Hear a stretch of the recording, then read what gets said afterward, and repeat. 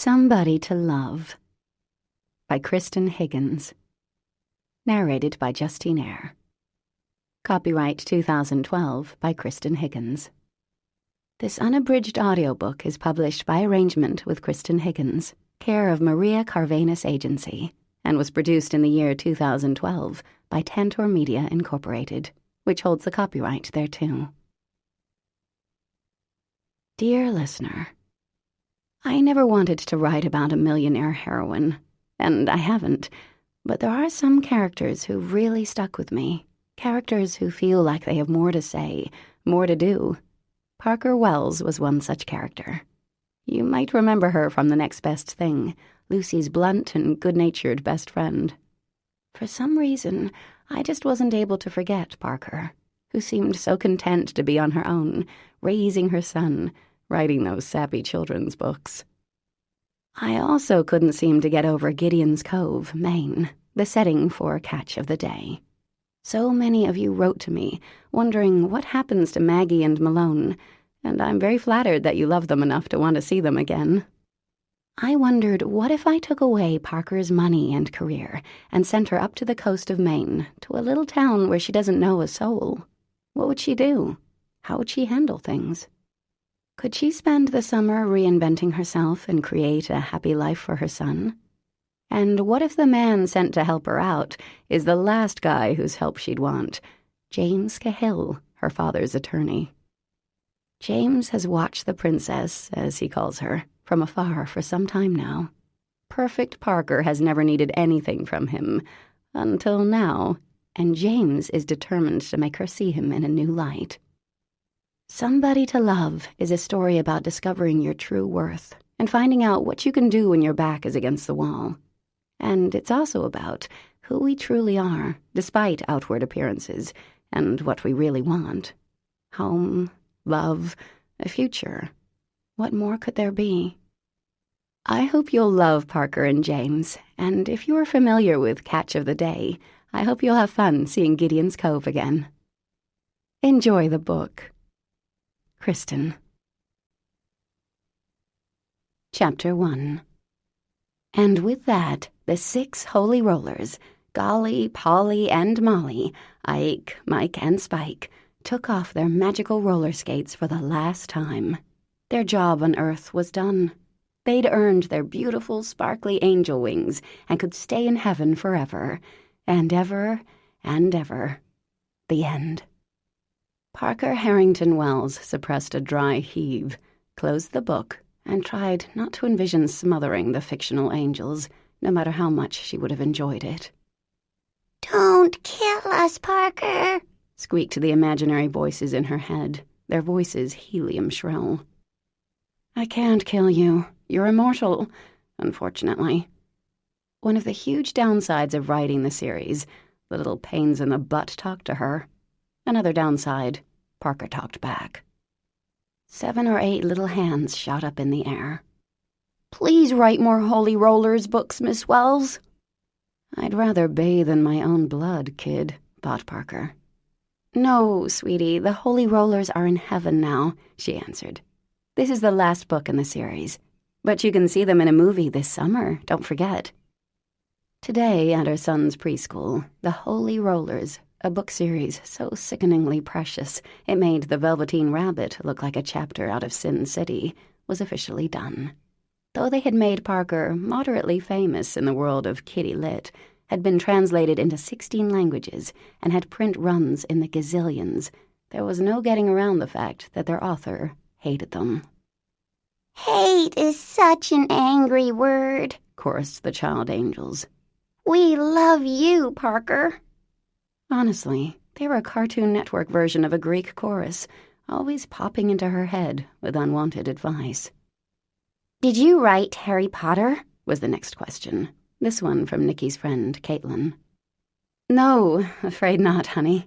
But I love those books, don't you? "Sometimes I get the worm fuzzles, just like the Holy Rollers," Mariah said, and Parker nearly threw up in her mouth. Had she really invented that term? Had she been drinking at the time? "Are you rich?" Henry Sloane asked. "Well," Parker answered, If you were asking if I make a lot as an author, the answer is no. All the money I get for the Holy Rollers goes to a charity called Save the Children. That's for kids who don't have enough food, Nikki said proudly, and Parker smiled at her son. It was the one good thing about the book series. Parker didn't need the money, so right from the get-go, she donated all proceeds to the charity, which took away some of the nausea. But you live in a mansion, Will Mikowski stated with authority. I've been there. You have 29 bathrooms. True enough, she said, a twinge of discomfort flashing through her. It's a mansion. It's a castle. I want to live there when I grow up. Are you going to write another book? Asked Amelia. Excellent question.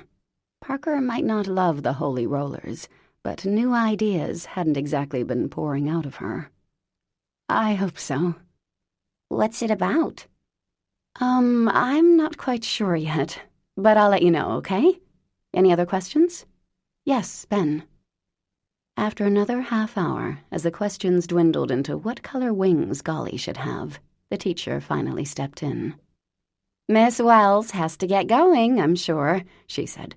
Kids, can you say thank you to Nikki's mom? Thank you, Nikki's mom, the kids chorused, then rushed her, hugging her legs, the payoff for reading The Holy Rollers Earned Their Halos out loud. Am I staying with Daddy this weekend? Nikki asked as they walked to the car. You sure are, Parker answered. She stroked her son's dark hair. Ethan's weekend had come awfully fast, it seemed. She gave her son a kiss, then bent to buckle him into his booster. I can do it myself, Nikki said. Right. Sorry, honey. She got into the driver's seat and started the car. A weekend alone. Parker tried not to sigh. She really needed to find another idea for a series. The Holy Rollers had been born as a spoof, sure, but they'd been her job for the past 6 years. Aside from staring at a blank computer screen and possibly watching a Gerard Butler movie or 3, she had no plans.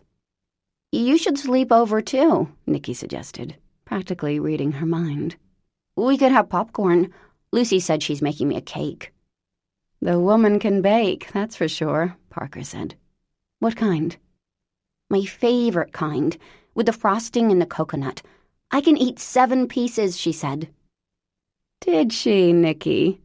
Parker cocked an eyebrow. Truth wasn't a strong point for her little guy these days.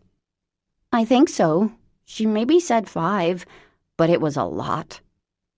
Nikki continued to chatter about the joys that lay ahead of him for the weekend. Eating cake, a sail on Ethan's boat, more cake, sleeping with Fat Mikey, Lucy and Ethan's cat, possibly taking a bath with Fat Mikey, having cake at midnight, and finding the pirate's cave that Mackerly, Rhode Island, supposedly possessed. Like his grandmother's, Nikki had been born with the gift of chat. As she pulled onto Ocean View Drive, Parker frowned a little. The preschooler's comment about living in a mansion had struck a nerve.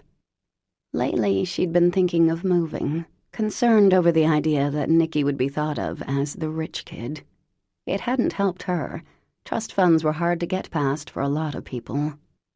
But Greyhurst had been in her family for 4 generations, built by her great-great-grandfather at the turn of the century. And though she'd grown up in New York City, Parker had moved to Mackerly permanently after she'd gotten pregnant. She had a lot of happy memories of childhood summers, tea parties with her 3 cousins, learning to sail with her father. Ethan lived in town, and she'd wanted Nikki to grow up knowing both his parents, even if they'd never been married.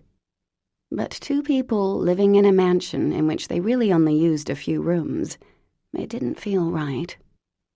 The place was gorgeous, though, she thought, as they pulled into the driveway.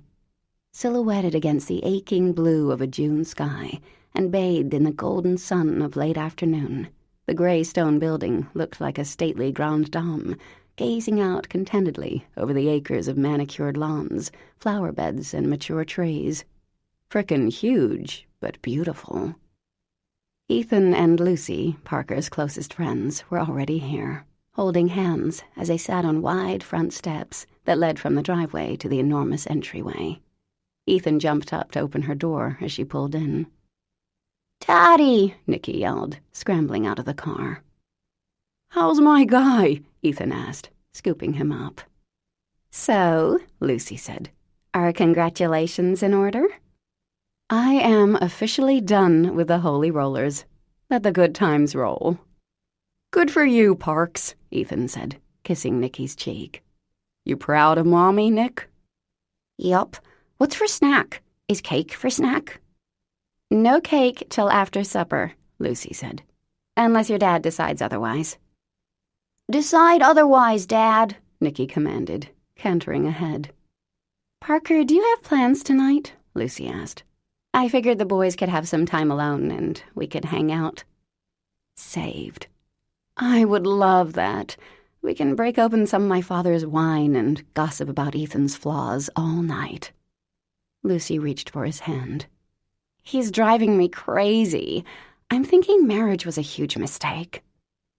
"My God, it's like you're reading my mind," Ethan said.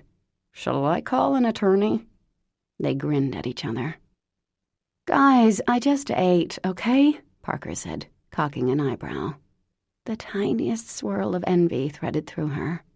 Lucy and Ethan were crazy in love, and yep, Ethan was the father of Parker's child. It wasn't as freaky as it sounded.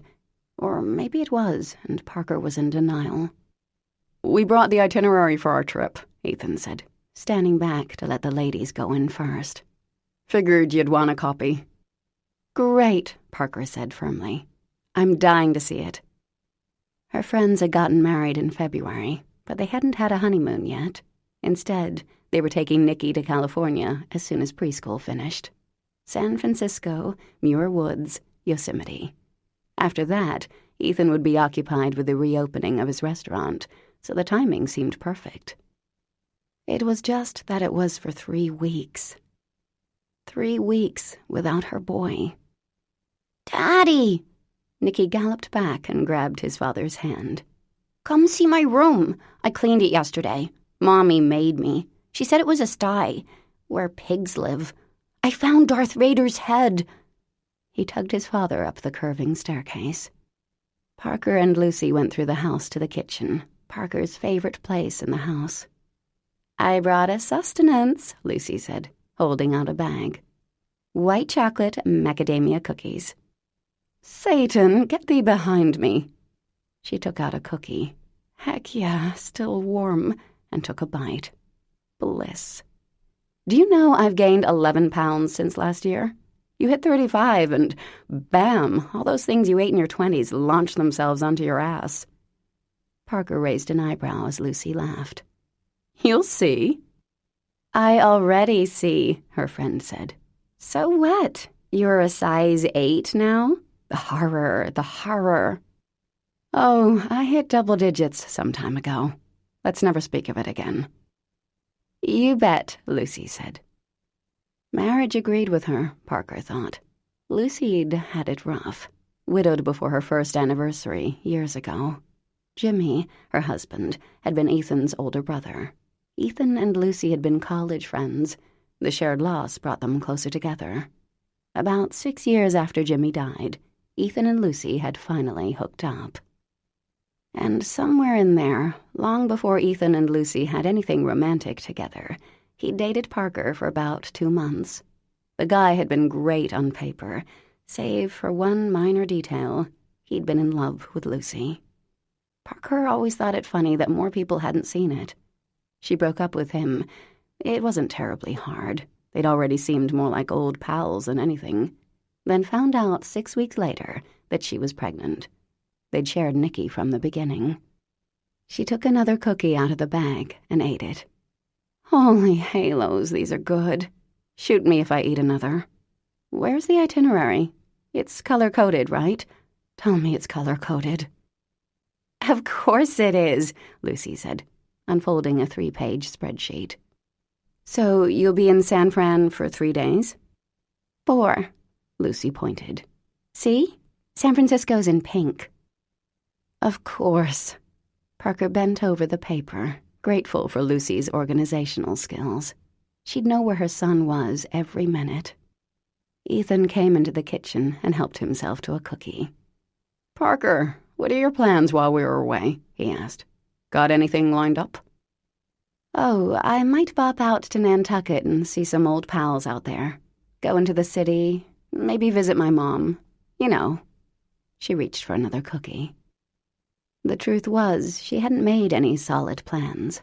The idea of having her son 4,000 miles away made her want to sleep at the airport in case something went wrong. "Which it won't," the Holy Rollers assured her. "Lucy and Ethan are the best. Plus, it'll be good for Nikki to see what a healthy adult relationship looks like." Take a bite, Parker thought. So she hadn't been in a relationship since Ethan. So she'd yet to go on a second date with anyone in 5 years. So what? She tended to attract emotionally unavailable men anyway. Married men, engaged men, sociopaths, that sort of thing. Better not to date at all. The fact that she'd spent a lot of time watching gritty TNT dramas and eating Ben & Jerry's should not be construed as jealousy. It was more like a filling of the gap. A gap that would now be uninterrupted for 3 weeks. When Ethan broached the vacation idea back in March, it had seemed like a fabulous idea. Parker on her own, free to do whatever she wanted. Sleep past 5 a.m., for example, as Nikki was like a rooster about mornings. Find that elusive new idea for a book series. Just because Parker had been born with a trust fund didn't mean she wanted to build a life around shopping for handbags. But as the spring progressed, she did nothing. What if something happened with Ethan's restaurant and the trip had to be canceled? What if a new book series came to her and she was on fire to write it, the way she'd heard other authors describe? She should probably stay home in case something came up.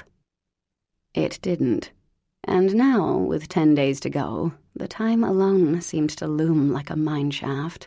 She didn't even have the Holy Rollers to keep her busy, and the fact that this even caused a twinge was deeply disturbing.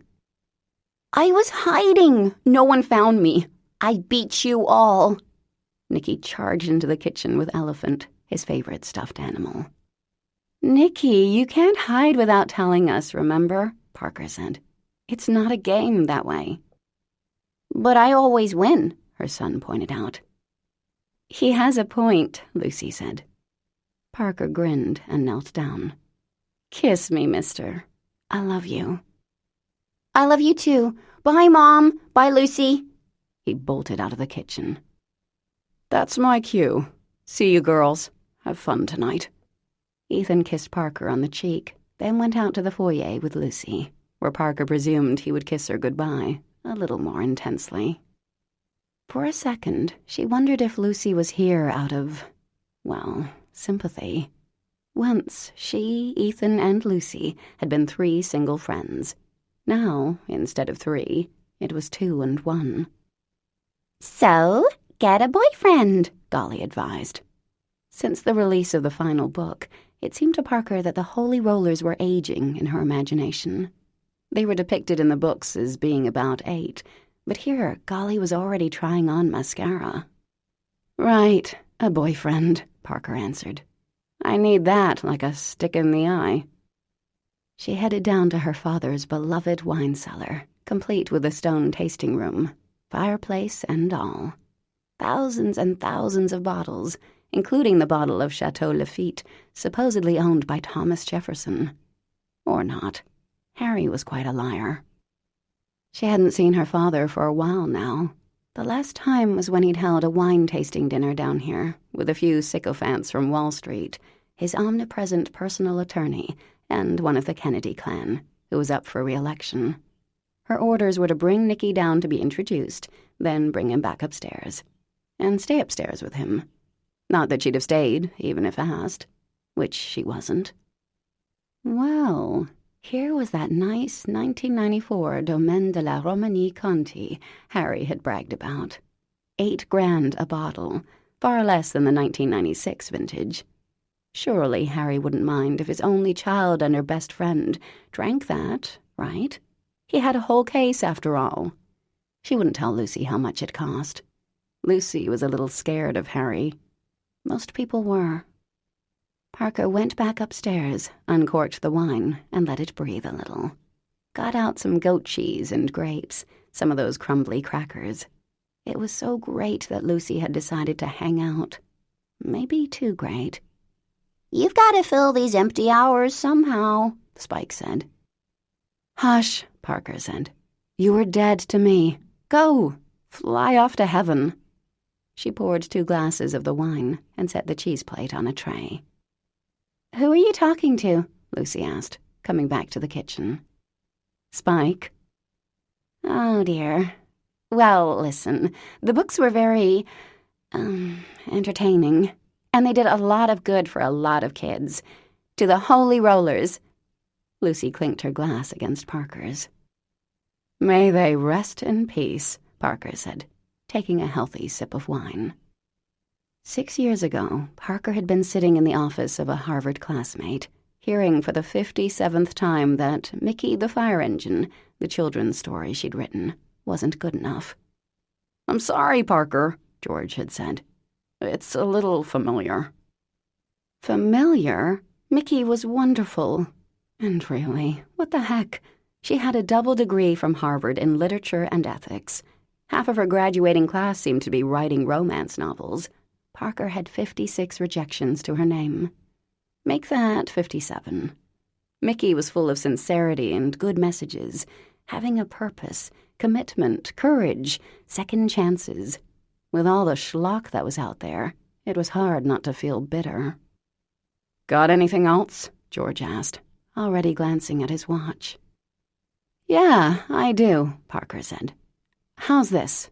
A band of child angels are sent to Earth to teach kids about God, right? They haven't earned their wings, though, so they roller skate everywhere. They're the Holy Rollers. Do you love it?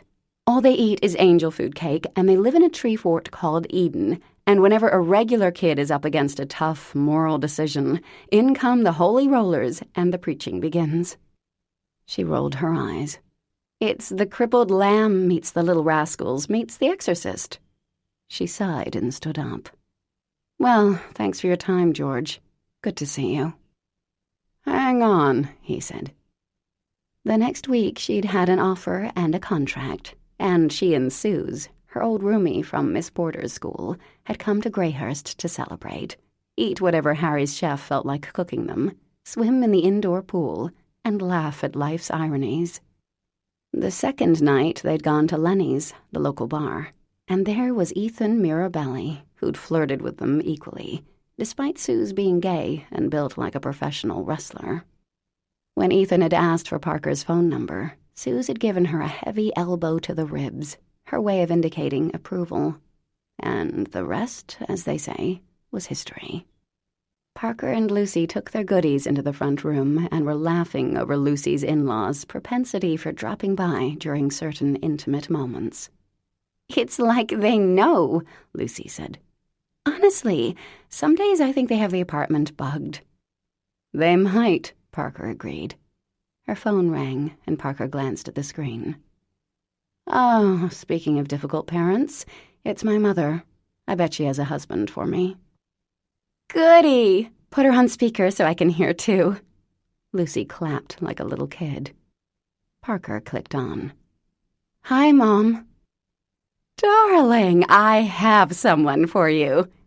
Althea Harrington Wells, etc., sang out. Parker pulled a face for Lucy. Hooray! Don't even worry about us meeting. Just start planning the wedding.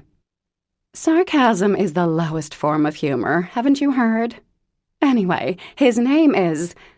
well, I don't remember. But his last name is Gorman, as in Senator Gorman from Virginia. His father. Those charges were dropped, by the way. Isn't it exciting, sweetheart? I'm thinking the caucus room for your engagement announcement party, the National Cathedral for your wedding, reception at the senator's home on the Chesapeake. It's stunning. I looked it up on Google Earth. Just tell me when to show up in the big white dress. Can I be matron of honor? Lucy whispered. Definitely. Mom, Lucy's here.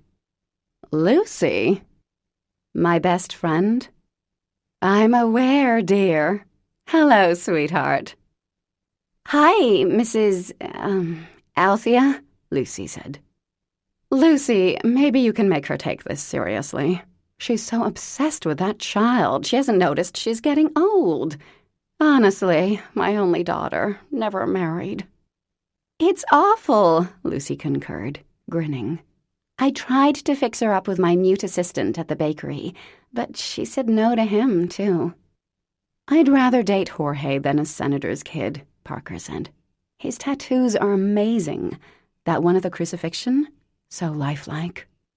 Fine, make fun of me, girls. Oh, did you see my Facebook? I'm auditioning for Real Housewives out here. Maury thinks it's a great idea. Parker mimicked a scream, then said, That's great, Mom. So you think you might come visit next month? I'm not sure yet. Maury has this thing. How's Nicky? He misses you, Parker said, playing the guilt card. Well, you kiss that beautiful boy for me, all right?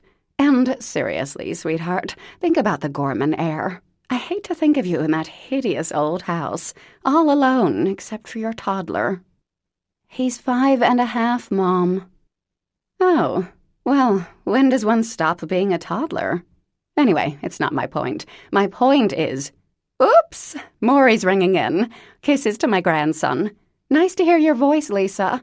Bye, Parker. Talk soon. Bye, Mom.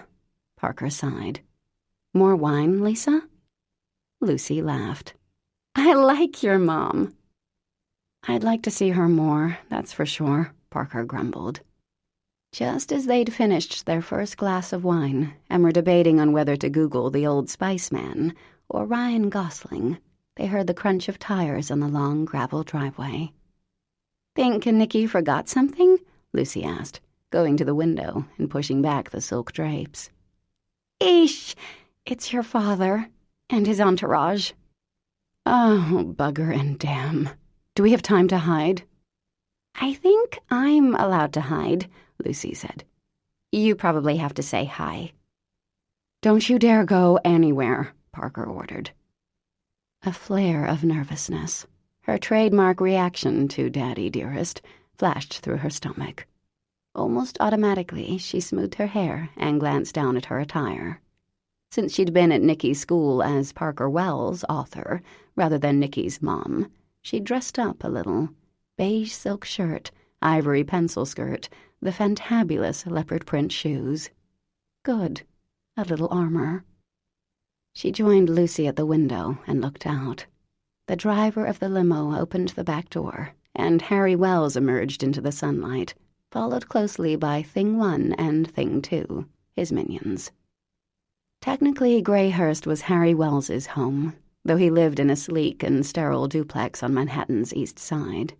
He only came to Rhode Island to impress clients, or when he couldn't avoid a family event. He was the third generation to run Wells Financial, once a conservative financial services firm, which Harry transformed into the kind of Wall Street playa that was often picketed by students and teachers' unions. He never traveled alone.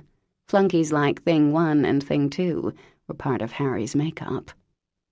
The three men came up the walkway and into the house, Thing 1 and Thing 2 trailing at a respectful distance behind him, like castrati guards in a harem.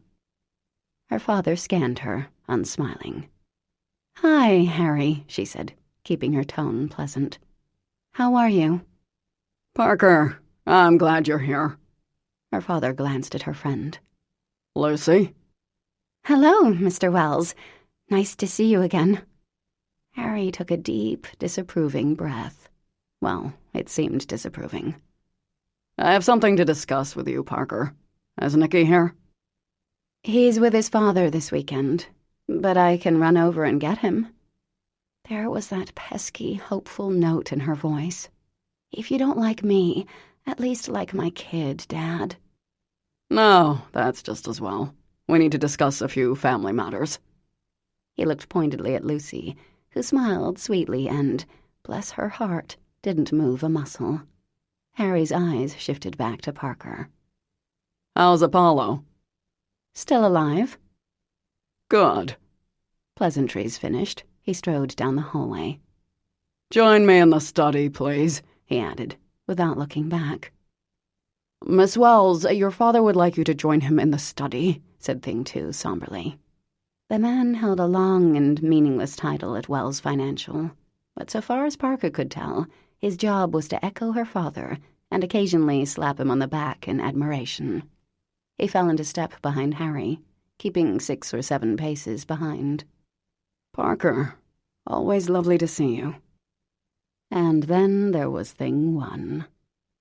It was his customary line, usually delivered with a raised eyebrow and a smirk, and she hated it. Yes, Thing 1 was attractive. Harry would never hire an ugly person. The whole cheekbones and perfect haircut and bored affect. Okay, he was hot. But he knew it, which detracted significantly, and that line, "Parker, always lovely to see you," blick. Add to the fact that he was a Harry in the making, and his appeal went down to nil. Thing 1 didn't work for Wells Financial. He was Harry's personal attorney, having replaced the original Thing 1 a few years ago. Why change a perfectly good nickname? He lived somewhere here in Rhode Island and did things like, well, Parker really didn't know. Occasionally she'd have to sign a paper he brought by. Otherwise he seemed fairly useless, glib, smug, and so far up her father's butt she wondered how he could see daylight. "Thing 1, she murmured with a regal nod. Miss Porter's hadn't been for nothing. "It's James, since you can't seem to remember. I also answer to Mr. Cahill." "Thing 1 suits you so much more." He gave her a sardonic look, then turned to her friend. "Hello, Lucy," he said. He'd met her at a number of Nicky-related events. God forbid Harry come alone. "Congratulations on your wedding." "Oh, thank you," Lucy said, looking a little surprised that he knew. Parker wasn't. Harry was hardly a doting grandfather, but he did keep tabs on Nicky's life. Or had his people keep tabs, as the case might be. "After you, ladies," he said. He looked somber. Parker was more accustomed to seeing him in full-blown slickster mode, kissing up to her dad, glad-handing whoever was around him. A small quiver of anxiety ran through her gut. Something was off.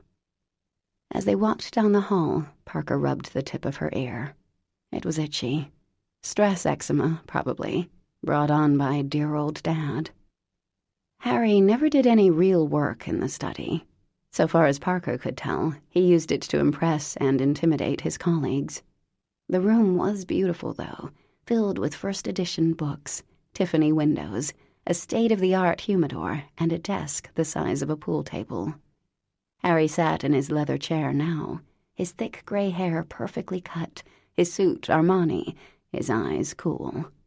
Around his arm was twined Apollo, her father's pet ball python. Yeah, you are your pet, right? Apollo was maybe 4 feet in length. Parker didn't spend a lot of time looking at him, as he gave her a hearty case of the heebie-jeebies.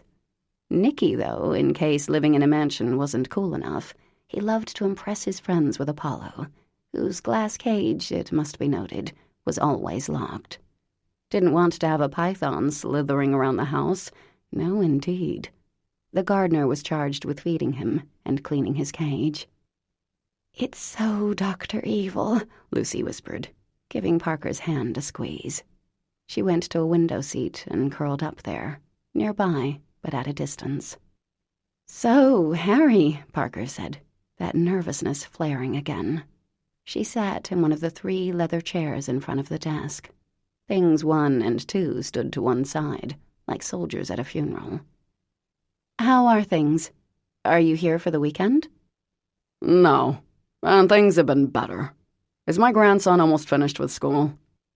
"Yes. Then he's going to California with his dad and Lucy." Harry glanced at Lucy. "Glad to hear it." "Glad to hear it," echoed Thing 2, scratching his stomach. Parker waited for Thing 1 to chime in, too, but he remained silent, his arms folded. Harry gazed at his pet, then kissed the snake's head. Parker tried not to flinch. That snake would make some very attractive shoes. Otherwise, he was her rival for Harry's attention. Well, hardly her rival. Apollo was ahead by miles. Her father looked at his minions. "Gentlemen, have a seat." Thing 1 and Thing 2 obeyed, taking the seats on either side of her. She glanced at Lucy, who gave her a nervous smile of solidarity. There was definitely something in the air, and for the life of her, Parker felt a little bit as if she was about to be sentenced. She wasn't far off. "Well, there's no easy way to say this," her father said, stroking his snake. "No easy way," Thing 2 murmured. Harry didn't look up from the snake. "We're broke. You have to move." Chapter 2. James Cahill, also known as Thing 1, closed his eyes. Granted, Parker Wells was not his favorite person, but even so, hearing it put so baldly, uncool. Her friend gave a little squeak. Otherwise, there was silence. He glanced at the princess. She didn't move for a second, then tucked her hair behind one ear, the tip of which was growing red. Otherwise, she sat there, her profile to him. She crossed her legs. Said legs were flawless, long, smooth, perfect. Not that he was allowed to look at them. She'd put him in his place quite a while ago. And yes, she was being informed of her financial ruin. But man, those legs were incredible. "Broke," she said, then cleared her throat. "That's right," Harry answered, petting the snake. "You've heard of broke, I assume." Now, James knew that Apollo was some kind of security blanket for Harry. Easier to break the news to his only child if he had something else to look at. Their whole vibe was always wicked uncomfortable. James hated having to go to Wells family events, but if Harry invited him, he'd come along. It was the least he could do, given what Harry had done for him. Didn't make things fun, though. Parker took a deep breath, her breasts rising under her silky shirt. Nice. Focus, idiot. The perils of being a straight guy in the room with a beautiful woman, even one who loved putting him down. "What happened, Dad?" she asked, her voice more gentle than James had ever heard it. And Dad. He couldn't say he'd ever heard her call him anything but Harry in the 6 years he'd been working for the guy. Harry shifted Apollo to his other arm. "Just a bump in the road. For now, there's no more money." "No more." "James, fill her in." "James, why don't you fill her in?" Vernon echoed, parrot-like. Right, time to earn that salary. "Okay, well, it's a little complicated," he began. She gave him a razor blade of a look. "Try me. I'm a Harvard grad." So much for her soft edges. And God forbid he forget that her blood ran crimson. James himself had gone to Boston University. Once he'd flirted with a Harvard girl and told her he went to BU. "Where's that?" she'd asked. Because if you went to Harvard, other schools didn't exist. She had, however, gone home with him. "Magna cum laude," Parker added. "Should I kneel?" he asked. Harry snorted, and Parker's mouth tightened. Not cool. James hadn't meant to make it seem as if it was boys versus girls here, even if it kind of was. Parker's friend cleared her throat. Parks, you want me to, get started on dinner?" "I'd rather you stayed," Parker said. Her tone was locked into rich girl drawl. "Please continue, Thing 1. "Yes, Majesty." "It seems that Harry got mixed up in an insider trading deal." She looked back at her father, who was stroking his snake. "Oh, Harry." "Let him finish," Harry said, not looking away from Apollo. James shifted in his seat. "Harry made a sizable investment in a company on which he'd had inside information." "I know what insider trading is," she said. And that was obviously unethical. But more to the point, the results weren't what the information promised. Okay, here came the hard part. To cover the losses to investors, your father needed to liquidate certain assets. She blinked, and James felt a pang of sympathy for her as realization dawned in her eyes. "Which assets, Harry?" she asked, her voice calm. Harry looked at the python. Your trust fund. She looked at her hands, her mouth tight. "Granddad set that up for me." Well, I've been managing it most of your life, Harry snapped. There was a pause, and the grandfather clock in the corner ticked ominously. Nicky's, too, Harry added in a softer voice. James couldn't help but wince. It had to hurt, hearing your father had sold you down the river. Your kid, too. "You stole your grandson's trust fund, Harry?" Her voice was harsher now. Harry's lips pressed together. I'm the administrator of the Wells Family Trust, Parker, as you are well aware. I liquidated it temporarily. "Liquidated it temporarily," Vernon echoed, smiling like an idiot. James had almost forgotten he was here. "How temporarily?" "Yo!" came a voice. A shaggy-haired guy wearing overalls stood in the doorway. "Hey there, gang. Sorry, is this the Wells place?" It is, Harry said. It's awesome, man. Really nice. So, like, we're the movers? Gonna start in the game room, okay? Billiard room, Harry muttered. The mover laughed. Totally! Colonel Mustard in the billiard room with a candlestick. Dude, is that a snake? Nice. Okay, better get going. This place is frickin' huge. See you later. Parker's mouth was open. They are taking stuff already? Wow, Harry. You don't mess around. Her face was pale now, and James wished he could, well, make this easier for her somehow. Parker, anything that you bought for you or Nicky or the house is yours. Everything else, I'm afraid, falls under Harry's assets, which the feds have seized. The investigator is aware that you're living here, and you have a little time to, pack. My God. She squeezed her little finger and glanced at her pal, who was frozen. It'll be okay, Lucy murmured automatically. Harry cleared his throat. Obviously, Parker, having these vultures pick over our belongings is not my choice. I'll get everything back. Really? She said faintly. Eventually.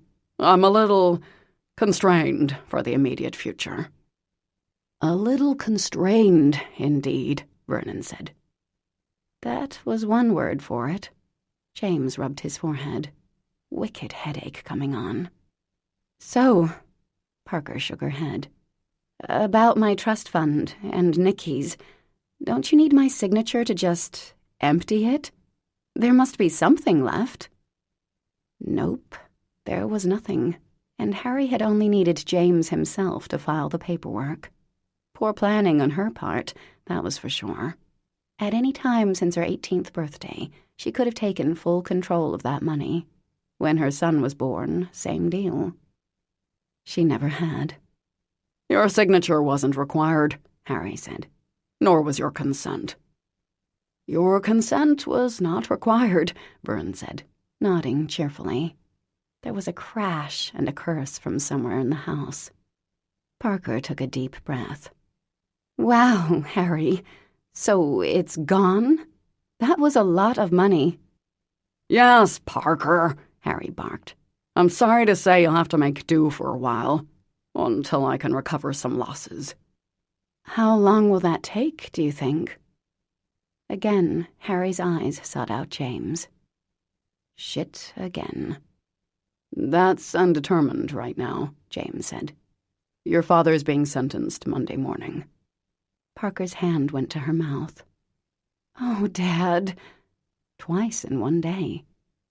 Can I do anything? Like what, Parker? He asked. I don't know. I'll be fine. I have a great team. A great team, Vernon agreed. Lucy got up from the window seat and went to Parker's side, took her hand. Good girl, James thought. Parker would be needing her friends, and so far as he could tell, Lucy here and the paragon of perfection, otherwise known as Ethan Mirabelli, were her closest. Or so it seemed from those dreaded family events he'd attended. It's really nothing, Harry said. I'm not even sure I'll have to serve any real time. James was sure. Oh, yeah. Harry was looking at somewhere around 5 years.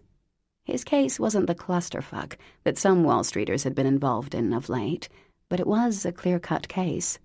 And after Bernie Madoff and the Occupy movement, there wasn't a judge in the country foolish enough to go easy on a case like this. As I said, you'll have to move, Harry added. I'm hoping you'll take Apollo.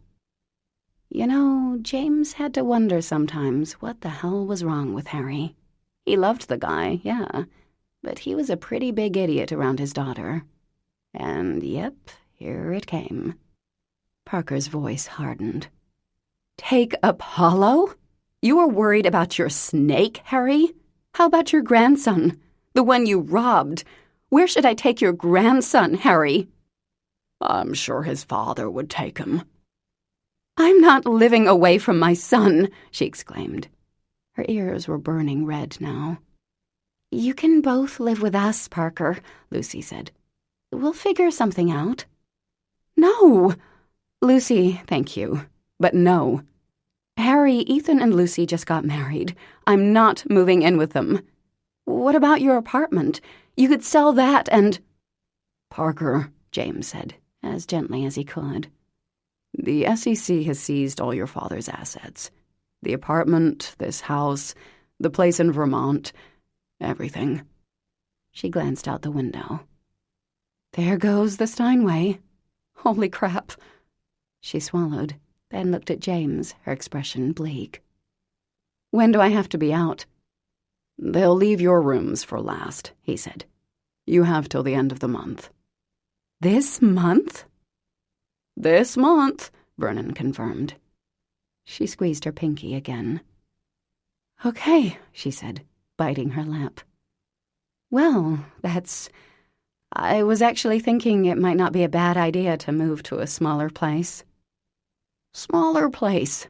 Not a bad idea, Vernon echoed. And James resisted the urge to duct tape his mouth shut. Let me go call Ethan, okay, Parker? Lucy said. Okay, Parker said distantly.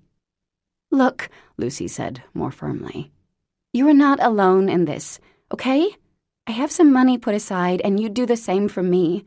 We are family. Harry made a rude, snorting noise. Shut up, Harry, Lucy snapped. You should be grateful she has friends when her own father does this to her. Score 1 for Team Lucy. Thanks, Luce, Parker said. But it's fine. I'll be fine. But sure, go call Ethan. Fill him in. Whereupon the paragon would no doubt charge up the driveway on his white horse and rescue the mother of his child. Which, no doubt, Parker would love. James sighed.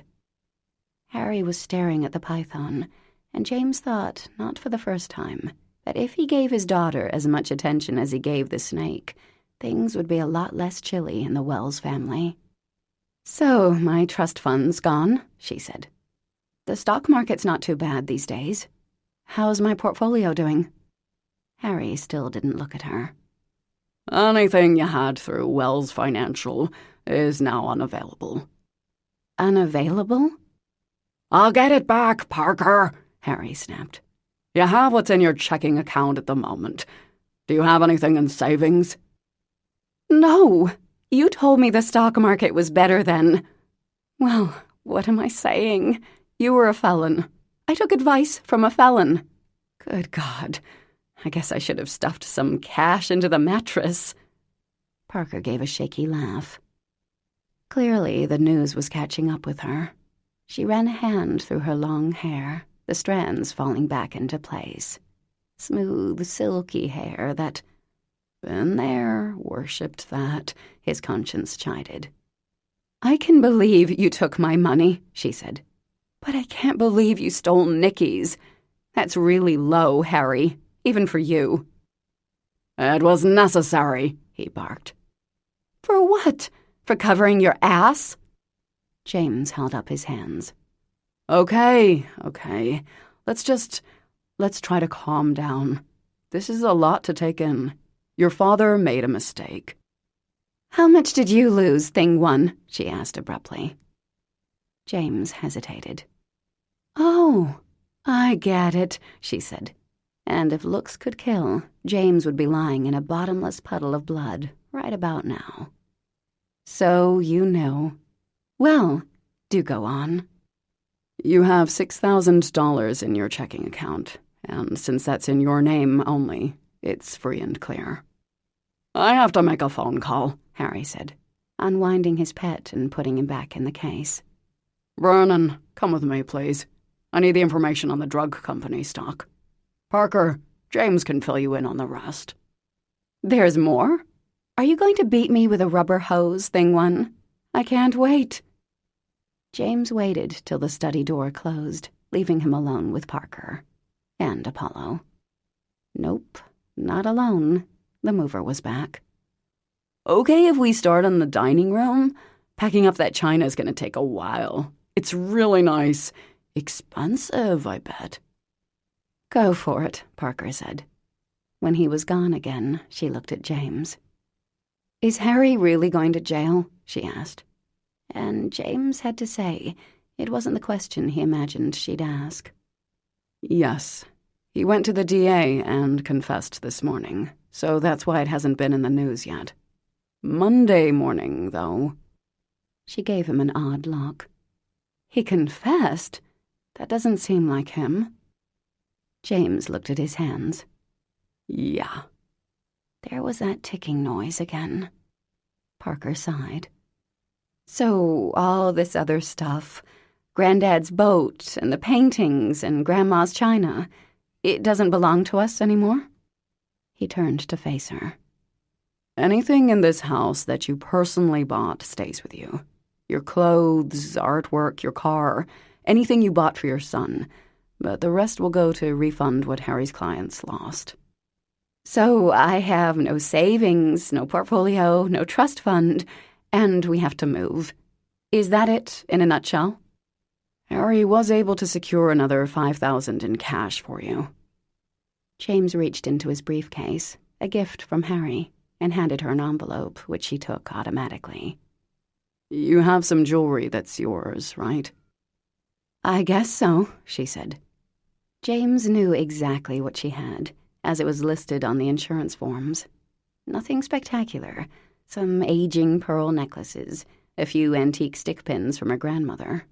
All in all, maybe worth another couple grand.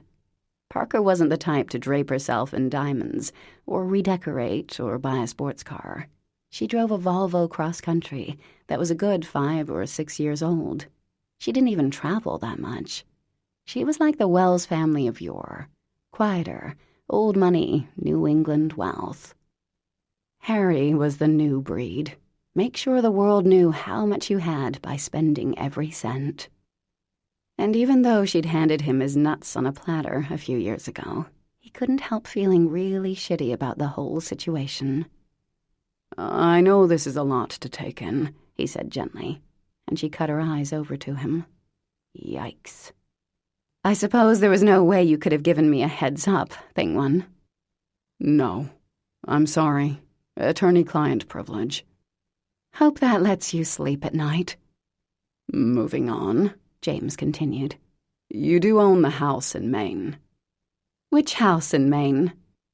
Rich people, honestly. "Your great-aunt, Julia Harrington, left you a house when she died 6 years ago. Ring a bell?" She frowned. "Oh my gosh, right. I was just about to have Nicky when she died. Where is it? I never did make it up there." James kept his expression neutral. How do you forget about inheriting a house? The house is in Gideon's Cove, he said, handing Parker the folder. North of Bar Harbor. He knew the town, or he did once. His bachelor uncle owned a bar up there, and James had spent a couple of summers with him as a teenager. "So I could sell that, right?" Parker asked, her expression brightening a little. "Sell the house and have a nest egg?" "You could," James said. He didn't know which house was hers, though he had a copy of the deed. If he remembered, Shoreline Drive had some nice places on it. "Fine." She was quiet for a minute. "I'll go up there when Ethan and Lucy take Nicky on vacation. Slap on some paint and get it listed with a real estate agent." "Sounds like a plan," he said. His own experience was that life was rarely that easy, but for her sake, he hoped it was. "You reminded her about the house?" Harry asked, striding back into the room. "Yes, sir," he answered. "Good. Parker, James knows the area. He'll go with you and check out the property." Right. She'd love that. God save him. "He'll go with you," Vernon agreed. "No, he won't," Parker said. "But thanks all the same, Thing One." "Don't be foolish," Harry said sharply. "You'll need help." Parker turned to James, her eyes about as warm as Apollo's. "Thing One, my father is so very kind to offer your services, but no thank you." "Fine," Harry said. "Do whatever you want. You always do. We'll be in touch." "Harry," she began, standing up. There was the pinky squeeze again. "Are you sure I can't do anything for you?" "I'll be fine." He flashed her a toothy smile that was so far from sincere it made James wince. Then Harry strode back out, looking every bit the master of Wall Street he used to be, Vernon murmuring on his heels. And James, he well knew, was expected to follow. He stood up, then turned to Parker, who was staring at the snake. "I'm really sorry about all this, Parker," he said. "I'll do whatever I can to help." She gave him a look they must have taught her at her fancy prep school. "I'm sorry, and you are—" "Save the ass-kissing for my father, Thing One." Sigh. Some people never changed. "I mean it." "So do I." "Okay, enough with the princess act." "I am good for some things," he said. "As you might remember. Carpentry is one of them." "Really? How fascinating. Bye-bye, Thing One. And tell my father I'm not taking that snake." James stood there another minute, torn between guilt, his favorite pastime, the desire to help her in some way, and the fact that he could see down her shirt a little bit from here. Fantastic view. "You don't take anything seriously, do you?" his father's voice demanded in his head. Hard to deny. "I loved the last Holy Rollers book, by the way," he added. "Then your IQ is even lower than I thought." He couldn't help a smile. Parker looked away. "Call me and let me know what happens on Monday," she said. "Will do." He picked up his briefcase and turned back to her. "See you in Maine." She shot him an icy look. "Not if I see you first. The gun laws are pretty clear about intruders on private property." He said nothing. "Go, Thing One. Your master awaits." James obeyed. There was nothing else he could do. For now, anyway. Chapter 3. In the 2 weeks since her father's bombshell, Parker thought she'd done a pretty good job of holding it together. She was a mother. You don't get to walk around cursing like Job or crying. And Lucy had been amazing that first weekend, helping her through the initial shock, going through the house, determining what could reasonably be called Parker's as the movers tagged and wrapped her family's belongings. Not a lot was Parker's outright. Her Mac, of course, a few pieces of furniture, a couple of paintings, a few little things for the house, a vase, some throw pillows, nothing tremendously valuable. You know I'll help with money, Lucy'd said at least 15 times. I have Jimmy's life insurance and...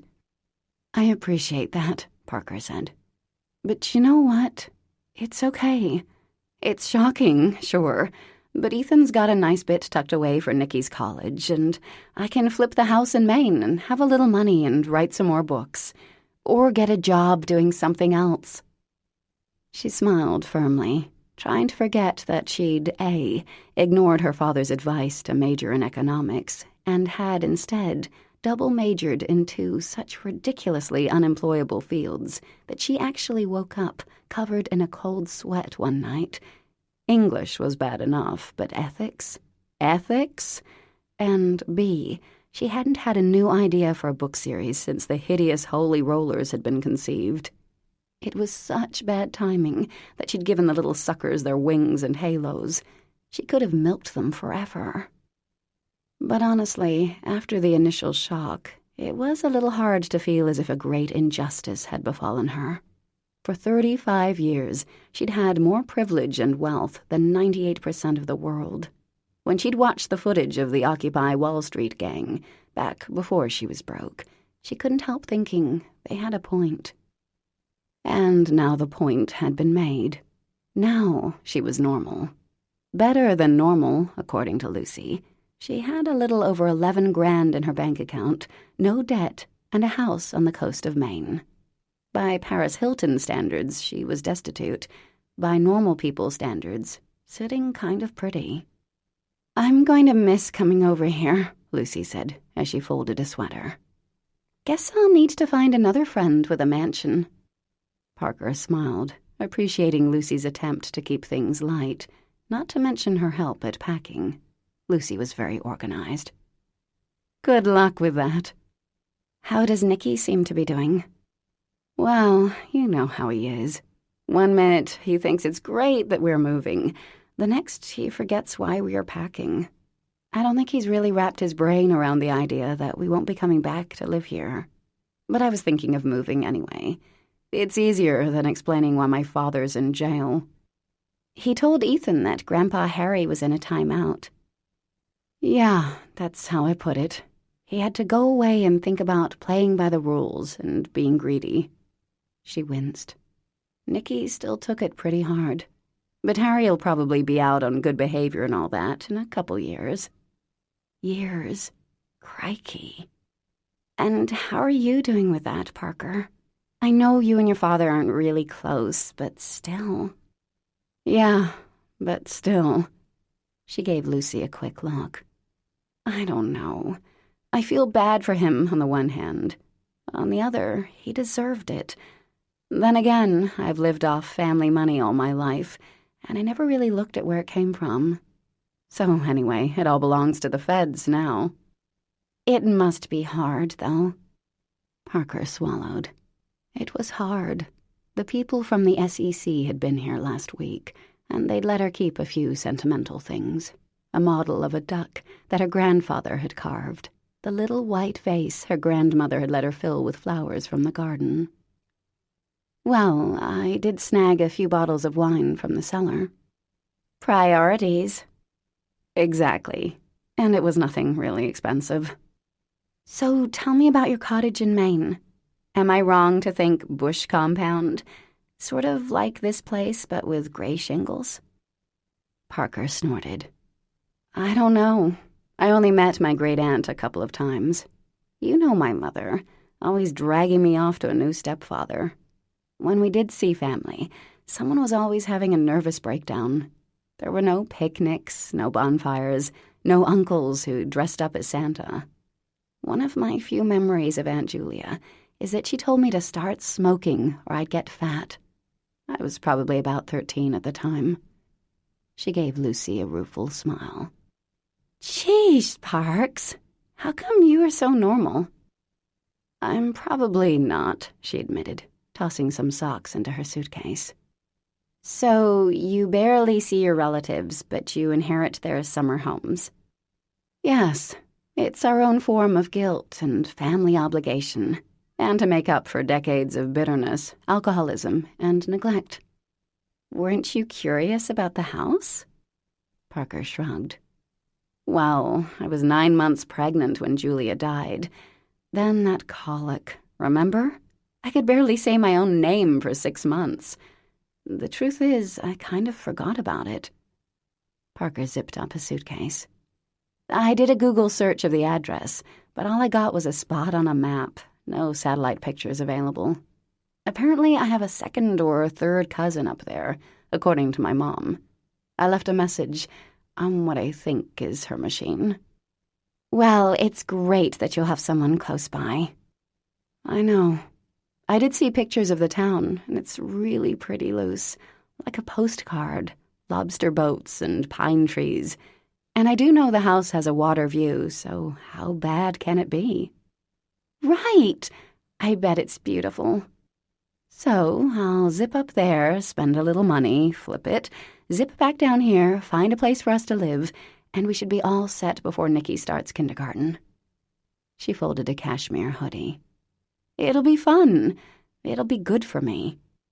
And what about a new book series? Think you'll get some writing done up there? The $1,000,000 question. I hope so. I figured my father's crimes would hurt sales, right? But no, the opposite. And now my publisher's all over me for another idea before the notoriety fades. Can you believe that? Well, that's good, I guess, that you're wanted. Yeah, it was good. It was just a little disheartening to picture writing another sappy series, rather than that elusive, noble, touching Charlotte's Web kind of masterpiece she'd been hoping to pull off. Attitude is everything, the Holy Rollers chided. I'm really excited to get started. That's better, the HRs cheered. They'd aged to about 12 and giggled a lot these days. So I was thinking, Lucy said, shooting her a little smile. No kid for 3 weeks? You should have a fling. Parker snorted. No, it'd be great. A summertime romance with some hot sailing dude or fisherman. I'm thinking George Clooney in The Perfect Storm. His character dies. You can do a little swimming, eat some lobster, do whatever else they do in Maine. But live a little, Parker. Find a summer hottie and get it on, girl. What do you say? I cannot believe I'm hearing this from you, of all people. Princess Purity turned pimp. Listen, you're the one who admitted to watching Neil Patrick Harris's Emmy speech 8 times. I'm up to 11, actually, and I'm convinced I could turn him straight. Yeah, okay, we all have that dream. But a fling would be great, Parks. Come on. Who was the last guy you slept with, Parker? No comment. Oh, crikey. Was it Ethan? Parker winced. Nope. No, it wasn't. It was. Oh, my gosh. Ethan, who is now married to your best friend. Lucy grabbed another sweater and folded it. That's both sick and sad. Please stop pimping me. It's so unlike you. Right. Remember that singles thing you made me go to last year? Who was pimping whom? What's pimping? Nikki burst into the room. Yes, ladies, what is it? Ethan asked, raising an eyebrow. It's a grown-up thing, Parker said. It involves, baby making. Gross, Nikki said. Exactly, Parker agreed, looking at Lucy with a smile. Fling, Lucy mouthed. Daddy couldn't find me, Nikki said, jumping on the bed and rolling amid Parker's clothes like a puppy.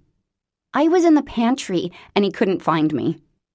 I didn't know we were playing, Nick, Ethan said.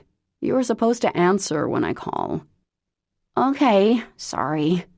Her son began trampolining on the bed. Guess what, Mom? Bounce. Daddy says, bounce. Our plane leaves. Bounce. In 4, bounce. More, bounce. Hours. He jumped off the bed with a thud. And I might get some peanuts from the waitress. Parker's throat tightened. She ran a hand through Nikki's hair, which was still baby soft. Don't change too much while you are gone. You'll have so much fun, sweetheart. I know it. You should come too.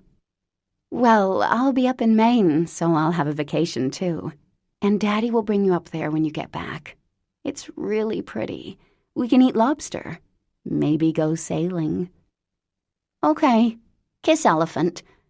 He held up his stuffed animal for a smooch.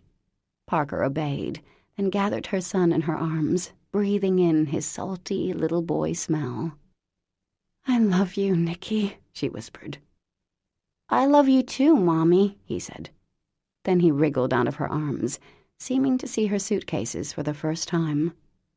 We won't live here ever again, he said, his voice quavering. No, honey, I'm sorry. Then I want a house just like it. We'll have a smaller place, like Daddy and Lucy's. I want this house. I'm gonna come back here and live. Nicky, pal, Ethan said. This house is really big. It's meant for lots and lots of people. But the new house will be yours and Mommy's. And you can help pick it out, right, Parker? Definitely. She gave Ethan a grateful look. I want it to be purple. Nick folded his arms across his chest. I love purple, Parker said. Ethan glanced at his watch and gave her an apologetic look. We really should get going. This was it. 3 weeks. 23 days if one was counting, and Parker definitely was, without her son. She picked him up again and held him tight, relishing his strong little arms around her neck. I love you, Nick. I'll call you every night, and we can use Skype. I'll call you every night, Nicky said. And every morning, and in the daytime, too. Any time you want, Ethan said. Lucy, can you take Nicky down to the car? You bet. Lucy hugged Parker. Love you. She lowered her voice to a whisper. Fling. Sure, Parker said. You guys have fun, okay? It's the trip of a lifetime. Bye, Mom. Elephant says bye, too. Bye, Elephant. Bye, Nicky. I love you. Then Lucy took Nicky by the hand and led him down the long hall. Don't worry, Parker, chimed the Holy Rollers. No one can replace you. You are the mom. Parker. Ethan took the shirt she was folding, and folding, apparently, and put it on the bed. I know this hasn't been easy, and you've been a rock, but I know it's been a lot. His eyes were so kind and nice that Parker could feel her own filling. Dang it. It's a little overwhelming, she whispered. I know, but you're not alone in this. I love you. Lucy loves you. You gave my parents their only grandchild, and they think you walk on water. You have all of us. He kissed her forehead. Especially me. Not for the first time, Parker wished things had been different with her and Ethan. The guy was damn near perfect. I do know that, Ethan, and I appreciate it. Things aren't that bad, really. It's just been fast. But I'll flip the house up there and we'll be fine. He looked at her another minute. Okay. He squeezed her shoulders and let her go. I'll call you when we land. Thanks. Have fun in Maine. I will. I really will. It'll build character. You have plenty of character. With that, he hugged her again and left. A minute later, she heard the echoing thud of the front door closing. Alone in an 8,000-square-foot house. Once, when she was 7, she'd roller-skated down the big hallways and into the vast kitchen, where Bess, the cook, had given her a slice of rhubarb pie. Most of the year, the Wells family, Althea, Harry, and Parker, had lived in New York, in an apartment on the Upper East Side, but Greyhurst had always felt more like home. When she was very small, her grandfather had still been alive, and she had some cherished memories of a man with a deep voice who smelled like wintergreen lifesavers. For a few magical weeks each summer, They'd come here and be together, Harry around for dinner, Althea making sand castles on the beach. Her 3 cousins, all girls, would come over to play, and they'd spy on the grown-ups and make forts in the endless rooms of Greyhurst. Her dad had taught her to sail, and she and Althea played tennis after dinner. But when she was 10, her parents divorced, and summer was never the same. Harry became a stranger, and Althea married Clay, the first of Parker's stepfathers, less than a year afterward. Per court order, she'd visit Rhode Island for a week or 2 in the summer, sometimes foisted off on her aunts, then spending a torturous few days alone with Harry, who'd work most of the time. Then it would be off to whatever summer program was the in thing that year. A summer at sea, another at the Sorbonne, one in Scotland with other daughters of rich people. And don't get her wrong, she'd had some great times, seen some beautiful places. But those summers here at Greyhurst, before she realized what kind of man her father was, before her mother had become a serial trophy wife, those summers had been the best. Her 5th birthday party had been here, and there'd been a white pony. When she was 9 or so, she'd had a sleepover, and the gardener had rigged up a screen in front of the indoor pool, and Parker and 5 friends had bobbed around on inner tubes and watched Jaws. And this was where she'd brought Nicky home after he was born. She'd rocked him in her grandmother's Morlock chair and looked out at the sea. How could she not love the place where she learned how to be a mother? Now, Nicky's beautiful room would be someone else's. The dining room, where they'd once tied a rope and played Tarzan. The topiary in the back, where they'd had so many lunches. The back parlor, where she and Lucy had spent many a girls' night, laughing until they cried. All someone else's. Well, self-pity wasn't going to get her car packed up. The moving truck was coming to take her clothes and most of the stuff to storage. Nicky's bunk bed, the big white sofa she had in her office, the collection of Holy Rollers books in their many translations, the photo albums and framed pictures of Nicky's artwork. All her life, Parker knew, she'd had the cushion of not just a trust fund, but the security of being a Wells of the Rhode Island Wellses. John Kennedy had once sailed his boat here and stayed for dinner, as he and her grandmother were childhood friends. Evie White had played tennis on Greyhurst's courts with her grandfather.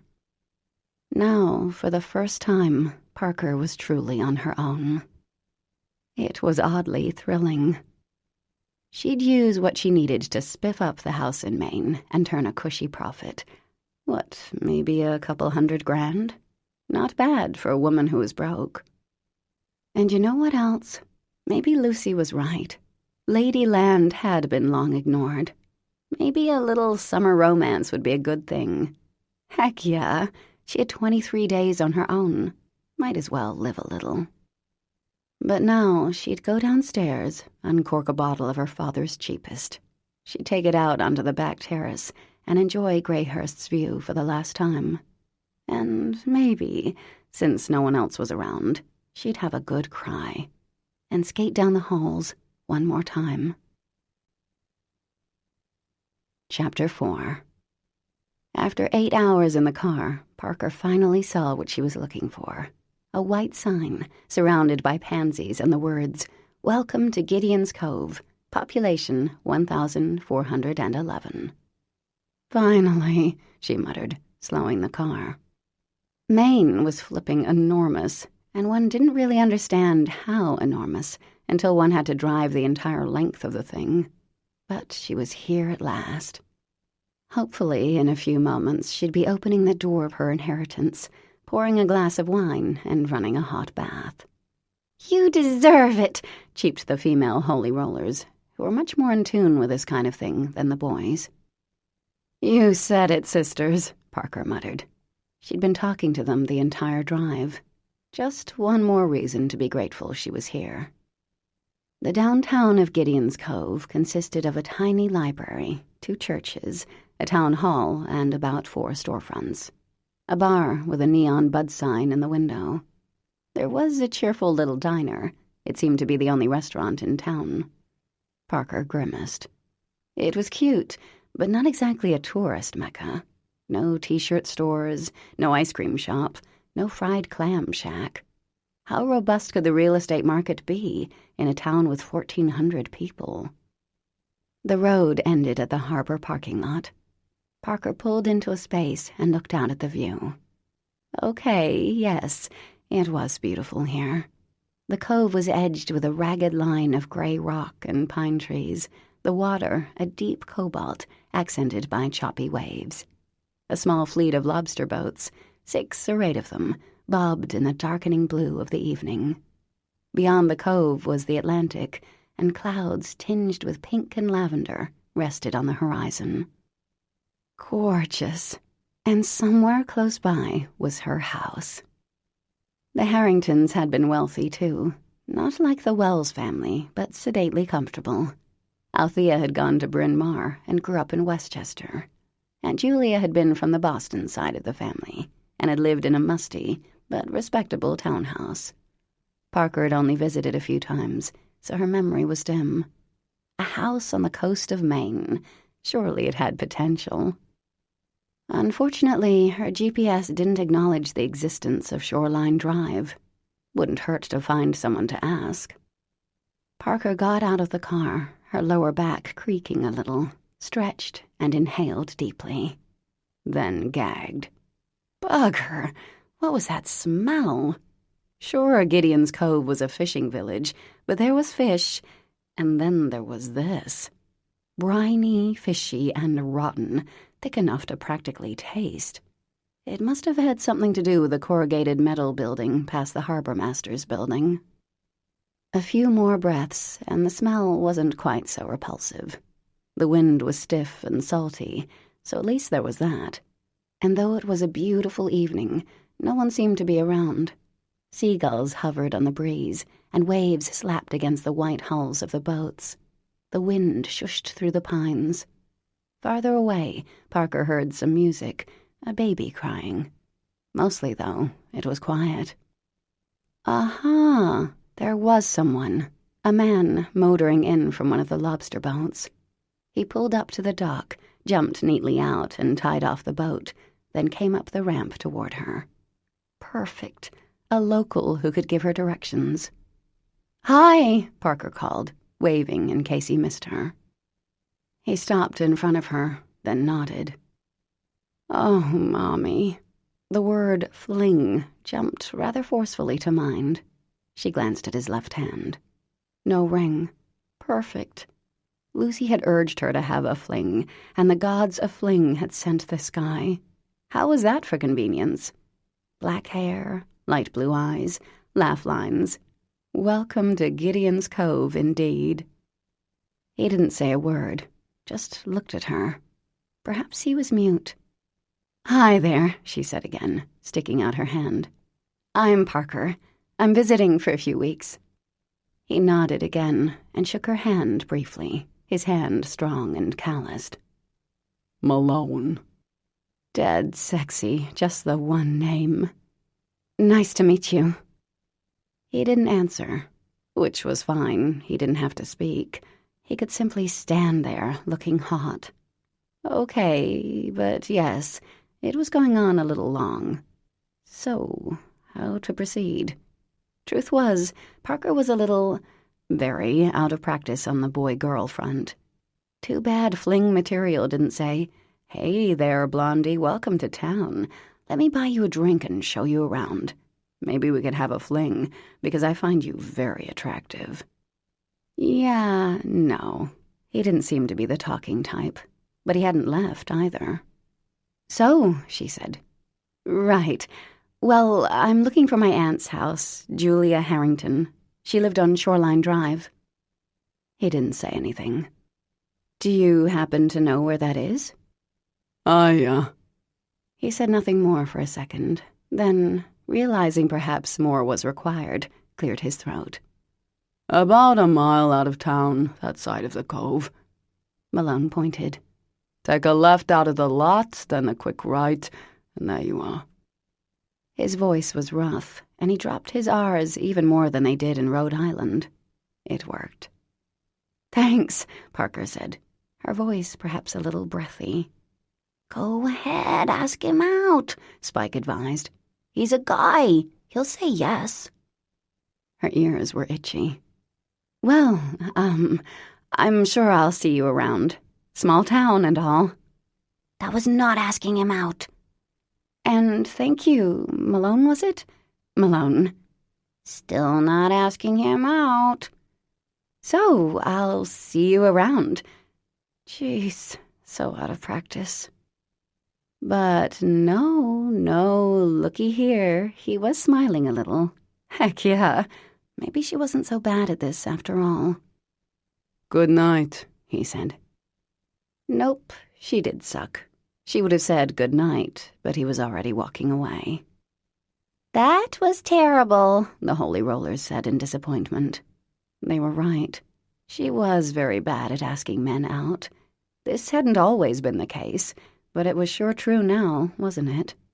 Tall, dark, and silent, had simply appeared, all tousled and manly, with those rough and calloused hands that, come on, probably knew their way around the female anatomy, because, really, how many gay lobstermen were there? All right, settle down, she told herself, getting back into her car. Talking aloud, the writer's affliction. Let's get home before we start jumping the locals.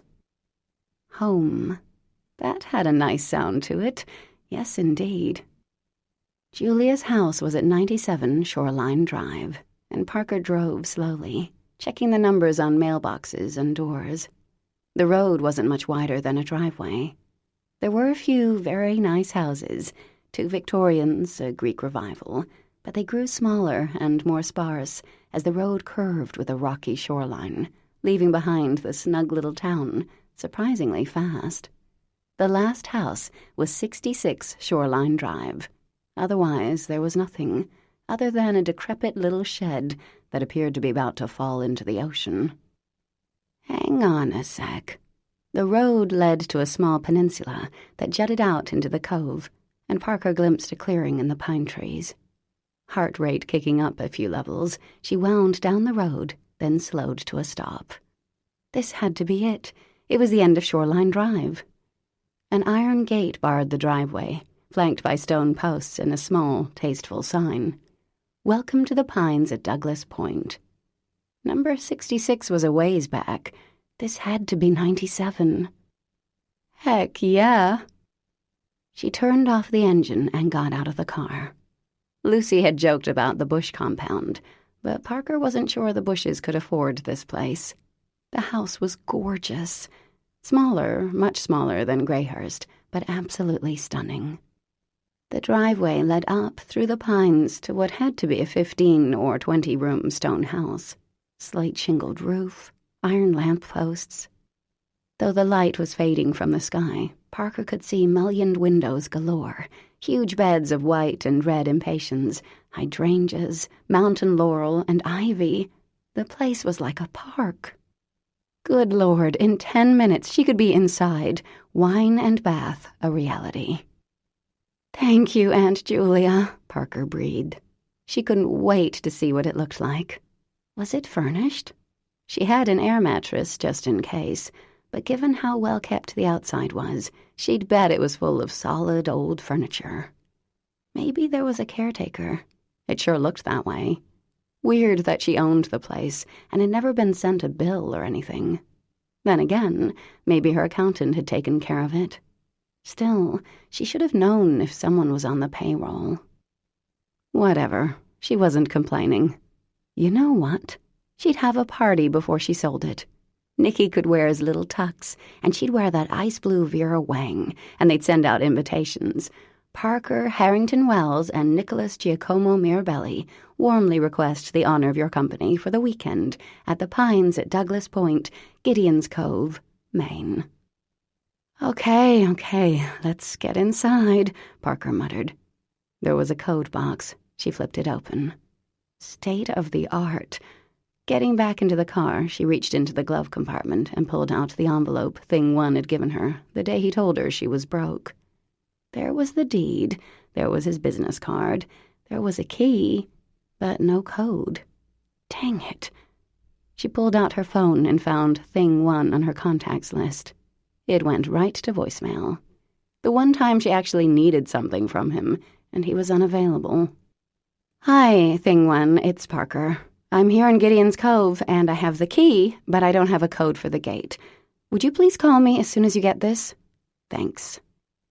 Her irritation with her father's minion faded as she looked back at the house. It was so pretty, and far less imposing than Greyhurst. Good Lord, she could get at least $500,000 for this place, probably much more. And hey, maybe she could even hang on to it and rent it out. "Problem," came a voice, and Parker jumped and whirled around. It was fling material, Malone, sitting in a somewhat battered pickup truck, and 10 minutes apart hadn't diminished his appeal. Unless he was stalking her, which, though a flattering thought, was somewhat terrifying. "Oh, hi again." She held her phone up to her ear. "Just talking to my lawyer," she lied, in case he was a serial killer. "But I found it fine, thanks. See you around. Have a good night." "You're at the wrong place." Parker blinked. "Excuse me?" "Julia Harrington's is back there." Malone nodded behind him. "Where back there?" Parker asked. "That little place you just passed." Parker looked back down the road. There was nothing except the shed. She glanced at Malone. He nodded. No, that couldn't possibly. Oh, no. Her stomach twisted abruptly. That wasn't a house. It was a shack, a falling into the ocean hut. "That?" she squeaked. Yeah? No.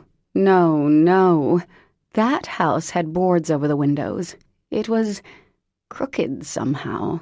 It couldn't have been more than 5 feet from tumbling down to the rocky beach below. Square footage-wise, it wasn't really a house at all. It was the size of her bedroom back home. Odd little noises were coming from her throat. She swallowed and turned to the lobster guy. "You sure?" "Julia Harrington's?" "Yes." "I'm sure, then." Bugger and damn. Parker took a deep breath, then another. "You need anything?" Malone asked. A different house?" He didn't respond. "No, I'm fine. It's okay. Thanks for checking, though." He nodded and put his truck in gear. "Wait, Malone, is there a hotel in town?" He shook his head. "Used to be a bed and breakfast, but it burned over the winter." "Well, tie her to an anchor and throw her in an ocean full of hungry sharks." "Good night, then," Malone said, then was gone, his taillights disappearing around the corner. Good news was he hadn't murdered her. Bad news was, oh crap, this beautiful house wasn't hers, and that tenement appeared to be. Parker got back in the car and sat for a minute. "It's a fixer-upper," chirped the Holy Rollers. "Easy for you to say," she snapped. "You're imaginary. You won't be picking up a hammer and helping, will you?" She threw the car in reverse and backed out the driveway. "I really wanted you," she called back to the pines. Yes, she wanted a house with a name. Call her shallow, but bugger, she did not want to live in a shack, even for a few weeks. 97 Shoreline Drive was on the ocean side of the road. The hill was steep as it rose from the harbor, and it was clear why there weren't many other houses around. Most of them had probably fallen victim to storms over the years. The shack sat on cement pilings, a 2-foot gap between the earth and the house. No basement, clearly. She walked around the house slowly, the grass up to her knees. Were there mice in there? Probably. She shuddered. She hated mice. Her father liked to dangle them over Apollo's cage before dropping them to their doom. Upon further inspection, she saw that the shack was, or had once been, an actual house, like something Nicky would draw, a square box with a triangle on top. The gray shingles had warped, pulling away from the side of the house like eyelashes, and great shards of paint peeled from the once white trim. The roof was patchy and battered, complete with crumbling chimney, but at least there was some form of heating, she guessed. All the windows were boarded, and the aluminum screen door was off its hinges, leaning against a rusting front door. Clearly, people had tried to break in over the years. There were dents all around the door handle, and the small window pane was broken. A cluster of lilac trees was in full bloom. "Good sign, right?" Parker asked, her voice a bit unfamiliar. The HRs agreed that, yes, it was indeed a positive indicator. There was a wooden stairway down to a small dock, but it was nearly full dark now, and Parker was not about to break her neck figuring out whether or not the stairs were sound. "Bite the bullet," she said aloud. "Time to go inside and view your inheritance." The key Thing One had supplied fit fine. Had he known this was her house? Had Harry? Think they might have given her a hint at what lay ahead? Parker turned the lock, which slid open after some wiggling. The door was warped, however, and stuck fast, so she shoved harder, using her shoulder. Once, twice, 3 times, and bam, it opened. Pitch dark inside. She groped on the wall for a light switch and got lucky. Someone had turned on the electricity, or it had never been turned off, and a harsh yellow light momentarily blinded her. Permanently blinded might have been better. Parker closed her mouth, then opened it to swear, then realized that she didn't know a word bad enough. Aunt Julia had been a hoarder. Faded boxes and stacks of crumbling newspapers lined the hallway, so there was only a tiny path leading into the house. The smell was so thick and dry, Parker choked. There was so much crap everywhere, it was hard to take in. Pots, pans, candlesticks, yellowing plastic containers, paper plates, old fabric, swollen paperbacks, a set of encyclopedia, plastic dolls. Cripes, and this was just the hallway. Parker lifted her gaze to the cracked plaster walls, visible above the hoard, to the cracked plaster ceiling. God, the place was a wreck. She tried to take a calming breath, choked, and pulled up her shirt to cover her mouth. Or muffle her scream, she thought darkly. "It's only stuff," Spike said. "Check it out a little. See what you got." Good advice, good advice. To her left was a bathroom, the door open. Pepto-Bismol pink tub spilling over with stuff. But there was a sink visible and a toilet, thank the Lord. First things first. "You're not really going to pee in there, are you?" asked the female Holy Rollers. "When was that last cleaned?" "Where else should I go?" Parker answered. "Outside?" A girl had to do what a girl had to do, especially after 2 coffees on the way up. Still, the horror of the situation was not lost on her. An eyeless doll lay in the bathtub, just in case the place wasn't creepy enough. The toilet flushed, but when Parker turned on the faucet to wash her hands, nothing came out. Fine, she had Purell in the car. Across from the loo was a bedroom, she guessed. Too much junk to open the door all the way. Praying no bats were currently living inside, Parker poked her head in. There may have been a bed, but it was hard to tell with all the boxes. Clothes, some still on their hangers, lay abandoned and forgotten. Shoes, hats, a box full of ceramic kittens, bags of yarn, books, macrame plant holders. A second bedroom held more of the same. She sidled down the hall, trying not to touch anything, toward what proved to be one big room, the kitchen on one side, what had once been a living room on the other. Another single light bulb hung from a wire in here. Still worked, showing piles of plastic bins filled with old clothing, more newspapers, sewing bric-a-brac. There was a fishing pole on the counter, couch cushions in front of the refrigerator, which looked to be from 1950, rounded and hulking. The oven was green. its door hanging open as if in a scream. Parker could totally relate. More boarded windows that probably overlooked the sea. "Sometimes it's darkest before dawn," the Holy Rollers chirped, patting her shoulder, and Parker envisioned herself backing over them with a Volvo. Platitudes were not going to help. A fire, a big one, might. How was she going to have Nicky come up here? How was she going to sell this place? Until this moment, Parker hadn't realized how much she'd been counting on a real house. This was all she had to her name, other than the $11,202.57. Oh, crap. She was hyperventilating.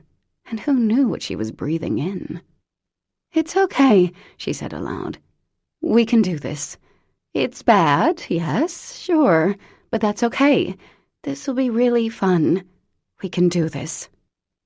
She could. She was a strong person, right? She could lift heavy things, and she'd cleaned bathrooms and stuff before.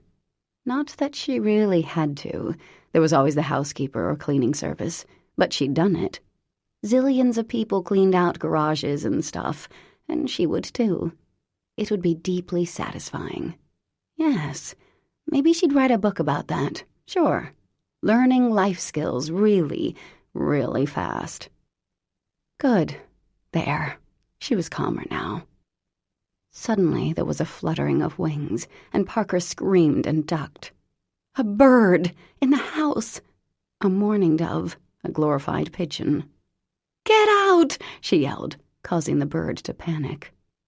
It flew back and forth, hitting the walls, thudding sickeningly. "Stop!" she yelled. Bugger, it was coming at her. Parker covered her head and twisted and turned down the little path, bumped into a dressmaker's dummy, the bird fluttering right over her head, that horrible, panicked trilling. Gah! It hit her in the head, its feathers hideous, its little talons. Then Parker was outside. Hunched over, she dashed to her car, got in, and slammed the door, panting wildly. "Bugger!" she yelled. Little Pigeon loved the lady's hair. It was so cozy there.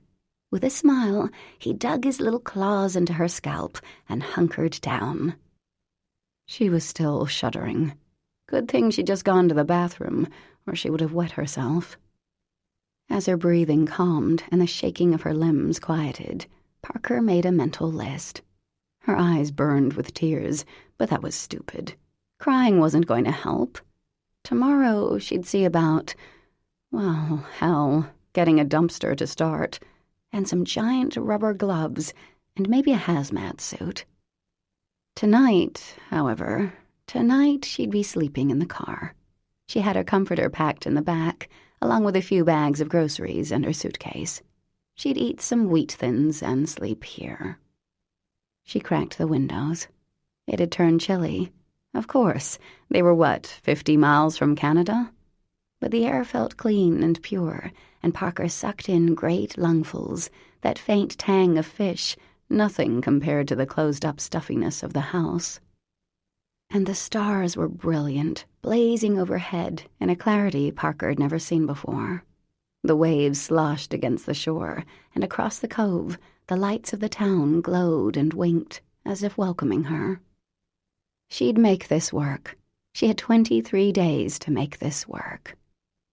But even though she tried hard to keep such thoughts at bay, she couldn't help remembering that a month ago she'd stayed in a suite at the Peninsula Hotel in New York City with her son. Her publisher had taken them to dinner to Nobu to celebrate the release of the last Holy Rollers book, and after that, she and Nicky had gone up to the top of the rock, just the two of them, so he could see the view. Tonight, she was sleeping in her car. It was almost funny. Chapter 5. Though he visited the great state of Maine at least 6 times a year, crossing the Kittery Bridge never failed to make James feel as if someone had hammered a nail in his eye. Ever since he was 12 years old, Maine had been a place to escape from, not vacation land, as the license plates proclaimed. Dresner, his hometown, was not on the agenda. Rarely was, even though, or because, his parents still lived there. The town had grown up around a paper mill that had long moved operations to some third-world country, but the bitter tang of chemicals still hung over Cahill family events. Last night, James had stayed at his sister's, set his phone to go off at 5:30, since Gideon's Cove was another 2 hours away. Whether or not Parker wanted his help, and she didn't, she was getting it. Gideon's Cove had been a cute town back then. There'd been a diner, he remembered, and a pretty girl about his own age who waited tables. He'd hung around, hoping she'd notice him, but she'd had a boyfriend, it turned out. Still, he'd managed to lose his virginity with a very, generous woman about a decade older than he was. Chantal. Very nice woman. Just the thought of her had James grinning. Yep, all guys should get started out that way. Speaking of women he'd slept with, it occurred to James that he hadn't called Leah. Not that they had an actual relationship, a hookup now and then, but still. James pulled over on the side of the road and took out his phone. One missed call, Parker Wells, the screen said. Cell phone service was spotty up here, so no surprise there. The surprise was that she called him at all. He listened to the message, frowning. He didn't know anything about a security system or code. When he'd called his uncle to tell him about his plans, James asked him if he knew the Harrington place. Hey, Dewey had said. Needs a little work. I'll make sure the electric's on. Nothing about a security system. Well, he'd be there in an hour. He could figure it out then. Besides, making Parker wait had its own appeal. And he did owe Leah a call. Hey, Leah, it's James. Hi there, stranger. How are you doing? She said, her cheerleader-style exuberance making him hold the phone a little farther away from his ear. She was cute, but best in small doses, which explained why they only saw each other about once a month. How are you? He said. I'm awesome. What's up? You want to get together this weekend?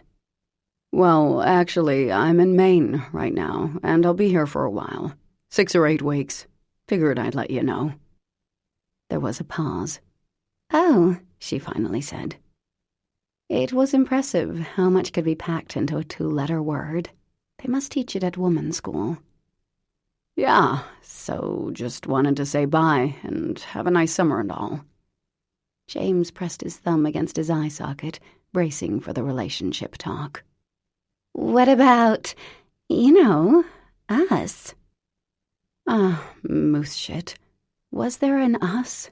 Because he'd seen Leah, a very pretty redhead who liked to play pool and flirt, maybe 6 or 7 times since they'd met at a wedding on New Year's Eve. And if there was an us, it was pretty anemic. There was him, and there was her, and the two of them intersected at a bar once in a while, which generally led to more intersecting in bed, which had always seemed like enough. Until this moment. Well, I have to be in Maine this summer, James repeated. For Harry? Yep. So I figured I'd call, tell you I wouldn't be around. And after the summer, I really don't know where I'll be, job-wise. There, mission accomplished. You want some company up there? I love Maine. Mission not accomplished. James sighed and closed his eyes. Well, I'll be busy, Leah. And it's far, way up the coast. But it's been fun hanging out. Good luck with everything. He winced. He didn't mean to sound like a dick. They just taught it in guy school. There was a lengthy pause, then a sigh. Fine. Another pause. Where are you staying? A town called Gideon's Cove. Harry's daughter has some property up there. Harry's in jail, right? Yeah, but his daughter needs a little help. Real estate stuff. James never liked talking about what he did, just in case what he didn't do came out. Well, I sit in my office a lot. Shot 39 Nerf baskets in a row one day. I was really stoked. Another pause. Well, try to have fun, she said, her voice a little brighter. And thanks for calling, James. That was so thoughtful. Atta girl. Leah was sweet, not tremendously bright, but good-natured and fun. It had been really easy hanging out with her, and easy was good, so far as he was concerned. You take care, Leah. You too, James. Give me a call when you're back, if you feel like it. You bet. Take care, he repeated. There. His condo was sublet for the summer. Leah had been informed. Stella, his secretary, had told James not to worry. She'd been about to quit anyway and become a jiu-jitsu instructor. The guys he played basketball with on Saturday mornings had taken him out for a beer as a farewell. No point in telling Mary Elizabeth about work. She pretty much only cared if he brought her a present. His parents could wait. So, on to Gideon's Cove to see Parker. Maybe she'd be glad to see him. Right, and the ice skating in hell was fabulous this time of year. But she was Harry's daughter, and James owed him more than he could say. 6 years ago, James had been stuck on the tarmac in L.A., where he'd interviewed for a job, one of 204 prospects, apparently. He'd been out of law school for a year, and had yet to get a job offer, and panic was setting in. His father was 62, and business was slow. His brothers were just getting by. The law was supposed to have been a sure bet for James, a guaranteed decent salary, and making money had always been the goal. At any rate, James had been upgraded to first class. The girl at the desk had liked his smize, whatever those were. James was enjoying the extra 4 inches of legroom when a man sat in the seat next to him, growling about the inconvenience of having to fly commercial. Harry Wells, Legend of Wall Street, in the flesh. A guy who probably had a whopping-size legal department. James introduced himself, made wry comments about the joys of air travel, spent his last $100 on a bottle of champagne, which Harry had declared cheap swill, got the guy to laugh, and a few hours later found himself with a job offer. Not a corporate position, though. Harry's longtime personal attorney had announced his retirement. Would James like the job? On retainer for personal and family business, no other clients in case Harry needed him. It would be mostly real estate dealings, as Harry owned a couple dozen corporate buildings, maybe some trust and estate planning. When Harry had named a salary, it was all James could do not to hump his leg. For that salary, he would have done anything. He needed money, a lot of it, and fast. So James had become a glorified clerk, turning his attention to getting through loopholes so Harry could build a bigger boathouse, changing the terms of the lease on a commercial building. He set up a trust fund for Harry's unborn grandchild, paid off Harry's occasional mistress, and became, it seemed, Harry's closest friend. It was odd.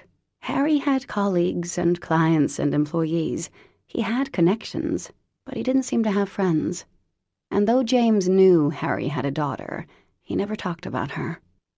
But from that first day on the airplane onward, Harry seemed to anoint James as the chosen one. He'd summon James to the city, take him out for dinner, tell tales of his early career, took him to ball games, slapped him on the back and told him he was doing a great job, even though the work was mindless and dull. One night, when Harry'd had too much to drink, and James was seeing him back to his huge apartment in the city, Harry had said, "If I had a son, I hope he would have been like you, kid." Strange, given that Harry had only known him a few months. And stranger still, that for all the time he'd spent with Harry, he'd never heard him talk about Parker. James knew she existed, of course, but she was never discussed. And then, on the 8th day of the 6th month as Harry's attorney, when James had sunk 18 Nerf baskets in a row and was in a heated mental debate between roast beef or turkey avocado, his cell phone rang. It was Harry. "James, my daughter had her baby. Can you swing by the hospital with the paperwork?" Hey, congratulations, Harry. Boy or a girl? A boy. What's his name? Hang on. Mona, did my daughter tell you the baby's name? There was a pause. Don't know. Can you get over there? Sure, absolutely. Great. Tell my daughter I'll get up there when I've got some free time. And I'll see you here in the city next week. Next game, don't forget. With that, Harry hung up. James stared at the phone. Granted, his own parents weren't perfect, but they wouldn't miss out on seeing a new grandchild. Parker was Harry's only child, and this was her first baby, as James knew from the trust fund paperwork. $10 million at birth, another 10 at age 30. So much money it felt fake to a kid from a blue-collar mill town in Maine. And so James, then 25 years old, had taken the papers to the hospital for Parker's signature. Uncomfortable about Harry's apparent lack of interest, he stopped at a toy store and bought a stuffed animal, a large gray rabbit with floppy ears. That's what people did for babies, after all. He was an uncle, and even though he wasn't close to his brother's kids, he knew enough to send a toy on birthdays and Christmas. He got to the hospital, found the maternity floor, went down the hall to room 433, and there was Parker Harrington Wells. She was all alone, holding what looked like a large burrito with a blue cap, and her face was so soft with wonder that James literally stopped in his tracks. Kind of fell in love right then and there. Then she looked up, and there was no kinda about it. "Hi," she said quietly, a question in her eyes. Right, because he was a stranger and she'd just given birth. Hi." His mouth was suddenly dry. I'm James. James Cahill. I'm your father's attorney. And you sound like the village idiot. She blinked, and her face went completely blank. She looked back down at her baby, who made a little squeak. "So, you're the new thing one." Excuse me? "You replaced Saul?" Yes, I replaced Saul. I have some papers for you to sign for the baby's trust fund. He closed his eyes briefly. Congratulations, by the way. Cute baby. Not that he could see anything from the doorway, but that was what you said to women who just popped a kid. She adjusted the baby's cap, then looked at James. "I take it my father is not coming." Ouch. Well, he wanted to, but he's stuck in the city. Her face didn't change, but for 1 second, something flashed across her eyes. Her beautiful eyes. Crap, he was like a 12-year-old with his first crush. But man, her eyes were beautiful. Blue or green, he couldn't tell from here. Didn't matter. She was gorgeous. Long, straight blonde hair, perfect mouth. Even in a Johnny coat, she was frickin' glorious. Then a guy brushed past him, going instantly to Parker's side, and reached down to touch the bottom half of the burrito. "How's he doing?" he asked, and Parker smiled up at him. The father of the baby, clearly. "Still sleeping," Parker said. "Your parents were great, by the way." You won't be saying that when they show up 4 times a day, he answered. Well, I think they're sweet. And they think you walk on water. Thanks for the middle name. That was really... The guy's voice choked up, and it was only then that he seemed to notice James, standing there like a lump. Parker nodded at him. "My father's attorney." James stepped forward and offered his hand, which the guy shook. James Cahill. Congratulations. Hi, Ethan Mirabelli. New dad. He grinned broadly, clearly delighted with his title. Mr. Wells sends his best and says he'll be up as soon as he can. He's, very sorry he couldn't make it. James swallowed. Lying for the boss. Yikes. Really? He said that? Parker asked coolly. Yes. She wasn't fooled. Gave him a knowing look, then touched her baby's cheek. James suddenly remembered the bag in his hand. Oh, here, for the little one. He passed it over to the dad, who pulled the rabbit from it and smiled. "It's bigger than he is," he said.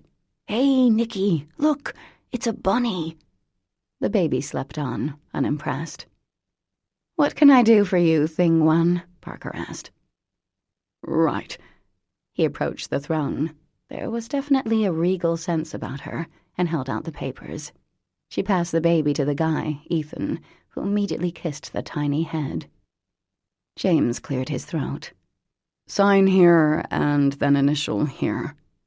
Her hair smelled so good, all clean and flowery. "Don't go there, idiot," his conscience advised. Right, he agreed. Her skin was perfect, beautiful hands. She signed with brisk efficiency and didn't look at him when she gave the papers back. "Lucy was wondering if she could come by," Ethan said. "Absolutely," Parker answered. "I already told her that." "You're not too tired?" "Are you kidding? I feel like a superhero." She grinned up at the baby's father. "You are a superhero," he answered, smiling back. A nurse came in. "How's it going, Mom?" she barked. "Great," Parker answered. "Good. I need to check those stitches, then I'll leave you in peace." The dad went over to the chair, murmuring to the burrito. James, idiotically, didn't move. He was having trouble thinking. Those eyes were the whole face, so... "Thing One, I'd rather not have you see my episiotomy," Parker said. "If you don't mind, of course." Shit. "Right, no. Sorry. Congratulations, you two," he said. And with that, got out of there. Went home and did a Google search, saw her books, ordered a bunch, sent them to Mare. Got a pleasant thank you note from her about a month later. "Thank you for the rabbit you gave Nicky. It was very thoughtful. Best, Parker Wells." Harry didn't visit his grandson until the baby was 3 months old. He asked James to come with him, stayed at Greyhurst for 45 minutes, then informed Parker that he and James had a business dinner. "You sure you don't want to stay a little longer?" James had murmured in the great front hall as they put on their coats. Harry had held the baby for approximately 30 seconds. "My daughter's a little intense," Harry had said tightly. "Baby's a good-looking boy, though, don't you think?" "Oh, definitely," James answered. Thus ended the conversation, and while James was curious, he knew better than to bite the hand that fed not just him, but Mary Elizabeth as well. From that point on, Harry began sending James to family events. Even when Harry did show up, he'd call James and ask him to come as well. No matter how much James tried to subtly protest, to hint that family was family, Harry was insistent, and so James ended up at quite a few Nicky-related events, christening, birthdays, always on the edges, always uncomfortable. Parker would greet him and say goodbye. That was about it. She was civil, though she continued to call him Thing One, and after a while, James adopted a somewhat wry attitude at those dreaded family gatherings. He worked for Harry, the end. But he'd watch Parker, see that she made her kid's birthday cake herself, clearly adored him, made sure he thanked James for whatever gift he'd brought. She treated Ethan's family warmly, even though she never did marry the guy. And she worked for a living, writing those books, giving all that money away. Not your typical trust fund baby. And then there was that one time... "Watch it, idiot," he said, as a driver with Massachusetts plates blazed by at an easy 90 miles an hour. "And you, idiot," he added to himself, "should really think about something else. You're here to help Harry's daughter flip a house. No more." Chapter 6. Once upon a time, there was a family of chipmunks who found a lovely, clean place to live for the winter. They climbed inside and got all snuggly and fell asleep. Then, alas, someone started their home, which was actually the engine of a car, and they were pulverized in their sleep. But they went to animal heaven, so it wasn't a total wash. The Holy Rollers sighed with a deep satisfaction. "Save it," Parker muttered, putting aside the red notebook she always carried in case inspiration struck. Chipmunk Puree would probably not sell, no matter how much her publisher wanted a new series. As for herself, she would not be recommending an overnight in a car anytime soon. Not comfy, no sir. She'd woken at the horrible crack of morning and had been, quite honestly, avoiding going inside the house again. But it was now 7:14 a.m. Couldn't pretend she was working on a story. Couldn't avoid the day ahead of her. She checked her phone. Too early in California for Nicky to call her, of course. It was still practically the middle of the night there. Thing one hadn't bothered calling her back, she noted with irritation. Of course, he'd probably found another job by now, since Harry was in jail. The thought that Harry was actually in prison gave her pause. She'd called him twice so far. Both times the conversation had lasted less than 3 minutes. Harry was as busy in prison as he'd been on Wall Street, it seemed. No time for that pesky daughter of his. He had, she admitted, asked after Nicky. At least there was that. At that very minute, her phone chimed, startling her so badly that she dropped it. Harrington L., the screen said. "Hello?" "Yeah, hi," said a horrible voice. "Is this Parker?" For a second, Parker thought it was the guy from last night, Malone, but of course he wouldn't have her number. "Excuse me?" Parker said, running a hand over the back of her head. Her hair was matted. "Are you Parker?" "Oh, yes, I'm Parker." Man, that was some accent. "This is Lavinia Harrington." Lavinia... Aha! The caller was her distant cousin, Lavinia Harrington. "Hi," Parker said. "Right. How are you?" "Word has it you're here in town," Lavinia said. "I am. I got in last night." "Where'd you sleep?" In the car." Lavinia laughed, a dark, horrible sound that ended in a hacking cough. "Is that right? Quite a shit nest you got there, isn't it?" Parker tried to smile. "That's a pretty accurate description." There was a sucking sound. Lavinia had to be smoking, and with a voice like that, had been smoking 3 packs of Camel cigarettes a day since the age of 4 months. "Welp," she said, exhaling. "You want to meet sometime this week? Seems like we should lay eyes on each other." "That'd be great," Parker said. Honestly, she had no idea where to start with this house, and Lavinia could probably give her some names and places. "Want to come to the diner for breakfast tomorrow?" Lavinia suggested. "Sure," Parker said. A real breakfast with eggs and bacon. Beat the 2 Nutrigrain bars she'd had an hour ago. "Know where it is? Joe's." "I passed it yesterday." "Good. See you tomorrow." Parker got out of the car carefully. If she'd been stiff yesterday, she was practically crippled today. Eyeballing the house in front of her, Parker decided it looked even worse than last night, if possible. It had a water view, yes. The cove spread out before her, Douglas Point to the north, the harbor to the south. So that was a plus, the view. The house... Eesh. Well, nothing to do but face the music. She got her toiletries bag from her suitcase and, pushing through the long grass, went inside. Her bird friend from last night seemed to be gone, thank God. She left the door open, just in case. Clearly, she'd need to rent a dumpster and buy some seriously sturdy trash bags. Almost everything in here would need to be thrown away. She winced, picturing trash stuffed in her beloved Volvo. But cleaning the house out would show her what she had to work with, at least. Maybe it could be a jewel. She really needed it to be a jewel. She went into the bathroom and turned on the faucet. Right, no water. Sighing, she brushed her teeth dry and combed her hair, trying not to touch anything in the bathroom.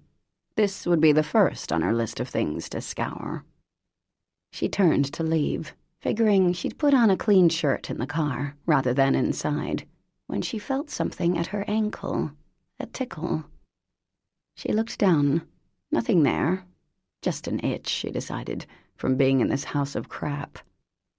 Nope. There it was again, right under her ankle bone. A mosquito? She shook her foot. Nothing. Then, horribly, the tickle moved up. "What the hell?" she hissed, shaking the leg of her jeans. If that was a cockroach, she'd die. The tickle moved up again, faster this time, toward her knee. "Shit," Parker said, flapping her pants.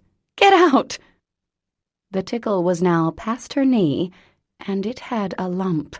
It was a lumpy, warm tickle. "No!" Parker shrieked, jumping up and down.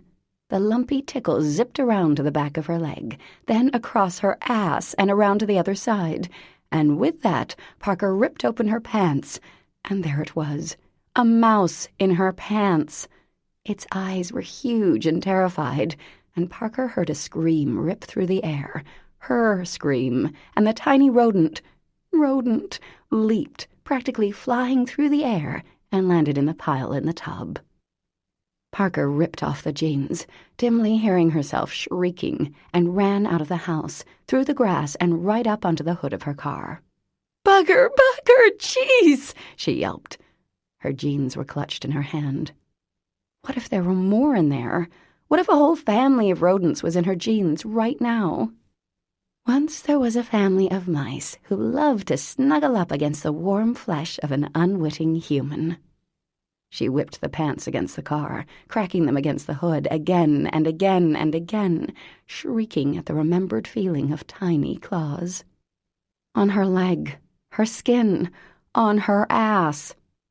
"Hey, Parker," came a voice. She kept cracking. "Parker?" She looked up, her breath stuttering in and out of her chest.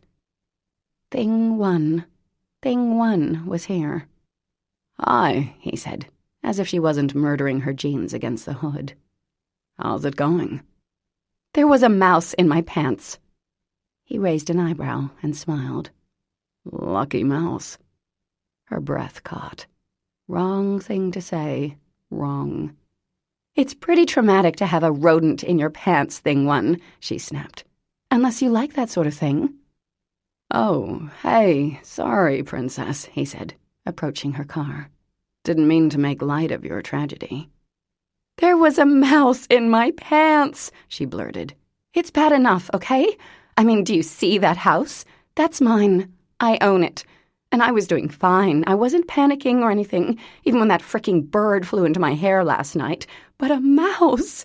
I can't have Nicky here. That place is infested." Okay, he said. "Settle down. You are aware that you are not wearing pants, right?" Another quirked eyebrow. "Not that I'm complaining." She looked down at him, her throat working. She could murder him and throw his body in the water. Or she could put on her pants. She took a shaky breath. "I'm not eager to put them back on, in case the mouse had cousins." "Well, here, let me check." Thing one took the jeans from her and turned them inside out, then shook them vigorously. Checked the pockets, too. "Nothing." "I saw it. It was there. It ran all the way up this leg, then across my butt, and God knows where it was headed." His mouth twitched. Did he think this was funny? This was not funny. "It's not funny, thing one." "Well, it's gone now." He looked down. She suspected he was smiling. Idiot. "It's in the tub," she said, giving the jeans a last shake before pulling them on. "You can go find it. Maybe it'll crawl up your pants and we can compare notes." "How was your trip up?" he asked. And really, what kind of a question was that when they were sitting in front of a hovel? "It was lovely, thing one. This house, however, is a sty." He looked at the house for a long moment, then back at her. Well, good thing I'm here then. Right. It suddenly dawned on her that he was here. A familiar face, at least. Something moved in Parker's chest. She looked away, but no, there was the mouse-infested house. The harbor. Better. Nice view. All right, let's see what we're up against. Thing one went into the house, and Parker heard a few clunks and thunks. She sat on the hood of the Volvo, her panic fading gradually into the occasional shudder. A rodent running up her leg. There was a sensation a person wouldn't forget, right up there with an episiotomy. Her father's attorney emerged a minute later. Now that she wasn't screaming, she noticed he looked different. It took a minute to figure out why. He wasn't wearing a suit. First time ever she'd seen him out of... Well, this was the first time ever she'd seen him in jeans and a t-shirt, that was for sure. Parker looked away and cleared her throat. So what are you doing here, Thing One? He sat on the hood next to her. Since I'm devoting the next few weeks to overhauling this dump, Parker, you think you could call me by my real name? I seem to have forgotten it. There, she was getting her old vibe back. Good. He smiled slowly, his dark eyes crinkling. Dangerous, those eyes. Again? Is it John? Jason? It's James. James Francis Xavier Cahill. Goosebumps broke out along her arms. It was chilly, or something. So what are you doing here, James? Your father asked me to come up. Right. James was an obedient pet. She'd give him that. She didn't say anything for a minute, just pulled her knees to her chin and wrapped her arms around her legs. How's he doing? He's okay. She'd bet her left arm James got more than 3 minutes on the phone with her father. She sighed. So, this place. Did you know how bad it was? He shook his head. I called my uncle this morning to ask about a security code, and he told me it was kind of a dump. I didn't think it'd be this bad, but I can help you out. She really needed the Army Corps of Engineers from the look of it. So, law school trained you to overhaul a house, Thing One? I know you were good at emptying trust funds, but carpentry? There. Hopefully that would erase the edge he'd gained from having seen her hysterical and in her panties. He gave her a look of his own. Nothing I did was illegal, Parker. Your father had the right to do what he wanted with those trust funds, because you gave him that right. You signed papers letting him have full authority over every penny. And even if I'd wanted to say something, which I did, attorney-client privilege prevented me. Wow, you are a great guy. Maybe my dad will give you a sticker. He ignored that. At any rate, my father was a builder. I worked on a construction crew, summers when I was in college. Do you really want to kick me out because you don't like me? She felt her jaw locking. She'd be an idiot to send him away. He took her silence as protest. Look, aside from hauling all this crap to the dump, you'll need to reshingle the entire exterior. The roof needs to be replaced, the gutters hanging off the front, the chimney is crumbling. I'm guessing there's dry rot under the linoleum in the kitchen. The cupboards are pulling away from the walls, and the stairs down to the dock are a death trap. The back door frame is warped. You probably need some significant rewiring, not to mention a new paint job inside. He paused. I happen to find myself free this summer. Where would you stay? She asked. Here. Here? Where here? In the harbor suite? Actually, we can get a lot of this stuff cleared out pretty fast. I already have a dumpster being delivered today. He did? How'd you do that? She asked. My uncle lined one up. This summer was supposed to be about doing things on her own, a fresh start. The plan had been to take sheets off aging but lovely furniture and paint the sunroom. The plan was to meet George Clooney before his boat went down in a 100-foot wave, have a fling, then welcome Nicky for a few weeks of blueberry picking and sailing. It was not to have her father's minion living with her. But she hadn't realized what she was up against. Well, you can't stay here. What about your uncle's place? He lives in a 1-bedroom apartment over the bar. I can get more work done if I'm here. She didn't comment. Oh, come on, Parker, he said, his voice low and scraping. It's not like we're strangers. She felt the tips of her ears practically burst into flame. Took a calming breath. Fine, stay. Thank you.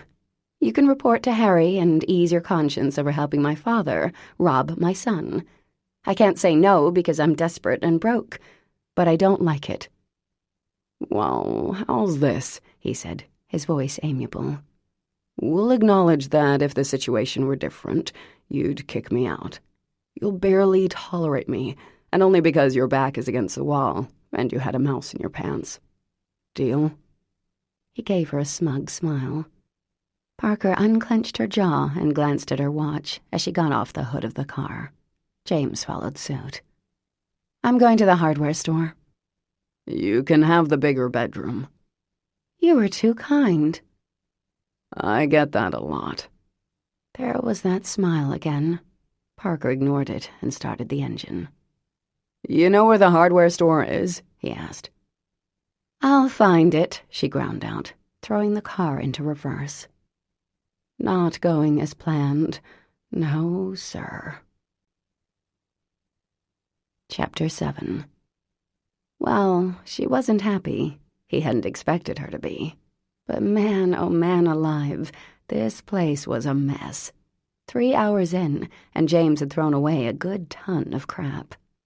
He paused outside to wipe the sweat from his forehead and breathe in some fresh air. The dumpster had been delivered right after she left, thanks to Dewey, who knew everyone. James had put quite a dent in the piles of crap in the house, starting with the bigger bedroom. The princess had slept in her car last night, he guessed, based on the comforter in the front seat. Probably wouldn't want to do it again. A car pulled into the driveway, and a very luscious red-headed woman unfolded herself from the driver's seat. Jamie Cahill, how you've grown. Holy shit. Chantal? Couldn't be anyone else. Your uncle told me you were back. Don't you dare say you've forgotten me. Are you kidding? I think of you every night. She laughed, and James smiled. Time hadn't simply been kind to Chantal. It was in love with her. She'd been beautiful at age 25. At 40-ish, she was unbelievable. It's great to see you, he said. Please, God, you were single. Sorry, baby boy. I'm married to a much younger man, I might add, and I'm a mommy even. A little boy named Luke, 6 months old. I'm nursing. She raised an eyebrow, inviting James to look. And what was a guy to do but obey? He dropped his eyes to Chantal's generous endowments, showcased in a very tight and low-cut blouse. Lucky kid, he murmured. I won't bore you with pictures, but he's the love of my life. Okay, just one, since you begged. She held out her phone and showed James a shot of a drooling, fat-cheeked baby. And here's another one. Isn't he beautiful? Looks like his daddy. Cute, James said. All babies tended to look the same to him, but then again, he didn't spend a lot of time staring into cribs or strollers or whatever. Oh, you look good enough to eat, Chantal exclaimed. Give us a hug. She wrapped him in a soft embrace. And hey, she patted his ass, too, making him laugh. Still had quite the effect, Chantal. So, she said, releasing him, you called Harbor Realty, and guess what I do on the side? Real estate. It's your lucky day. In so many ways, he murmured. Show me what you got. In the house, not in your pants, she said. Which isn't to say I don't remember you fondly. Okay. Harry Wells. You heard of him, right? Another Wall Street scumbag, from what I hear. Yeah. Well, he bankrupted the family, and all his daughter has left is this house. From her mother's side of the family. Julia Harrington was her great-aunt. Wow, millionaire to shack owner, she murmured as they walked toward the front door. Yeah, so she needs to flip it as soon as she can. He opened the door for Chantal, who recoiled. I'll pass on the inside for now, she said.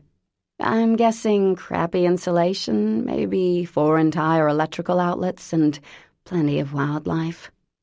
You were psychic. So how much money can your client spend on it? If we put on an addition, a master suite with sliders and a deck, a big bathroom with a jacuzzi, gourmet kitchen, build a big patio into the hillside here, outdoor fireplace, we can get a gay couple in here faster than you can say Bar Harbor is unaffordable. Chantal licked her red-painted lips in anticipation. She has about 10 grand, James said. Wow, shit, then, she sighed. There are back taxes on this place, did you know? No, James said. Crap. If he'd known that, he could have paid them off. Why Parker didn't, he had no idea. Then again, she didn't even remember that she owned the house. Chantal nudged a piece of trash with her foot. Julia was broke, and no one in town hall ever had the heart to go after them while she was alive. Sorry to say, Harry's daughter will have to pay about 15 years' worth of taxes.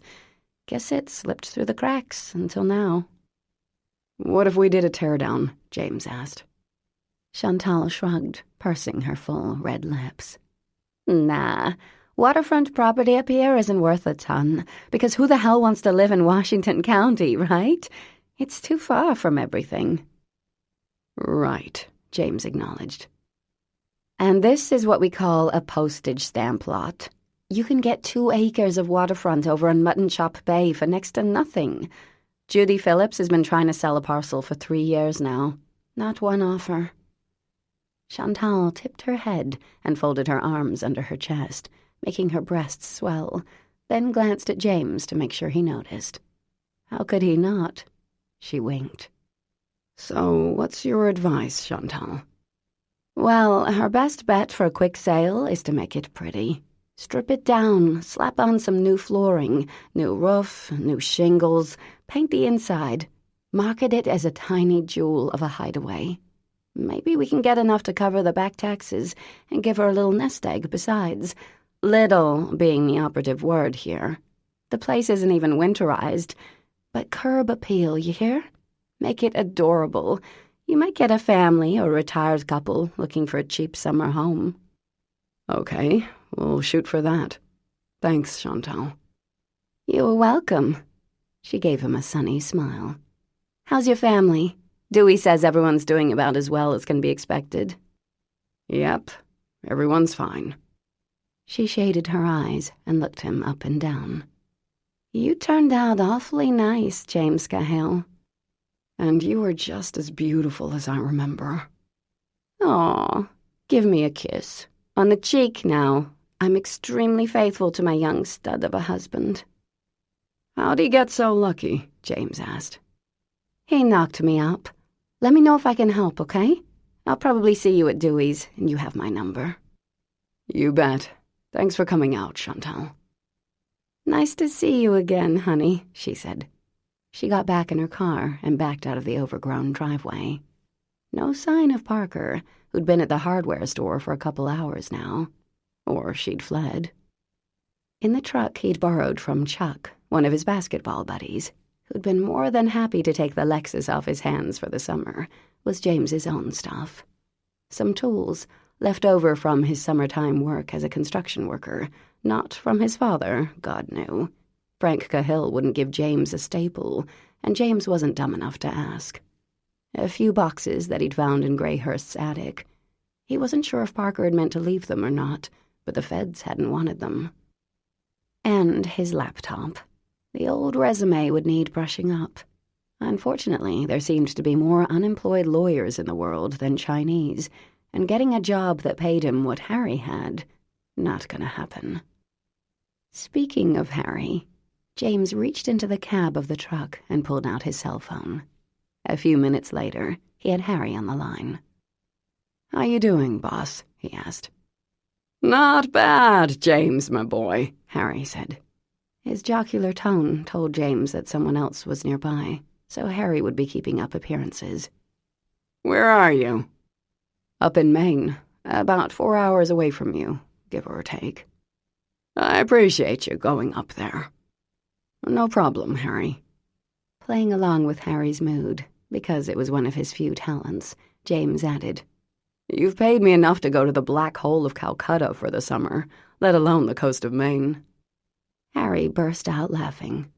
True enough, true enough." He paused. "I'm trying to get in touch with some of my former associates about a job for you, kid." Whatever James had done to earn Harry's affection, he didn't know. "I'll be fine. You don't have to worry about me." "Well, I'll let you know if something turns up. How's my daughter?" "She's okay." James paused. "The house isn't worth much." "No?" "No. And it's a mess." Another lengthy pause. "So what's the plan?" Harry asked. There was some noise over the PA about visiting hours. "Well, we'll fix it up as best we can, try to sell it." He paused. "You doing okay, boss?" There was a long silence from the other end. "It's not bad," Harry said in a low voice. "I have a lot of time on my hands. Not much to do. Plenty of time to consider my sins, right?" He gave a half-hearted chuckle. "I guess so," James said. "Did you get the books?" "I did. Shogun and Moby Dick, huh? Trying to educate me. Afraid I'll join a gang while I'm in here." "Yep. I also figured you could use them as weapons if a riot broke out." "Good thinking. All right, I should go. I have a meeting. Take care of yourself, son. Talk soon." With that, he hung up, sounding much like the corporate wheeler and dealer he'd been. A meeting. That was good. One good thing about prison, Harry would have to sober up. Well, back to work. Parker's room was almost clear.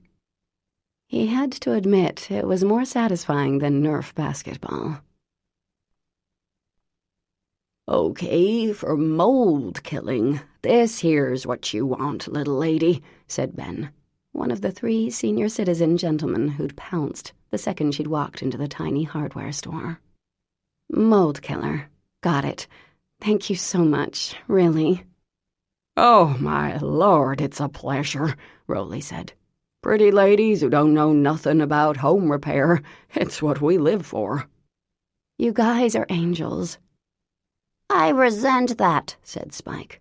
"A totally overused word." "You were sweet, darling," said Stuart. "It's our pleasure. You ever painted a room before?" "I haven't," she admitted, and the men charged the paint chip wall. Almost 3 hours after she entered the hardware store, Parker left, the 3 guys carrying her packages to the Volvo. "Oh, Rhode Island," said Ben, glancing at her plates. "I went to Providence College." "A wonderful school," Parker said, making him blush. "You need any more advice, we'll be happy to help," Stuart said. "I absolutely will, and thanks a million, boys. Really." She realized she was smiling as she started the car. The guys had advised on mousetraps. The thought made her cringe, regardless of this morning's little incident, which she'd relayed to her new pals to their howling delight. They'd shown her what she'd need: sponges, brooms, mops, bleach, and lots of it, Murphy's wood oil, razor blade scrapers, gallons of Windex, 6 pairs of thick rubber gloves, 2 pairs of work gloves, mega-sized trash bags. Not only that, but the boys had a box of donuts from Joe's Diner. No Starbucks up here, that was for sure. And they'd made her eat too, bless their hearts. Parker had never been in a hardware store before.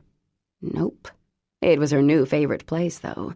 All those mysterious thingies, the pleasant smell of metal and wood smoke from the stove in the middle of the store.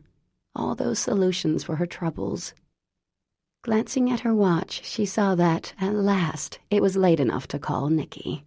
She pulled over to the side of the road. Cell service, thank heavens. Mommy, guess what?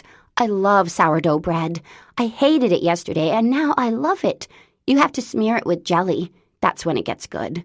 Guess what else? We're going to the Golden Bridge today, and some gardens. Lucy's making me go, but I want to see the jail. It's on an island, and me and Daddy... Daddy and I? Daddy and I are going to go to jail like Grandpa, but I'm going to break out. And I'm going to bring Elephant, and he's going to break out too. And guess what? I'm going to jump in the water and swim all the way to Maine, Mommy. We'll take you out for lunch. Man, her boy was the best kid ever. Parker felt a bit as if she'd swallowed the sun, so warm and bright his chirpy little voice made her feel. Well, don't swim yet. The house isn't quite ready, and you have to go see the giant trees and rocks, remember? I know, but I miss you. The vice that had gripped her heart since Nicky left tightened a notch. I miss you too, sweetheart. I miss you so much I cried in the car last night. I can't wait for you to get here. It's so pretty. I can see lobster boats from the house. Well, she could if the windows weren't boarded up. And there's a really cute diner where we can go out to eat. Do they have sourdough bread? I don't know. I'm going there tomorrow. Did you know there are earthquakes in San Francisco? Nicky said. Parker smiled again. I did, actually. I'm going to lay on the floor. Lie on the floor. And see if I can hear one. Here's Lucy. Bye. I love you. I got you a present. It's a necklace and it's a rainbow. Bye, baby. I love you. I'll call you later, Parker said. There was a smile in Lucy's voice. He's on the floor. Every time a bus goes past the hotel, he tells us to get in a doorway. Go brush your teeth, okay, pal? She said to Nicky. So how are you, Parker? What's it like up there? Oh, it's pretty. It's very pretty, Parker said. And what's the house like? Well, it's right on the water. It's pretty small, very cute. It needs some work, but it'll be great. No need to worry her two best pals on their vacation. She'd save the stories for later, when the horror wasn't so fresh. How's the real estate market up there? Lucy asked. I haven't checked yet. It's on my list. Right after I kill Snuggles the mouse, of course. And how about that summer romance? Lucy asked. You up for that? Parker paused. Well, I happened to meet a very attractive lobster man yesterday. No, sir, that's great. Do I smell a fling? They chatted a few minutes more. Lucy said Ethan was in the shower, so he'd call her later. And even though Parker knew she'd be talking to her son again that day, she couldn't help feeling a little lonely as she hung up. The three of them in San Francisco, her alone in Maine. Such were the perils of joint custody. Well, she wasn't completely alone. She had thing one, heaven help her. That was going to be difficult. It wasn't so much that he worked for her father, or even that he hadn't warned her about the trust fund issues, because, yes, Parker could see that legally he was stuck. It was that, Go ahead, this is good, advised Spike. Even after all these years of her father's neglect and vague disapproval, she would have given a lot to have 1/10 of the affection Harry Wells offered so freely to James. Maybe James was the son he'd always wanted. Maybe James reminded Harry of his younger self. But just once, it would have been nice if her father had called her up and asked her to come for dinner, or play a game of squash, or go to one of his single malt nights. Stupid that even after all these years, she still wanted her dad. Not the man Harry had become, but the man he'd once been, who'd pushed her on a swing and let her sit in his chair at Wells Financial and answer his phone.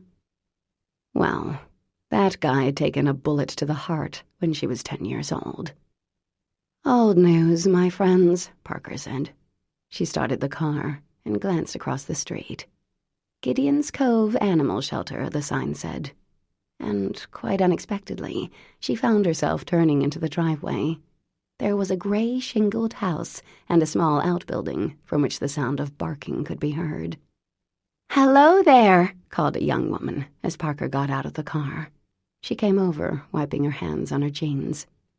"Can I help you?" She glanced at Parker's Rhode Island plates. "You must be Julia Harrington's niece. Hi, I'm Beth Seymour. Sorry, small towns. We know everyone's business." "Parker Wells. Nice to meet you." "You looking for a pet?" Beth asked. "No, I just stopped. I've never had a pet before. Except Apollo, if you could count that thing." She wondered briefly what had happened to it. Harry probably gave it to a minion, or ate it. "Come on in, since you're here," Beth said. Crafty woman. Parker followed. She was not going to get a dog, or a cat. Lucy had a cat, and it was always leaping onto Parker's lap and sniffing her lips, which Parker found quite repulsive. Why she was even standing here was a mystery. "Pets take a lot of work, I won't lie," Beth said, opening the door of the outbuilding. "But the love they give you, it's worth any price." Nice sale line. "So, what have you got here? Not that I'm really looking." "You could be," sang the Holy Rollers. "Pets can fill those giant voids in people's lives." "Well, we try to be a no-kill shelter," Beth said. "But times are kind of hard, and donations have been down. We have a lot of animals, sad to say, and we're running out of room. The vet's coming to put a couple to sleep today, actually." Shit. Parker could picture a chunk of resolve crumbling like sand. That's really sad. At the sight of their caregiver, several dogs leaped to their feet, barking joyfully. Or savagely. Parker couldn't tell. "This girl's going on to her great reward today." Beth stopped in front of the first enclosure and pointed to an orange tabby cat. To Parker's eyes, it already looked dead, its filmy eyes half open, fur dull and uneven. "She's 21. Can you believe it? Her owner died 2 weeks ago. At least they'll be in heaven together." "It's true," the Holy Rollers confirmed. "This girl is the other one we have to let go." Beth knelt down in front of the next kennel. "I'm so sorry, honey," she crooned. "Don't be scared." Parker looked in. A brown and white dog sat in the corner, as far away from the door of her cage as she could get, trembling. Parker couldn't see her face, but her fur was long and feathery. "You think she knows?" Parker asked, shoving her hands in her pockets. "She looks scared." "No, she's always like this. Bob Castellano. Have you met him yet? No? Well, he was behind someone out in Route 119, and they pushed the dog right out the window. Didn't even stop. Can you believe that? She had a broken leg and 2 broken ribs, not to mention a bunch of cuts and bruises. She's all mended now, but no one wants her. She's too shy." "Guess you can't blame her." "Yeah, she's been with us 4 months now." "Think she'd bite? Since she's so scared?" "I've never even heard her growl. She's too afraid." Beth stood up and sighed. "So, she'll be put down later on, too, poor thing. But down here we have kittens. Christy and Will Jones are taking 2 of them, but there are 2 left. And we have this very cute little pit bull, Mutt. He's an absolute sweetheart." Parker didn't move.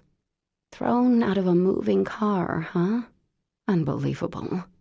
Well, it was one of 1,000 horror stories, she was sure. She couldn't afford a pet, no matter how sad its life had been thus far.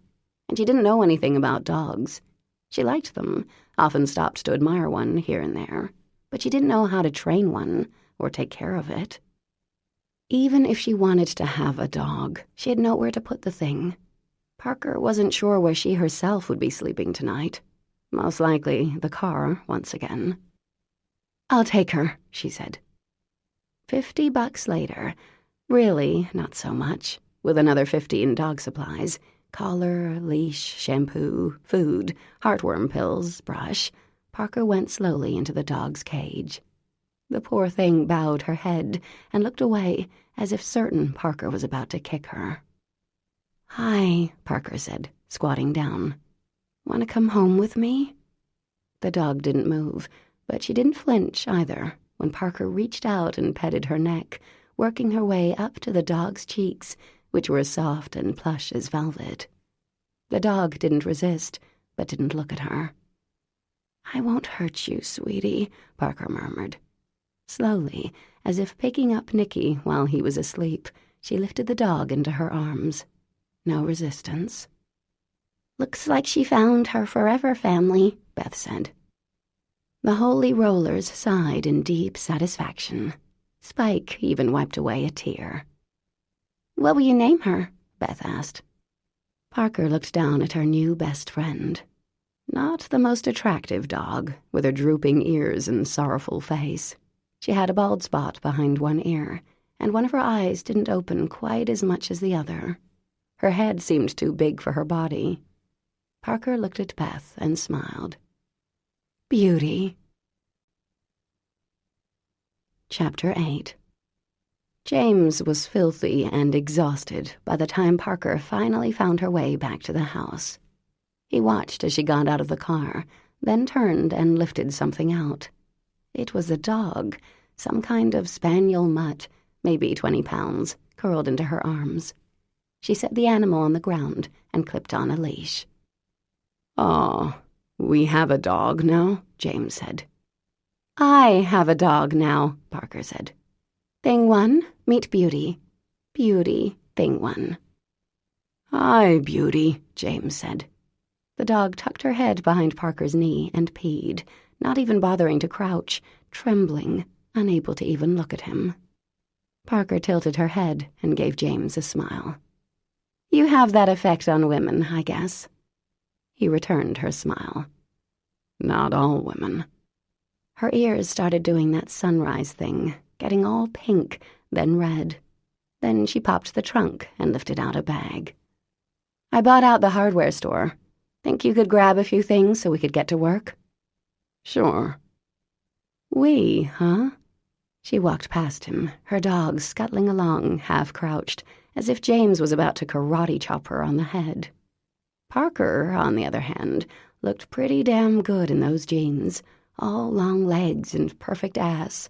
And how was it that she smelled good? Well, okay, sure, she smelled like dog, but also a little bit like whatever it was she smelled like. Lemons or something. Flowers. Who knew? She smelled good, dog or no dog. Just before she got in, her cell phone rang. "Hey, Ethan," she said, her face lighting up. "No, I talked to them a little while ago. How are you?" "You did? Cool. Hang on a sec. The cell phone service out here is horrible. Let me go down to the dock."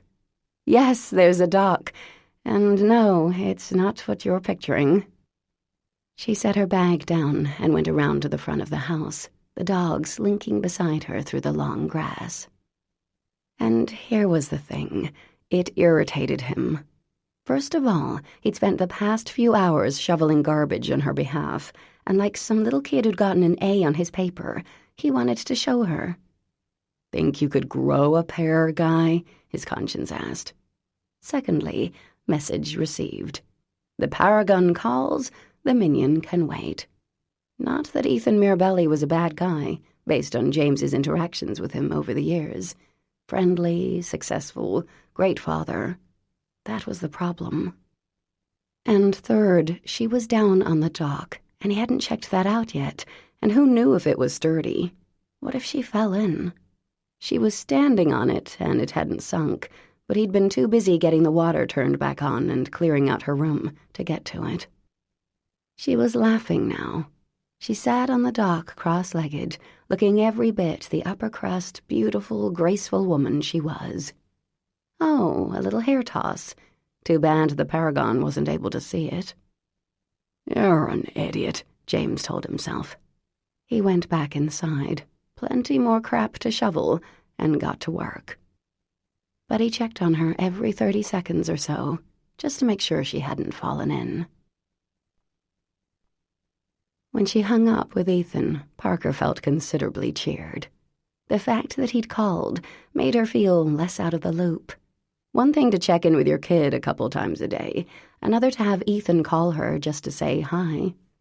Maybe Lucy had told him she'd sounded lonely, and she tried not to, honest.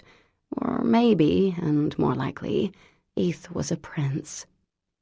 For about 5 minutes last summer, when Lucy had decided that she should marry some guy who wasn't related to her dead husband, Ethan and Parker had thought about trying to be more than friends and parents of the same kid. After all, they laughed at the same jokes. They were both attractive. Once upon a time, they'd gotten it on with satisfactory physical results and a beautiful child. They were both single. Why not, right?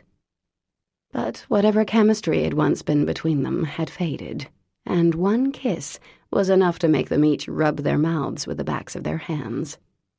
"You gave me cooties," Ethan had said, and they'd ended up baking brownies and playing Scrabble.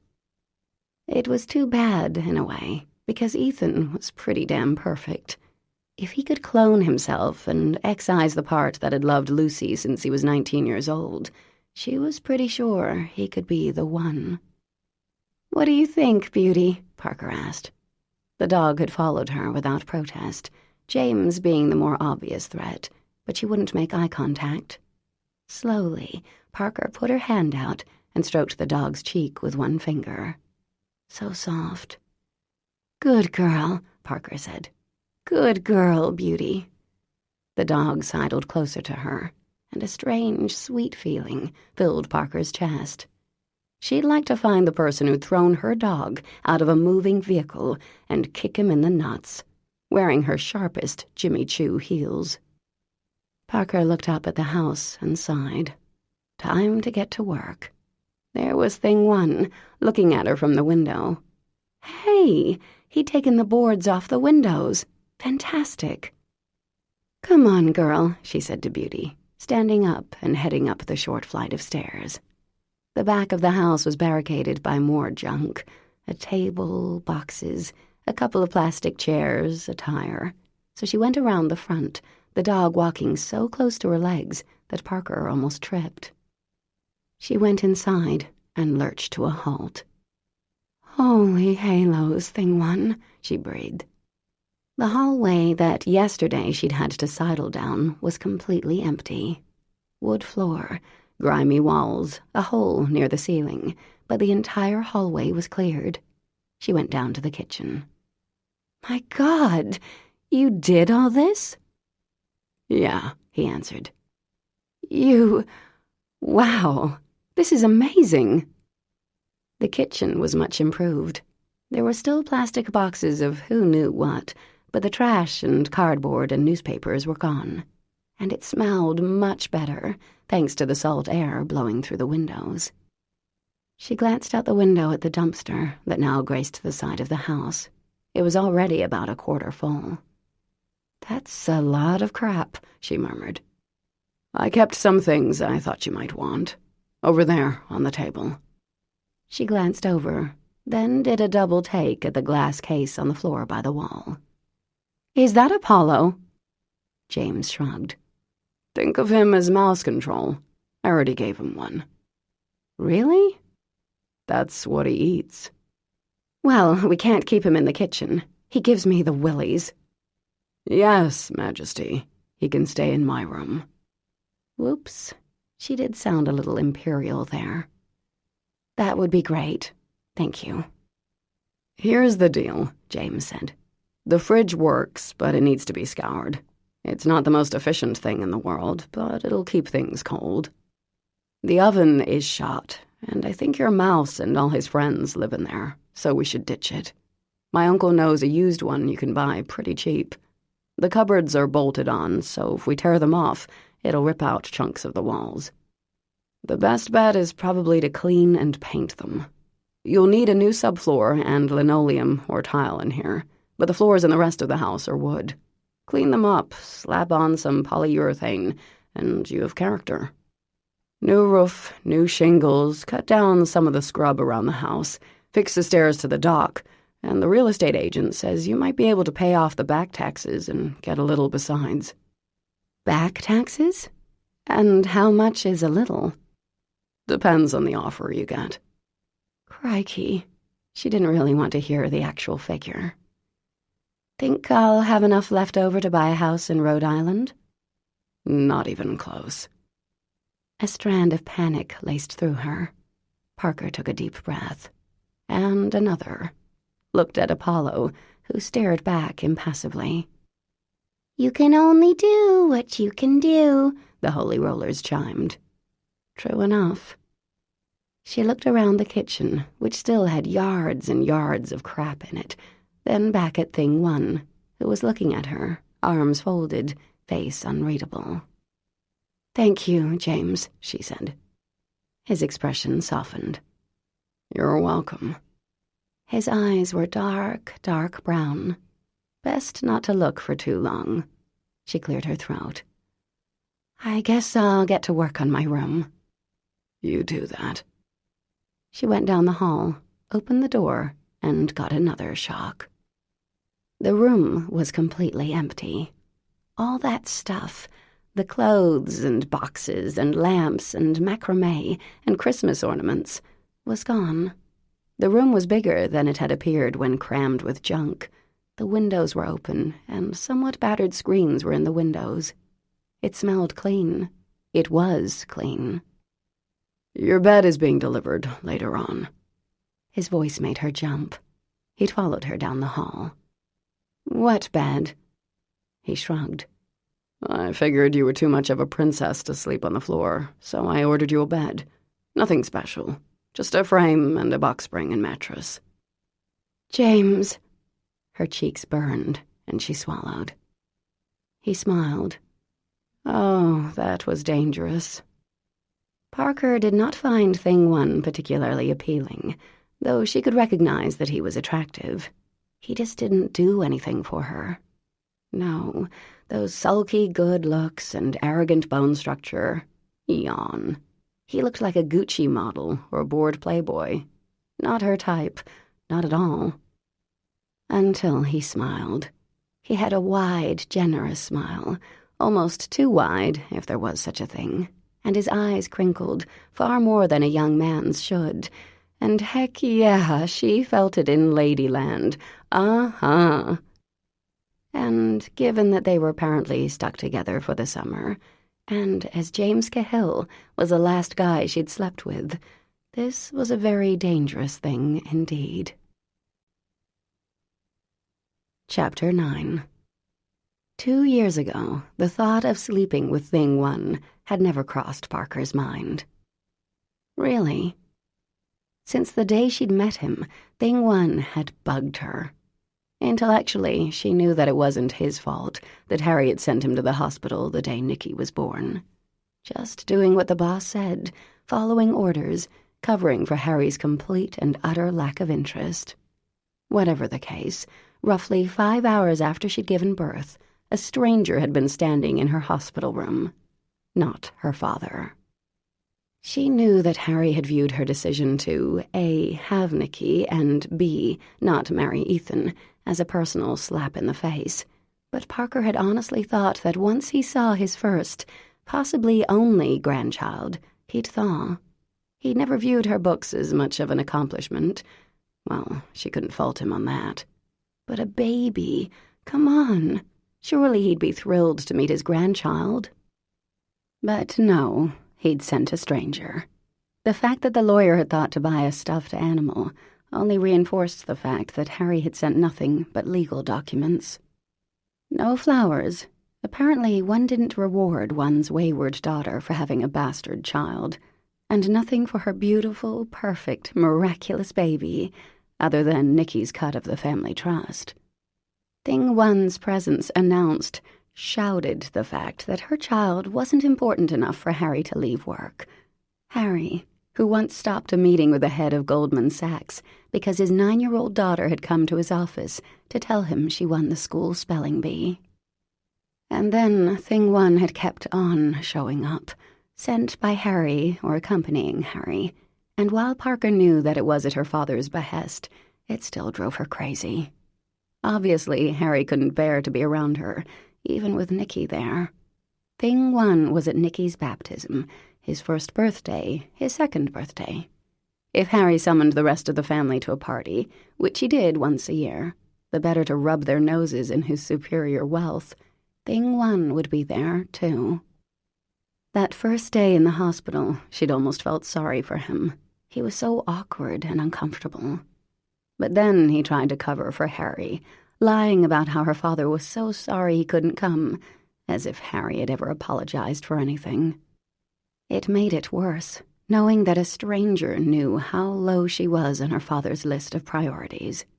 And then Thing 1 turned rather glib, a Harry Jr. almost, and that line, "Parker, always lovely to see you," was so sarcastic.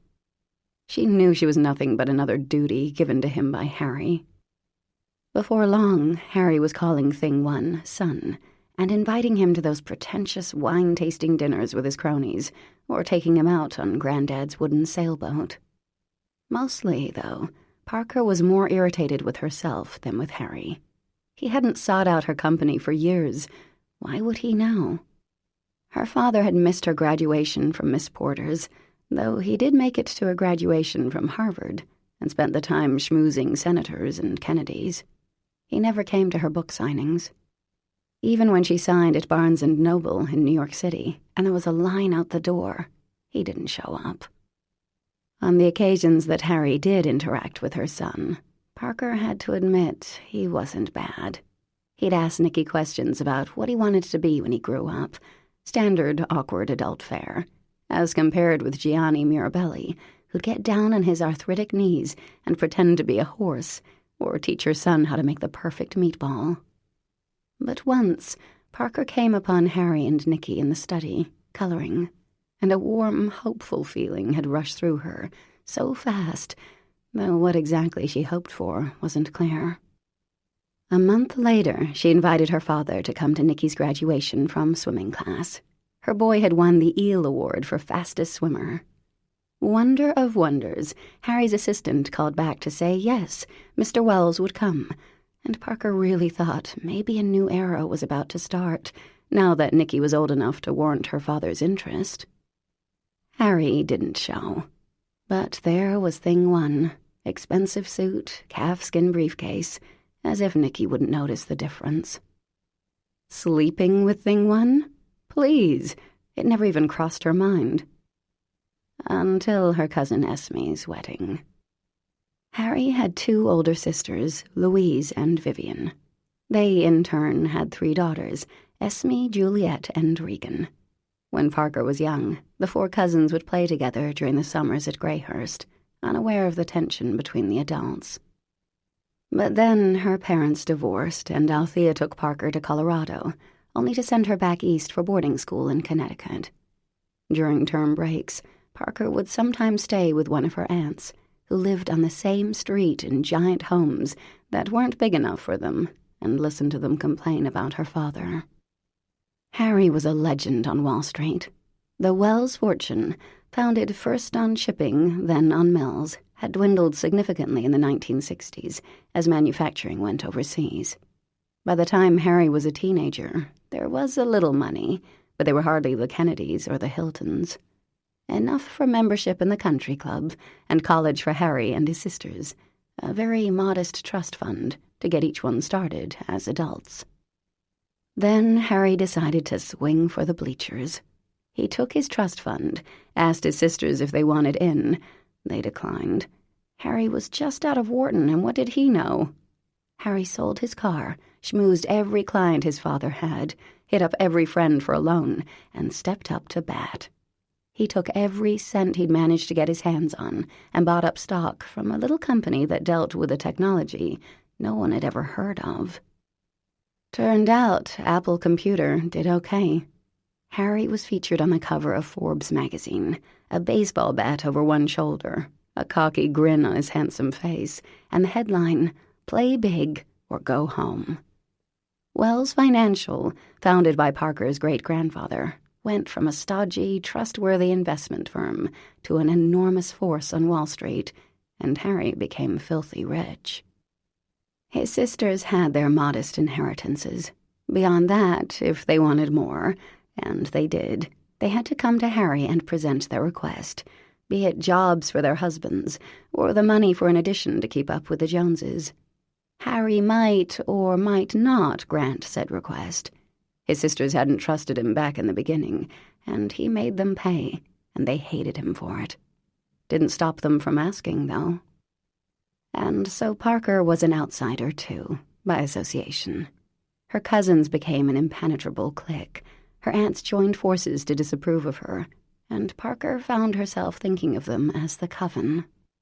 When she had come to stay, Juliet, Regan, and Esme made sure she was left out of the conversation, took potshots at Althea and her marriages, mocked Parker's hair, clothes, shoes.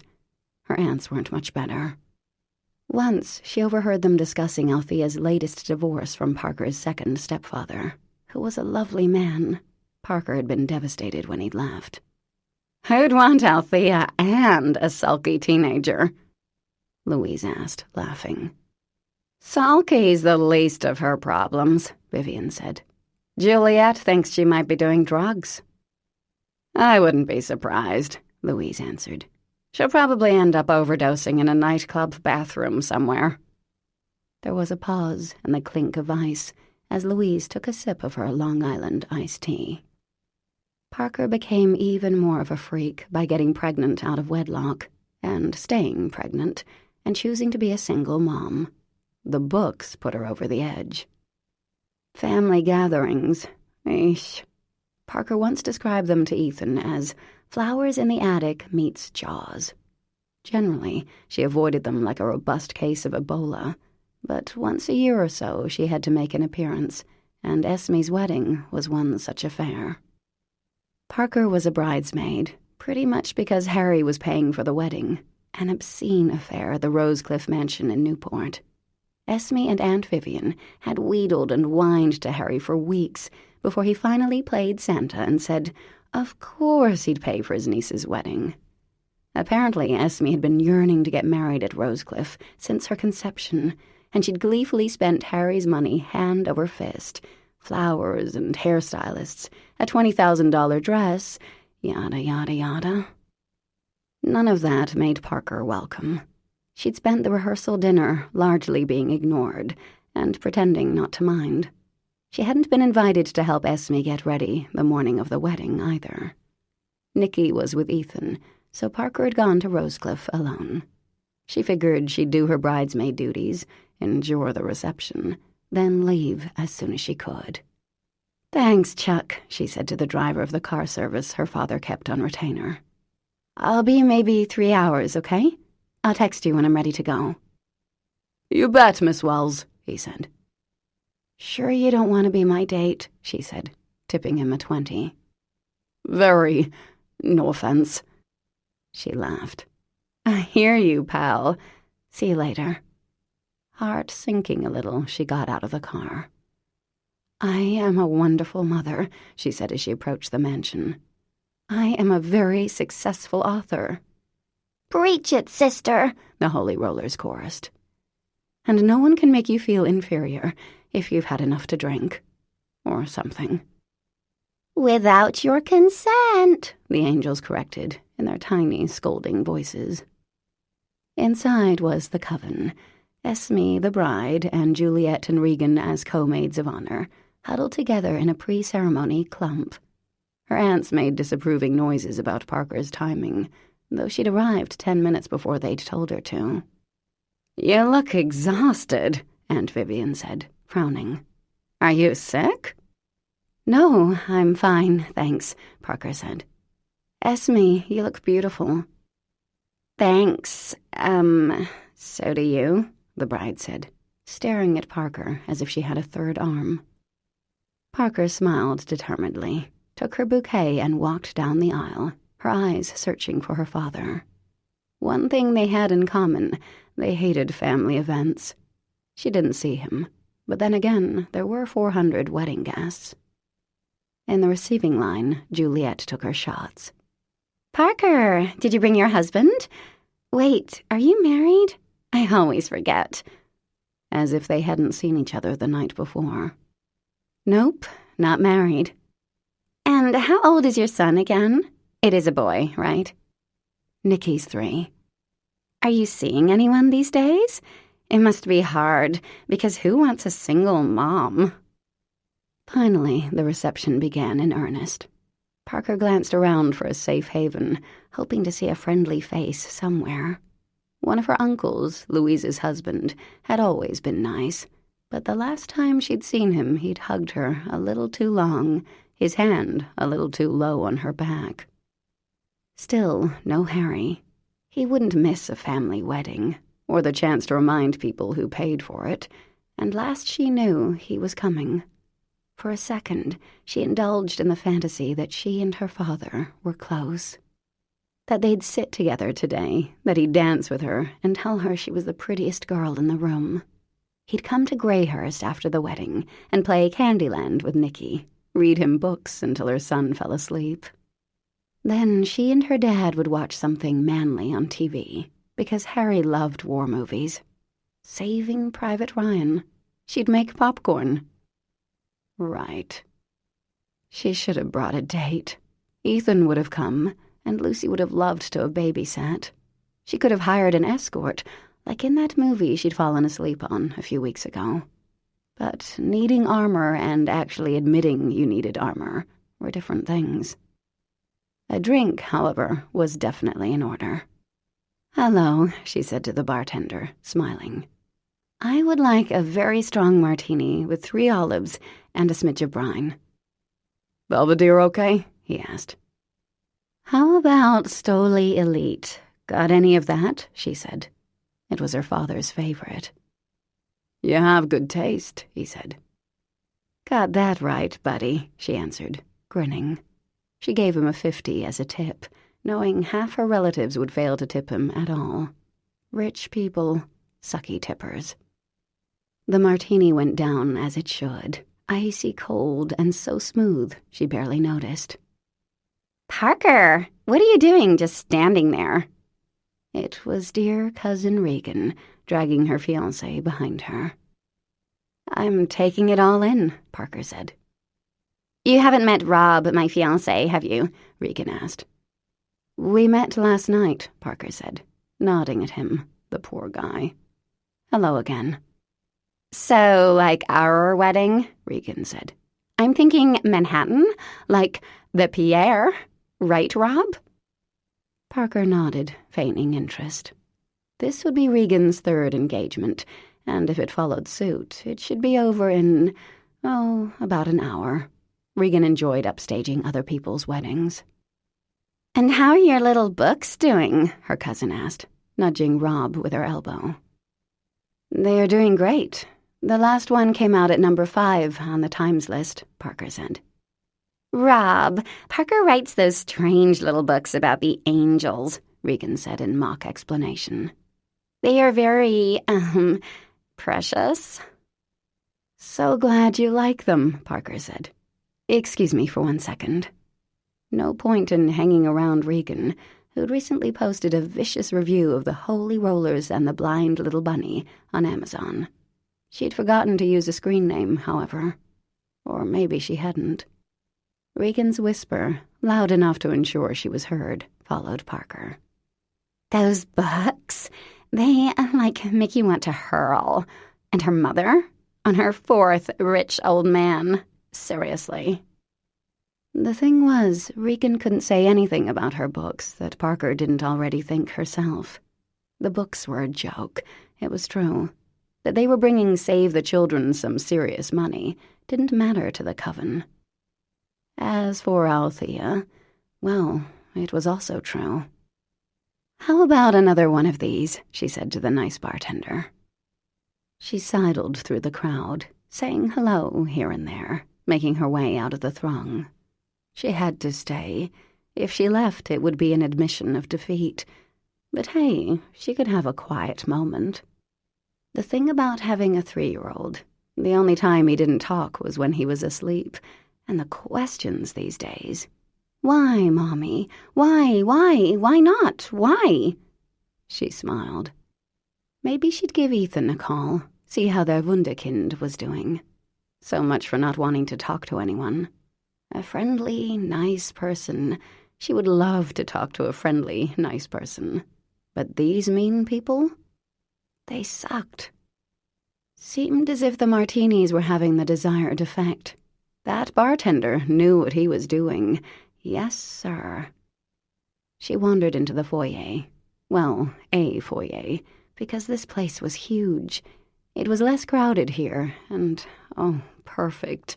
A small, secret staircase leading up to the second floor. Parker went up, not spilling a drop of martini because, hey, she was a Miss Porter's grad, thank you very much. Stellar education and social graces. Also, the drink was nearly gone. At the top of the staircase was a long hallway blocked by a velvet rope. Parker sat down a few steps from the top. From here, she could see not only the foyer, but the guests going in and out of the ballroom.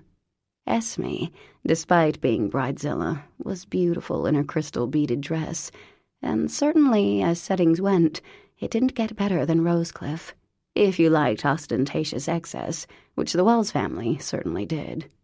Everyone was dressed to kill, and laughter and squeals floated up.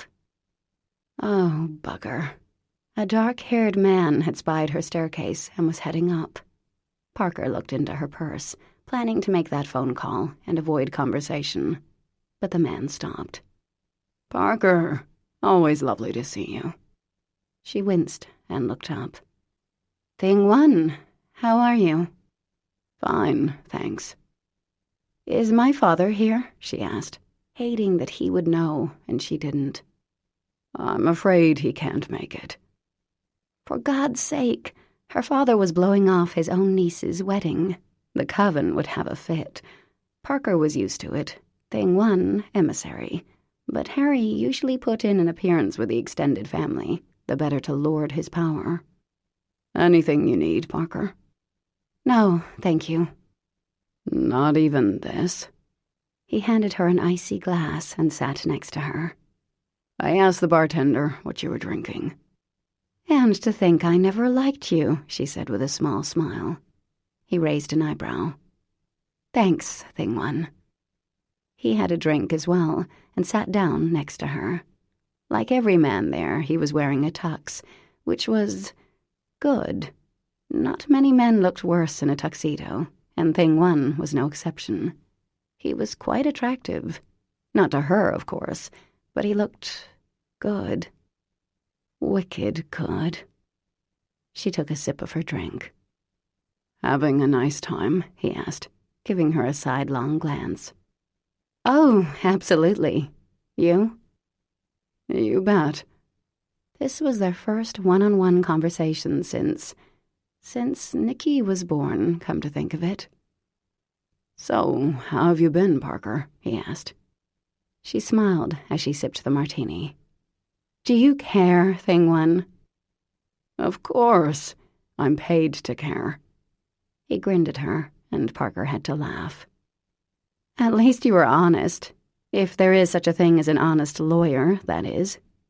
He had a nice smile. Hal.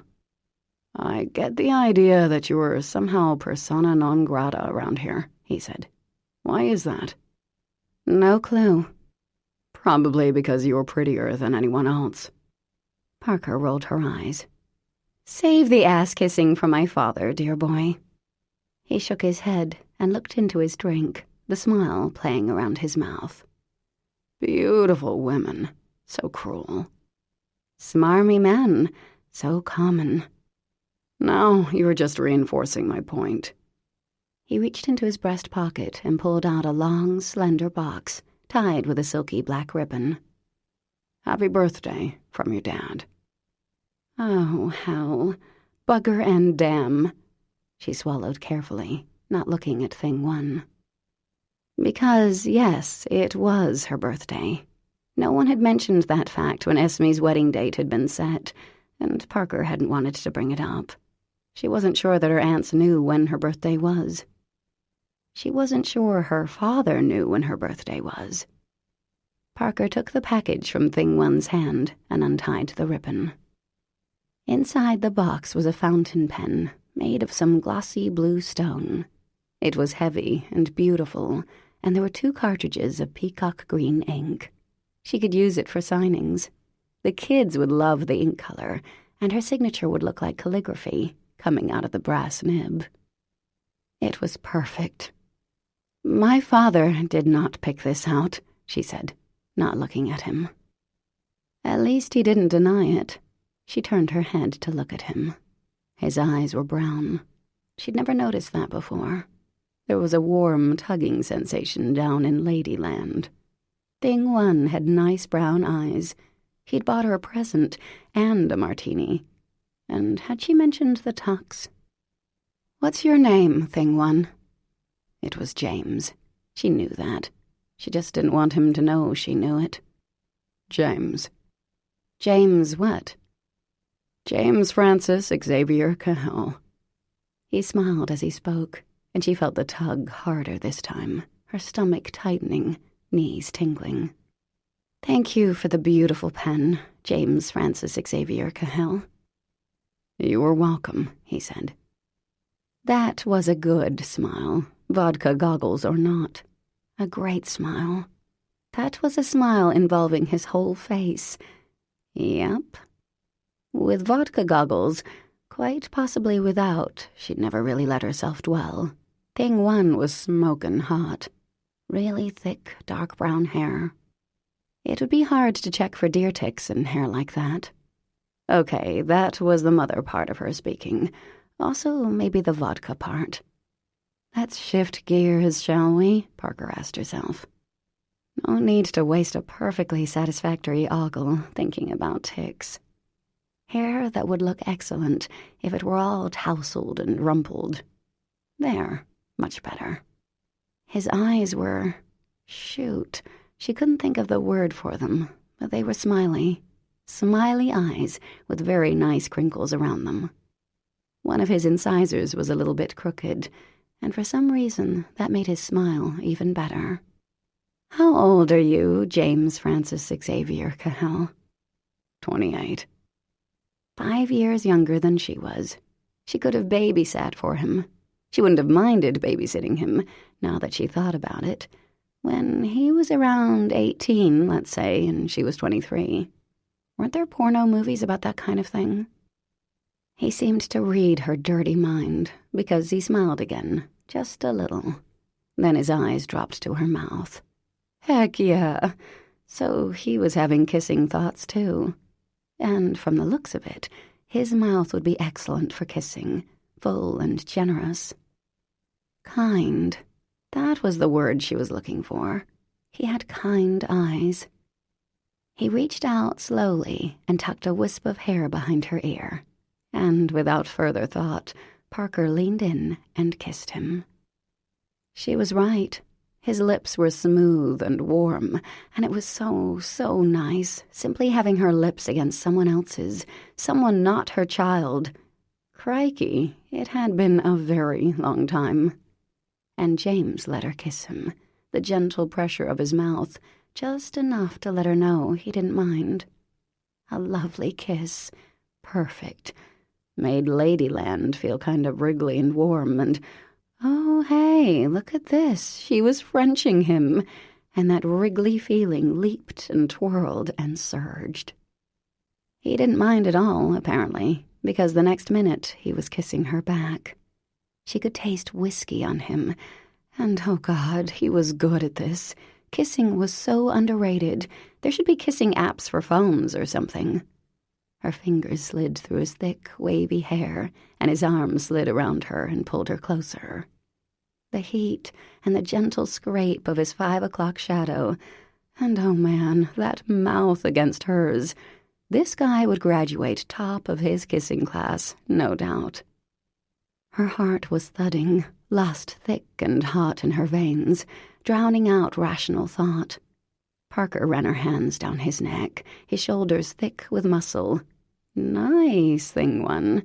then slid her hands under his tuxedo jacket and felt the heat of his skin under the thin cotton of his shirt. From down below came the sound of someone laughing. "No, what?" she said, tearing her mouth off his and standing unsteadily. "Come with me." She grabbed his hand and practically dragged him up the rest of the stairs, shoved aside the velvet rope, and towed James down the hallway, opened the third door on the right, and bingo, a bedroom, thank you very much. James pushed her against the wall and kissed her again, and it was so welcome, so wonderful being kissed like that, as if the building could burn down around them, and it would be more important to keep kissing, hard and hot and fierce. His hand slid down her sides, to her ass, pulling her against him, and damn if her legs weren't already shaking. His mouth had moved to her neck, his dark hair brushing her cheek, and Parker felt such a wave of longing and tenderness and gratitude and a melting sweetness. He wanted her. There was no doubt about that, and she turned her head and kissed his jaw, just under his ear, making him groan a little.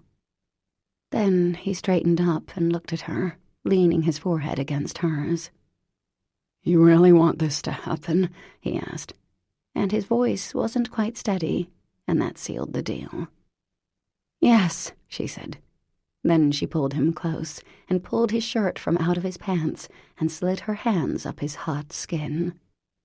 He unzipped her dress and didn't ask any more questions. No, sir. No, indeedy. As Parker woke up, holy halos, she'd fallen asleep with a near stranger. Her first thought, aside from, "Parker, you slut," was, "Dear Lord, don't let me be pregnant." Yes, they'd used a condom, and she was on the pill, not that she'd needed it for contraception. Her gynecologist recommended it as prevention for ovarian cancer. Whatever. Chances were she wasn't preggers. Next thought was, please don't let him wake up. James Francis Xavier Cahill was beautiful. His cheeks were flushed, giving him a boyish look, and one arm was up over his head. How had she not noticed how delicious he was before this day? He looked like a fallen angel.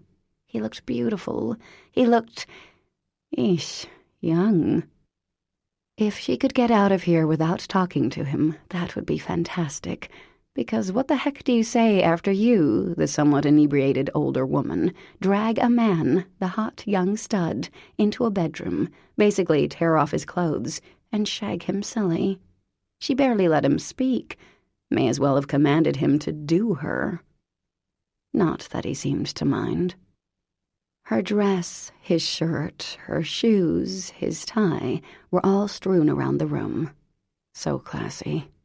Parker grabbed her panties and dress and slunk into the bathroom attached to the bedroom. Excellent for trysts, these mansions, and looked at her reflection. Her mascara was smudged, her lips pink and bee-stung, her cheeks pink. Eyes were dreamy. "We're so disappointed," said the Holy Rollers. "We're not," said Lady Land. "Thank you. That was rather spectacular, yes?" Yes. Nevertheless, this was a huge mistake. Thing one? For God's sake, what was she thinking? She was thinking Stoli Elite, that's what she was thinking. Stoli Elite, a bad case of poor little rich girl, and James Cahill's smile. Bad, bad combo. So bad, so naughty, dirty even. The thought of what they'd done, what he'd done to her, and the noises it evoked, the feelings that it practically, "Okay, stop. Let's get moving here, shall we? Before the coven finds us?" She dressed and ran a wet face-cloth under her eyes, dampened her fingers, and slicked her hair back into its twist once more. There. She looked normal.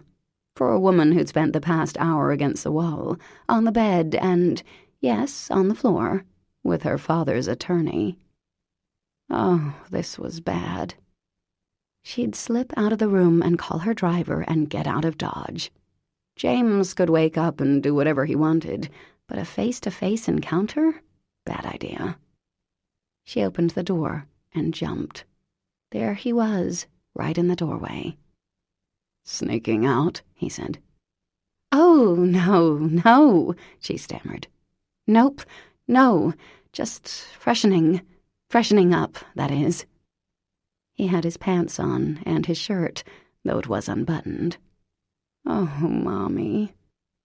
Are you going back to the reception or making a run for the border?" he asked, giving her a quick once-over. Border. "The reception. Esme's my cousin. I'm a bridesmaid." "And will you acknowledge me down there?" The question caught her off guard. Parker found she was pinching her pinky hard. Of course." "Really?"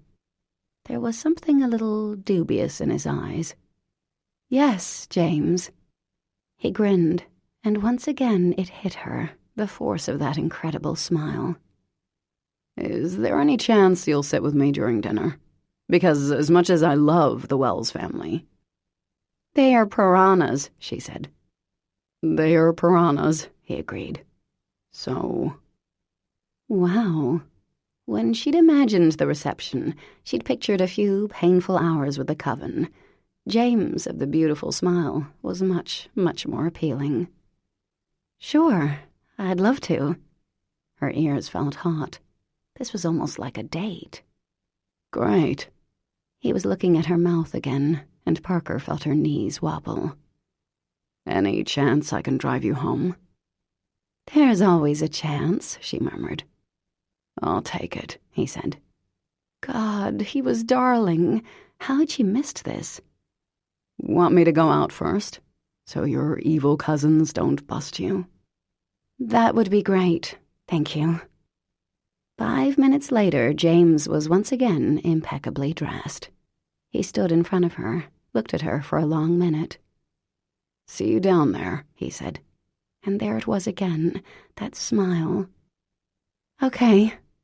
She bit her lip, then, on impulse, gave him a quick kiss on the cheek. His smile grew. Then he winked at her and left the room, closing the door quietly behind him. Parker sank down on the bed and let out a long breath.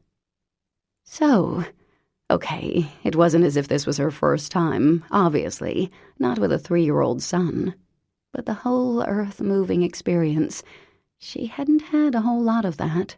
Sex had always been nice, very nice, fun, and sure, it had been a while.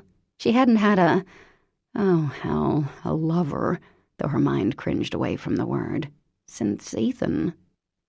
That had been 4 years ago. Holy halos. So maybe it was just a long abstinence with only the pulsating showerhead for company on nights she couldn't sleep. But holy heck, sex with James Francis Xavier Cahill had been unbelievable. Heck yeah. Parker realized she was smiling. Apparently, the best sex of a woman's life did that to her. James, the cutie pie, purveyor of said experience, did that to her. And the thought of that smile, that slightly crooked tooth, the way his eyes looked so happy when he smiled, her knees were feeling wriggly again. She sighed, dreamily, for heaven's sake. But for 1 second, she let herself feel dreamy, moony, dopey, meltish. It was kind of wonderful. Guess she'd misjudged thing 1. Strike that. James.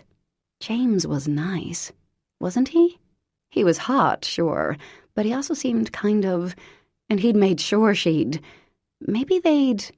Well, she didn't want to get ahead of herself. "Okay, team," she said aloud. "Time to rejoin the masses."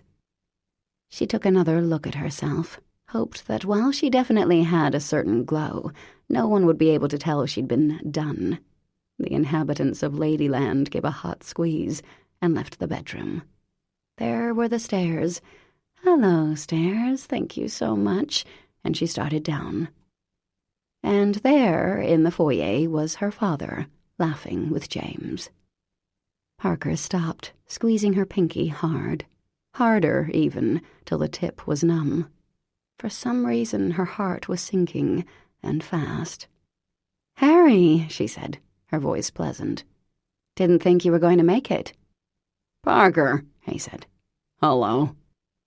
James glanced at her with a little smile, then murmured something to her father, and for one horrible second she thought he was telling Harry that they'd done the deed, and Harry would clap James on the back and congratulate him or something.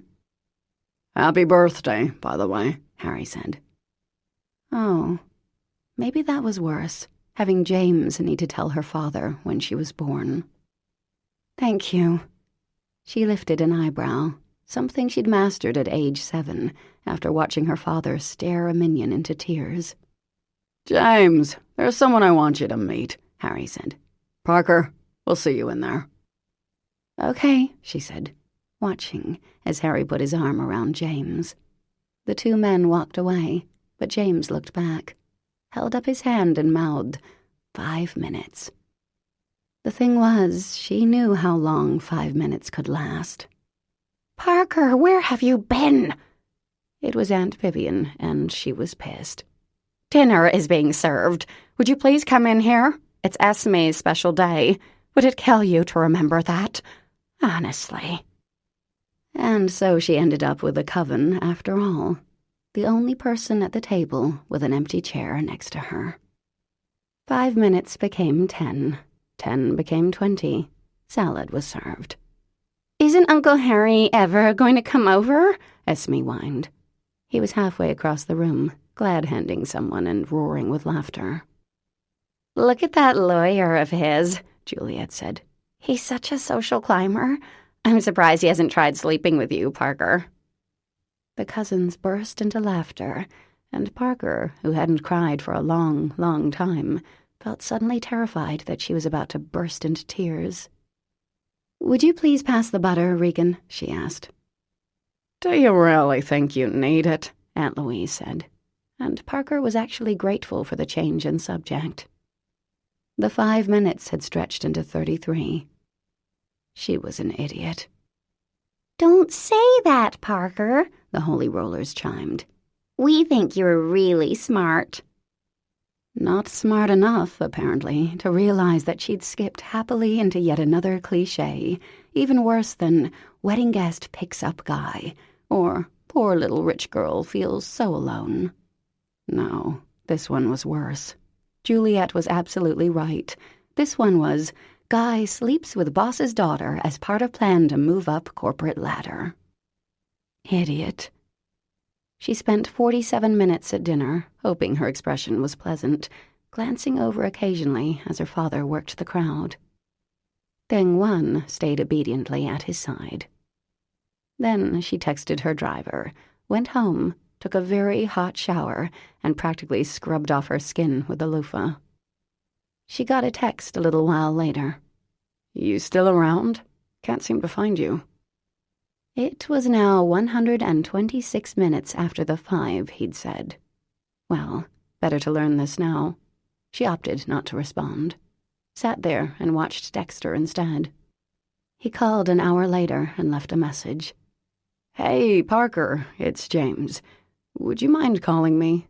I think there's been a misunderstanding. Talk to you later." Oh, yes, there'd been a misunderstanding. 126 of them. The next day, when Ethan dropped Nicky home, she asked him to stay for dinner before he had to head for the airport. No skipping the armor this time, because if Parker was right, Thing One was going to put in an appearance. Ethan and Nicky were playing t-ball on the back lawn when James showed up. Parker watched through the window as he came up the long walk, flowers in hand. He ran a hand through his hair before ringing the doorbell. She opened the door. "Parker," James said. "Always lovely to see you." He paused. "Everything okay here?" "Everything's fine, Thing One. What brings you by?" "Well, you disappeared before I could find you yesterday." He held out the bouquet. Roses, irises, gerbera daisies, and, smack in the middle, a package of Alka-Seltzer. Damn, She'd been feeling a little polluted all day long. "Listen, James," she said, shooting for cool, but not icy. Icy would imply that she was hurt. "I'm very sorry that I overindulged yesterday and, jumped you. It won't happen again." Parker. "It won't happen again. I'm actually embarrassed, and I apologize for my behavior." You... "Unfortunately, we're about to eat dinner. So, I guess I'll see you the next time Harry tells you to come by." Thing One's smile was gone. Look, I'm sorry I didn't get to. "It's fine, I understand. You have certain duties. It was a business event for you." His eyes narrowed. Do I get to say anything here? He asked. "I'd rather you got in your car and left, to be completely honest." Because if I did get to say something, he went on, I'd say I'd like to see you again, take you to dinner, get to know you better. She could picture it.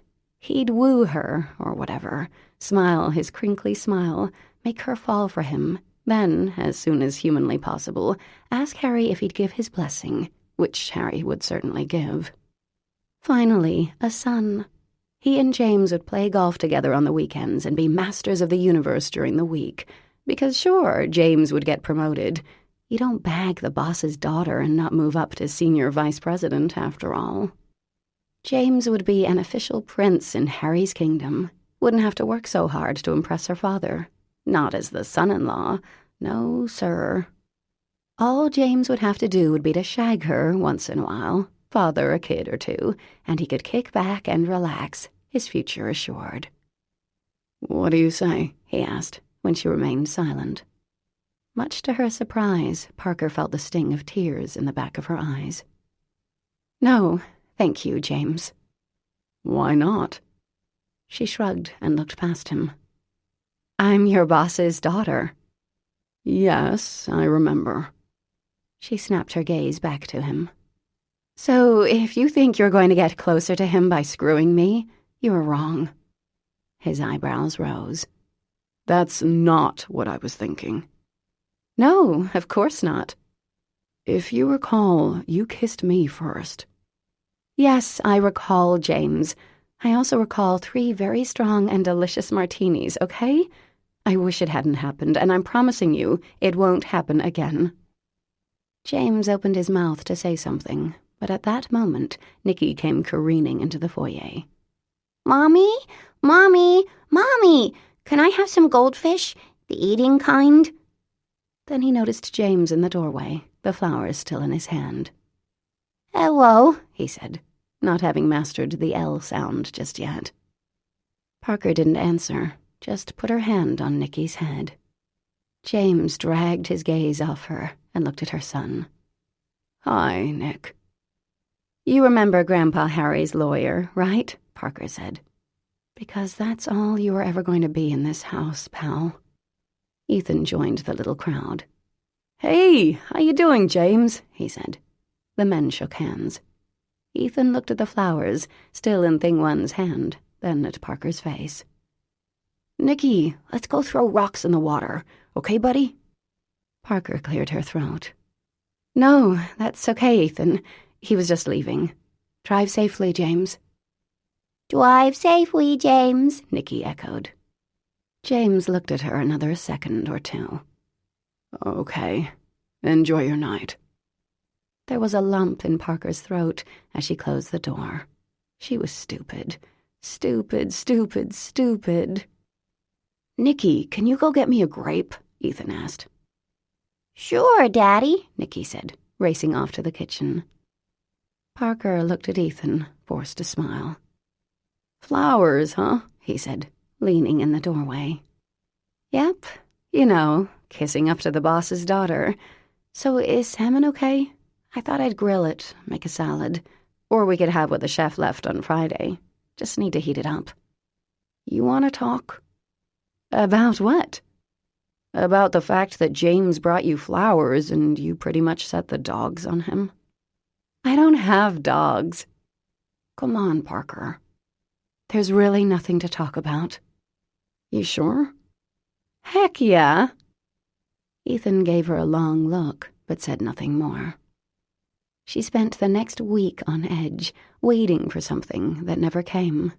James never called her, never emailed, texted, or dropped by. He followed instructions, in other words, proof that she was right.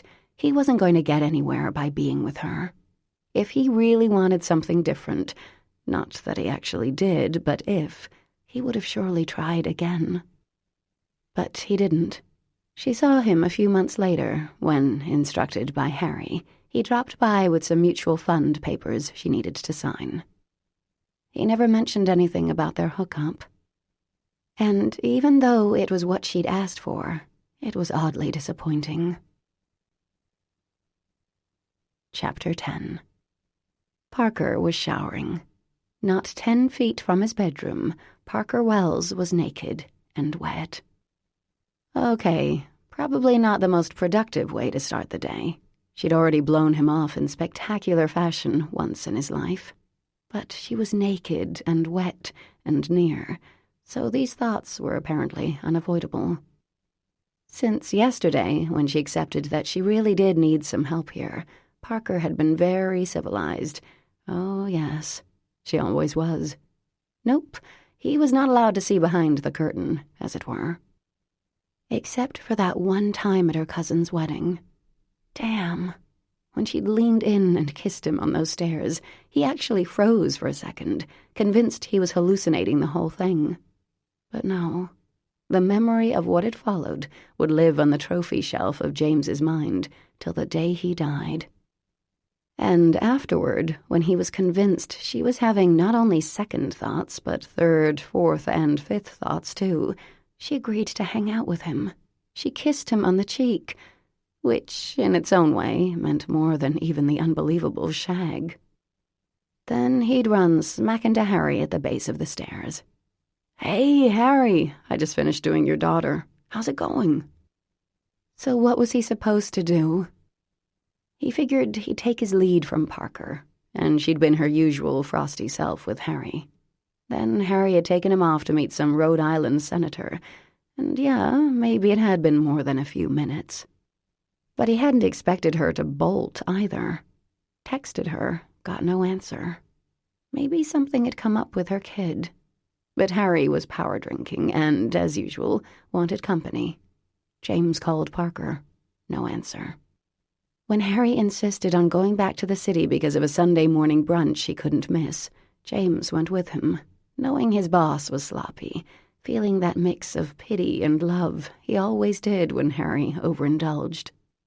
And now, maybe, he was taking care of not only his boss, but of Parker's father. Drove all the way back to Rhode Island so he could see her the next day. Whereupon he'd gone over with flowers and found that he'd become dogshit.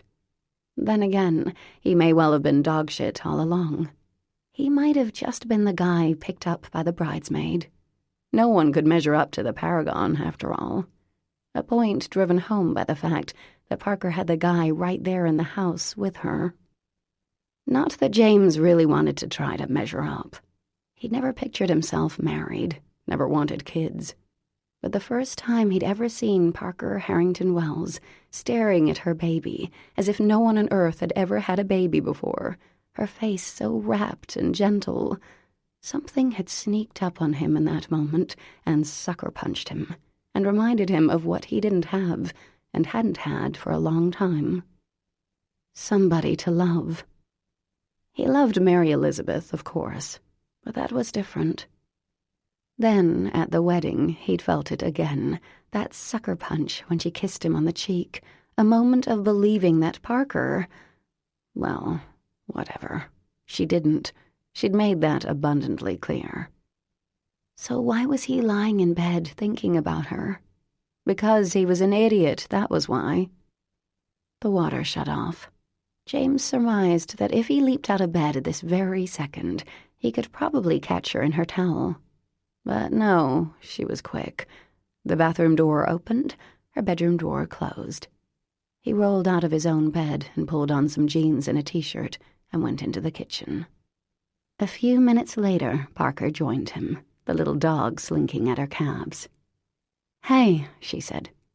I have to run, but I poured boiling water over these mugs last night and washed them 3 times.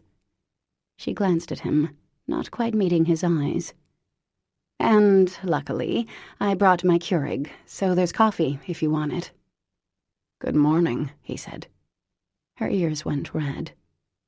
Hi. Sleep well? I did. You? Yes, thank you. She cleared her throat.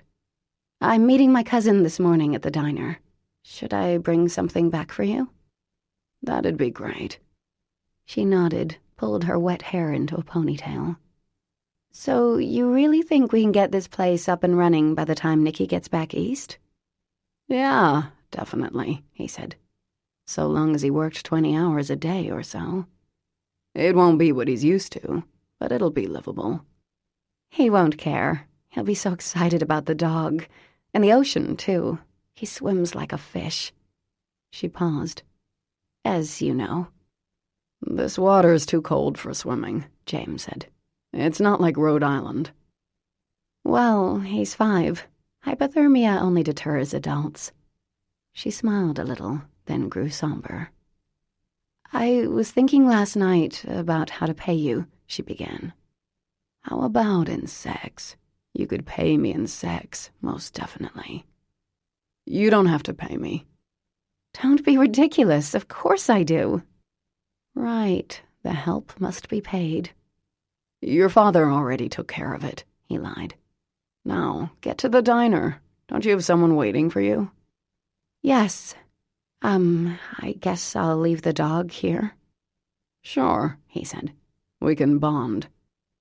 Good luck with that. Her smile hit him in the chest like a line drive. 3 weeks together before her kid came up. 3 weeks alone with Parker Harrington Wells. He didn't know whether to laugh or shoot himself. To Parker's surprise, Joe's diner was mobbed. For such a tiny town, she wouldn't have guessed there'd be a line. Then again, it was the only place in town from what she'd seen yesterday. The smell of dark roasted coffee and bacon greeted her, practically making her knees buckle. That pizza last night hadn't been anything to write home about.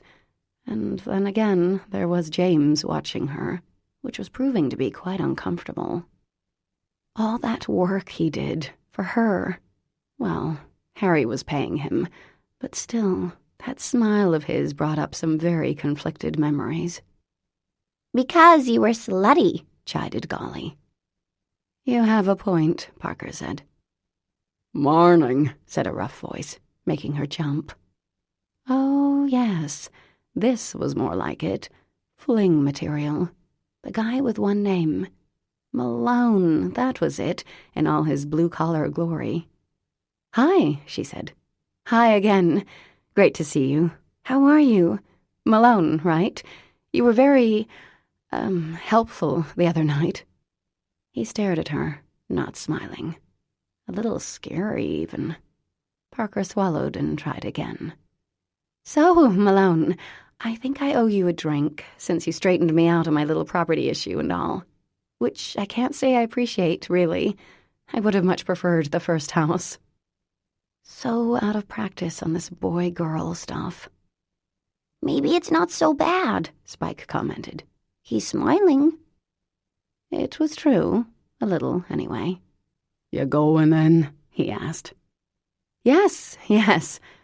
Parker pushed through the door of the little diner and turned back to Malone. I'm meeting my cousin, Lavinia Harrington.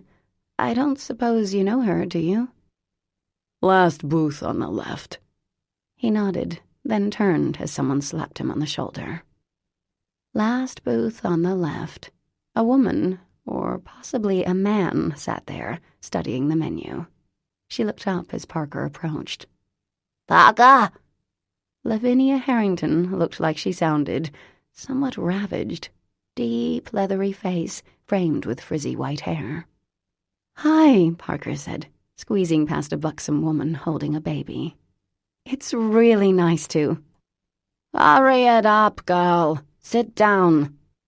Parker obeyed, sliding into the red vinyl seat. So, you're Lavinia, she began. I'm not 100% sure how we're related, to tell you the truth. Could you hush up for a few? There's a surprise planned. Oh, sorry. Rather a strange welcome. She looked around at the diner, which was gleaming and adorable, like a piece of Norman Rockwell. Every seat was filled, families in booths, people sitting at the counter, babies, toddlers, old folks. Oh, hey, there were the 3 musketeers from the hardware store yesterday. She waved, but they didn't see her. At the counter, directly across from Parker's booth, was a stacked woman and her baby, who was dressed in blue. 6 months, Parker guessed, all drool and smiles. God, Nicky had been so cute at that age.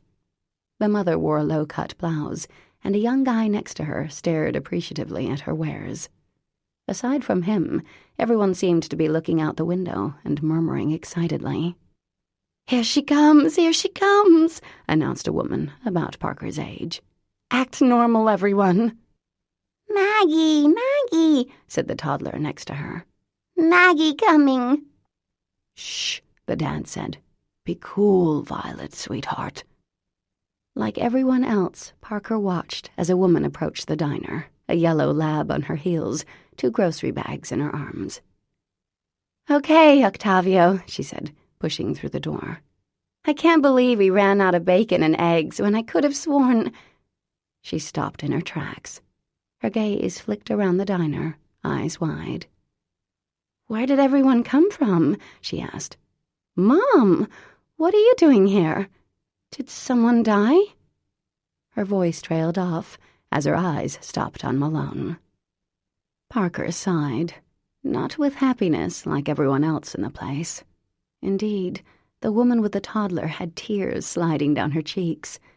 Hang on, she was twins with this Maggie person, apparently. The busty woman tilted her head on the young guy's shoulder and smiled. Indeed, everyone was smiling. And here it comes, Parker thought. Sure enough, Malone, who was clearly not going to be her summer fling, got down on one knee and held up a small black velvet box. Yep, she just asked that guy out, the one on bended knee. Cheese 'em crow, Malone, Maggie squeaked. A grinning man wearing a white apron stepped forward and took the grocery bags out of her arms. Well, Malone said, a smile playing on his face.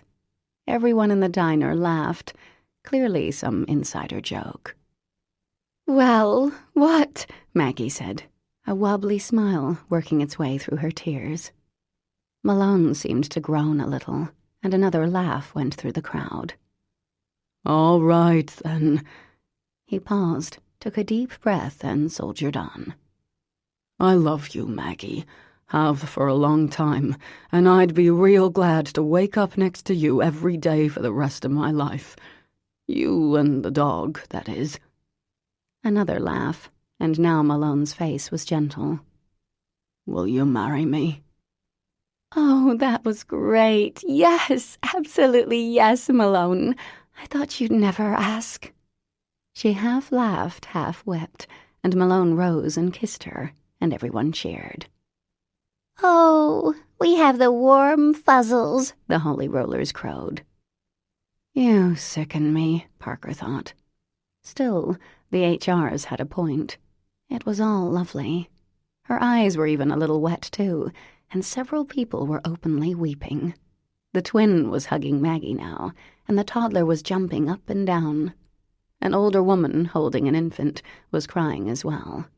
The whole place was congratulating the happy couple, slapping Malone on the back, kissing Maggie. Young people, old people, in-betweens. Seemed as if the whole town was there. For one brief second, Parker tried to imagine this scene happening to her. Yeah, no. She wasn't really the warm fuzzles type, despite having invented the nauseating term. Across the booth, Lavinia coughed, an alarming sound, then nodded as if satisfied. We've been watching these two for some time, she said in her rusty voice. Malone asked us all to come, wanted his daughter here. She's from away. but he figured Maggie'd like that. Seems he was right.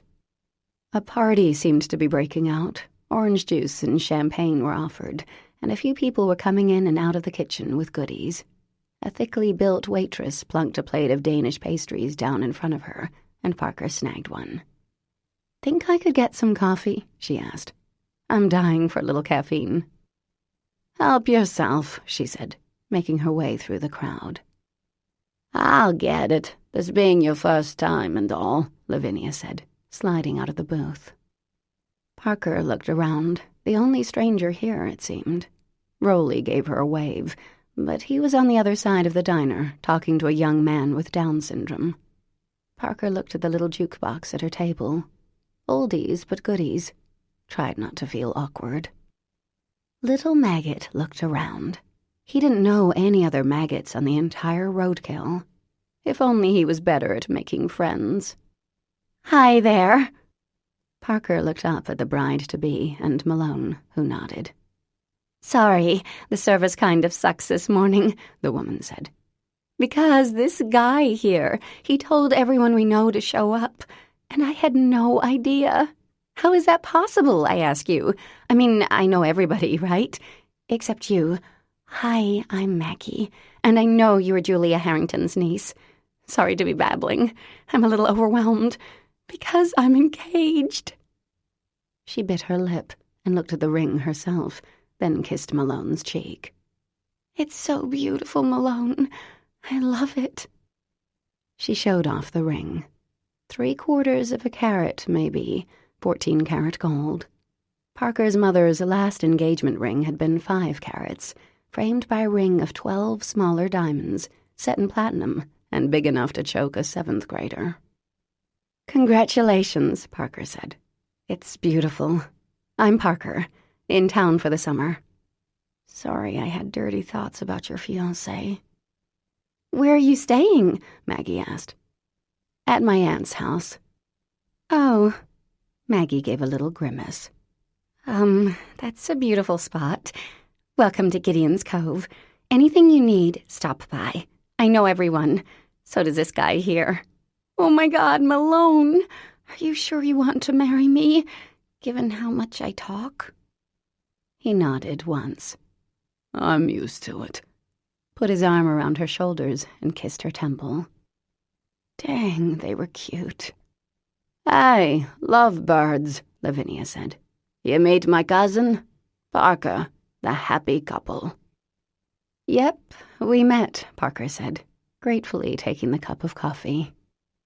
"So, when's the wedding?" Lavinia asked. 2 weeks, Maggie said. Malone already got the license and everything, because he wanted Emery to be here, of course. Way to go, Dad, a young woman called, amid the hum of conversation.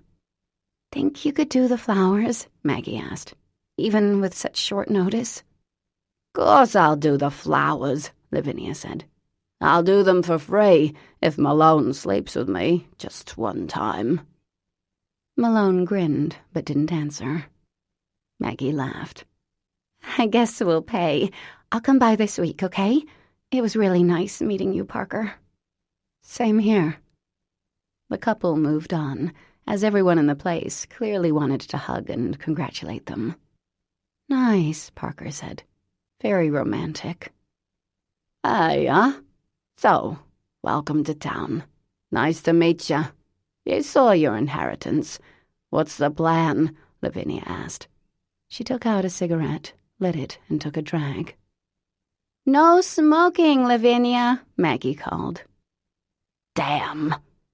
Parker's cousin stubbed the ciggy out on her palm and tossed the butt out the window. "Didn't that hurt?" Parker couldn't help asking. "Nah, my hands are tough." Parker took another sip of the surprisingly good coffee. "Well, my plan is to... I don't know. I thought I'd slap on some paint and sell the place, but I didn't know how bad it was." "It's a shit snarl." "Yes, indeedy." "Got enough money to really spiff it up?" Lavinia asked. Parker paused. "I have a little. I don't know how far it'll go." Lavinia pursed her lips together, causing 100 wrinkles to radiate from her mouth, like anemic rays from a sickly sun. I heard about your problems. Did you? Oh, news travels fast, especially when it's on CNN. Right. How many years did your father get? 6. Time off for good behavior. Her cousin grunted. Deserved it from what I hear. Sorry for you, though. Well, it's not so bad. Besides, even if it was bad, she'd been raised not to discuss money, sex, or religion. So, Lavinia. Call me Vin, she said. Okay, Vin. How exactly are we related? Parker asked. We've never met, have we? Nope. Your mother's my cousin on the Harrington side. Althea and we spent a little time together as kids some summers, back when my father still owned the Point. What point is that? Douglas Point, the big place north of yours.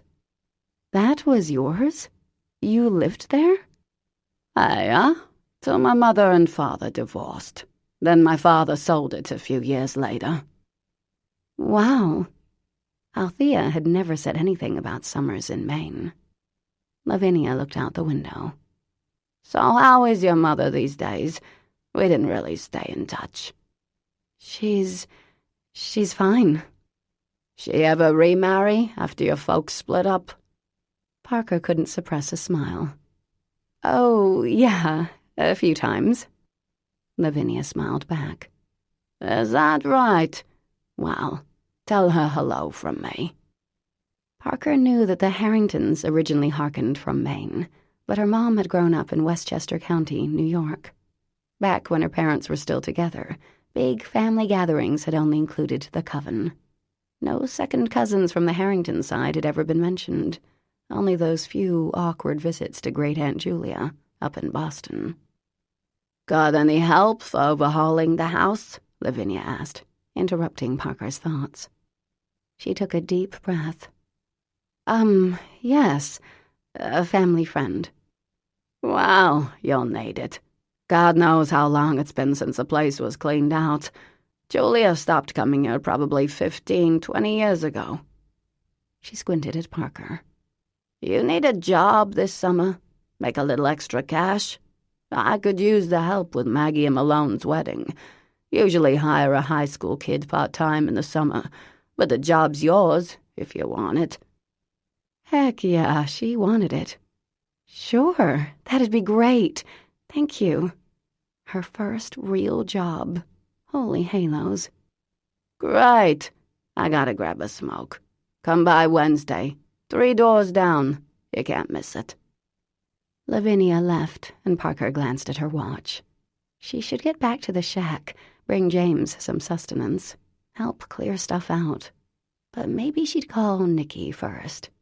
She glanced at her watch. He might be up. It was 5:30 in California. Parker's chest constricted. Nicky felt so far away. He was so far away. The fact that she hadn't heard his voice last night, didn't know what he'd had for dinner, hadn't toweled off his hair after his bath. Dang. Crying in a crowded diner full of strangers. Not fun. Malone sat down across from her, and Parker jumped a little. Hey there, she said. Everything okay? He asked, his voice a quiet rumble. She was about to deny it and found herself telling the truth instead. I miss my kid. He's with his dad in California for a few weeks. Malone gave a brief nod. My daughter lives most of the year in Oregon with her mother. Is that your daughter over there? Malone looked, his face softening a bit. Yeah. She's gorgeous. Don't talk about it. He smiled a little.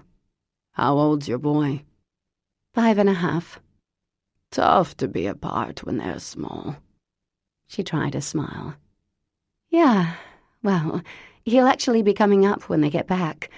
So, 3 weeks to go. Malone nodded again. Hang in there. "Oh, I'm fine," she lied. "But thanks, Malone, and congratulations again." She got up from the booth and waited at the counter as the gap-toothed cook made a ham and egg sandwich to go. He refused payment, telling her everything was on the house today. Nice to be in a place where she was anonymous. Not one mention of the Holy Rollers or Harry, except from Lavinia. The sun was shining, a brisk wind coming in off the water, the waves slapping sharply against the wooden pier. The lobster boats bobbed merrily at their moorings, and a seagull strutted down the sidewalk in front of her, the breeze ruffling its feathers, but not its composure. Upon further inspection, Gideon's Cove had a bit more to it than at first glance. There was a lovely brick town hall, the police station, a bar called Dewey's, and Lavinia's flower shop, called Lavinia's Flower Shop. Parker peered in the window and saw that it was crowded with little souvenirs and fake flower arrangements. A half-inch of dust was on the sill. Well, she'd make herself useful. After that, the town became mostly residential. There were some beautiful old houses in the federal style, with handsome front doors and widows' walks, rhododendron and lilies blooming in the yards. But the town quickly gave way to blue-collar, with two-family homes and small bungalows as the hills rose around the cove. At the top of one street, Parker could see Douglas Point. Hard to believe that had been in her family, and her mother never mentioned it. Then again, Althea was hazy with details. Aunt Julia's place wasn't visible. Maybe, given Thing One's extra weight, it had fallen into the sea. Either way, she should probably go back home, to the hovel.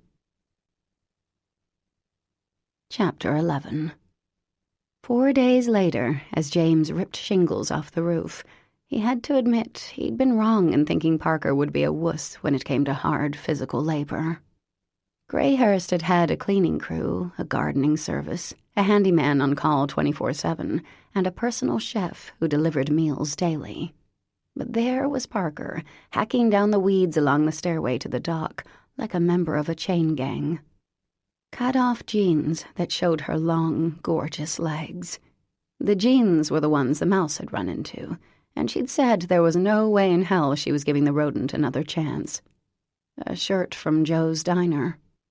Apparently Miss Wells hadn't packed or didn't own a proper T-shirt. A Yankees hat, the only thing marring her golden beauty. Well, she couldn't help it. Had spent most of her childhood in New York. Nope, Parker had dug right in, shoveling the remainder of her aunt's belongings into trash bags, sorting through what could go to the Salvation Army, not a lot, and what was recyclable. If she had to ask him how to change the head of the sponge mop, well, it was kind of appealing. She talked to her kid probably 4 times a day, which James thought was a lot. Then again, he probably talked to his parents 4 times a year, so what did he know? She whacked at the weeds again, swinging the scythe like a golf club, then stopped to throw Beauty a stick. She glanced up at James, saw him looking, and gave a quick wave, then looked away. Yeah, even though they'd been together for 5 solid days, there was little change in their relationship. She was polite. She was a good worker, and listened when he told her how to do something. She had a decent sense of humor. Still called him Thing One occasionally. Didn't seem to be moping about her lost fortune, though she got quiet sometimes, maybe missing her kid. In other words, she was as out of reach as ever. They talked about the house, the dog, the town. Maybe 15 or 20 minutes of conversation a day. She spent more time than that by far on the phone with her kid, and the Paragon, and Mrs. Paragon. Whatever. He had his own work to do, ripping the decaying shingles off the roof. Sweat dampened his hair, and he wiped his face on the sleeve of his T-shirt. Gideon's Cove was experiencing a rare heat wave the past day or so, with temperatures into the 90s. Humid, too. And the black flies. He'd forgotten about those bloodthirsty little suckers. He turned as a truck slowed in front of the house.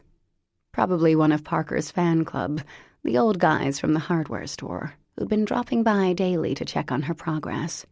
She had those three wrapped, that was for sure. Called them the Three Musketeers, which made the old guys shuffle and blush, as if she'd knighted them. It wasn't one of the Musketeers. It was his oldest brother, Tom, a good 20 pounds heavier than he'd been 2 Christmases ago, when James had last seen him.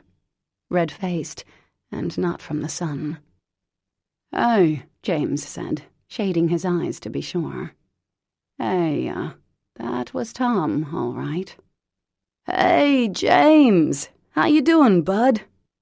"I'm good. You?" "Can't complain. Talked to Dewey last week. He said you were here for the summer." James climbed down from the roof, weariness prickling at the back of his neck. He was the only one of the 5 Cahill kids who'd graduated college, let alone gone on for a law degree. The only one who'd made it out of Maine, too. His brothers didn't drop by or give him a call for the hell of it. "Kids are good?" James asked. He hesitated, then shook his brother's hand. From down by the water, he could hear Parker's scythe hacking into the long grass. He hoped she stayed there. "Kids are great. Maybe you can swing by and visit this summer." Yeah, that'd be nice." Except Tom had never once invited James to his house before. "So what brings you up here, Tom?" "Oh, I had to do something in Machias. Figured I'd swing by." Machias was an hour south, but James didn't point that out. Tom leaned back against his truck door, all casual interest, and nodded at the house. "Got your work cut out for you, huh?" "Yeah, just trying to get it up to code, pretty much." "You gonna reshingle the sides next?" Like their father, Tom was a carpenter. "Yep. Rebuild those steps, too." Tom nodded sagely. "So listen, I have a proposition for you." That made more sense. Tom was here for money. His brother folded his arms across his chest and stared out at the harbor. "There's this very cool opportunity to be a part owner in the old lumber mill. Remember that place, down by the river?" "I remember," James said. "So me and my buddies, we were thinking we'd buy it, renovate it, put in some really nice shops on the first floor, right? Cheese shop, wine, upscale shit. Then up above we'd have luxury condos." Sounds great. It sounded idiotic. Dresner was a dying city. There was more call for a soup kitchen than luxury condos overlooking a river, polluted by 40 years of industrial waste. Cheese shop? Come on. "So I'm looking for a little capital to get started." He paused. "I'd pay you back with interest and all." James took a slow breath. "I'd love to help you out, Tom." "No one's asking for help. This is an investment opportunity. Thought you liked that shit." There was already an edge in Tom's voice. "I wish I could help you," James said. "I really don't have the money." Tom pushed off his truck, his face growing even redder. "Yes, you do, you little prick. You've been working for that rich asshole for years now." "In case you didn't hear, my boss is in jail." "And don't tell me you didn't get a king's ransom for burrowing up that guy's butt." "Nice." "I did. But it's all tied up, and you know it, Tom." His older brother glared. "Fuck you." "Tom, look, even if it was a great idea." "Oh, now it's a crap idea?" "I honestly don't have the money. It all went to Beckham." "And we wouldn't have needed Beckham if it wasn't for you. You fucked everyone over, didn't you? When your own family needs something, forget it. But here you are playing house with your boss's daughter, aren't you? Having fun, living off her money?" "Tom, look at this place. Does it seem like she's got money?" "Thanks for nothing. I should have known. And don't show your face in Dresner. Mom's enough of a mess without you. Asshole." 10 seconds later, Tom screeched out of the driveway. He gave James the bird as he gunned the motor. Then he was gone. Forget the roof. There was a crowbar. There was the long side of the house. James grabbed the heavy metal tool, jammed its wedged end under some shingles, and began ripping them off with a vengeance. Sweat poured off his body, soaked his hair, stung his eyes.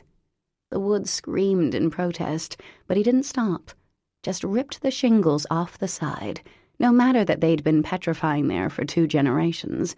Just shoved the pry bar underneath and jerked up and ripped them off like scabs. He didn't even notice Parker come up from the beach until she walked right past him, her dog, as always, tight against her calves. "Hello, sweaty day laborer," she said with a grin. "Hey," he grunted. "Was someone here? Thought I heard voices." "Nope." "You hungry?" "Nope." She gave him a look, but he kept ripping shingles. "Okay, thing one. I'm going for a swim." "Fine." She went blithely into the house. James continued jamming the crowbar under the shingles, relishing the screech as they tore off. Then her words sank in. She couldn't swim in Maine water. It was practically ice cold, 52, 55 degrees, maybe. It was high tide, too, so it'd be even colder. He tossed down the pry bar and stomped inside, folded his arms across his sweaty t-shirt, and stood outside her door, ready to lecture her. Then the door opened, and he forgot what he was there for. She was wearing a bikini. "You want to come?" she asked. His mouth opened, but no sound came out. Skin. There was a lot of skin, and curves. Breasts, shoulders, legs. His mouth went dry. She gave him an odd look, then scooped up her hair and secured it with an elastic, and his eyes slid down to her rack, because, my God, that was a fantastic. "I know, cellulite. I've gained 11 pounds this past year." She stared down at her torso, then sighed. "Oh, well, maybe I can swim some off. Come on, beauty."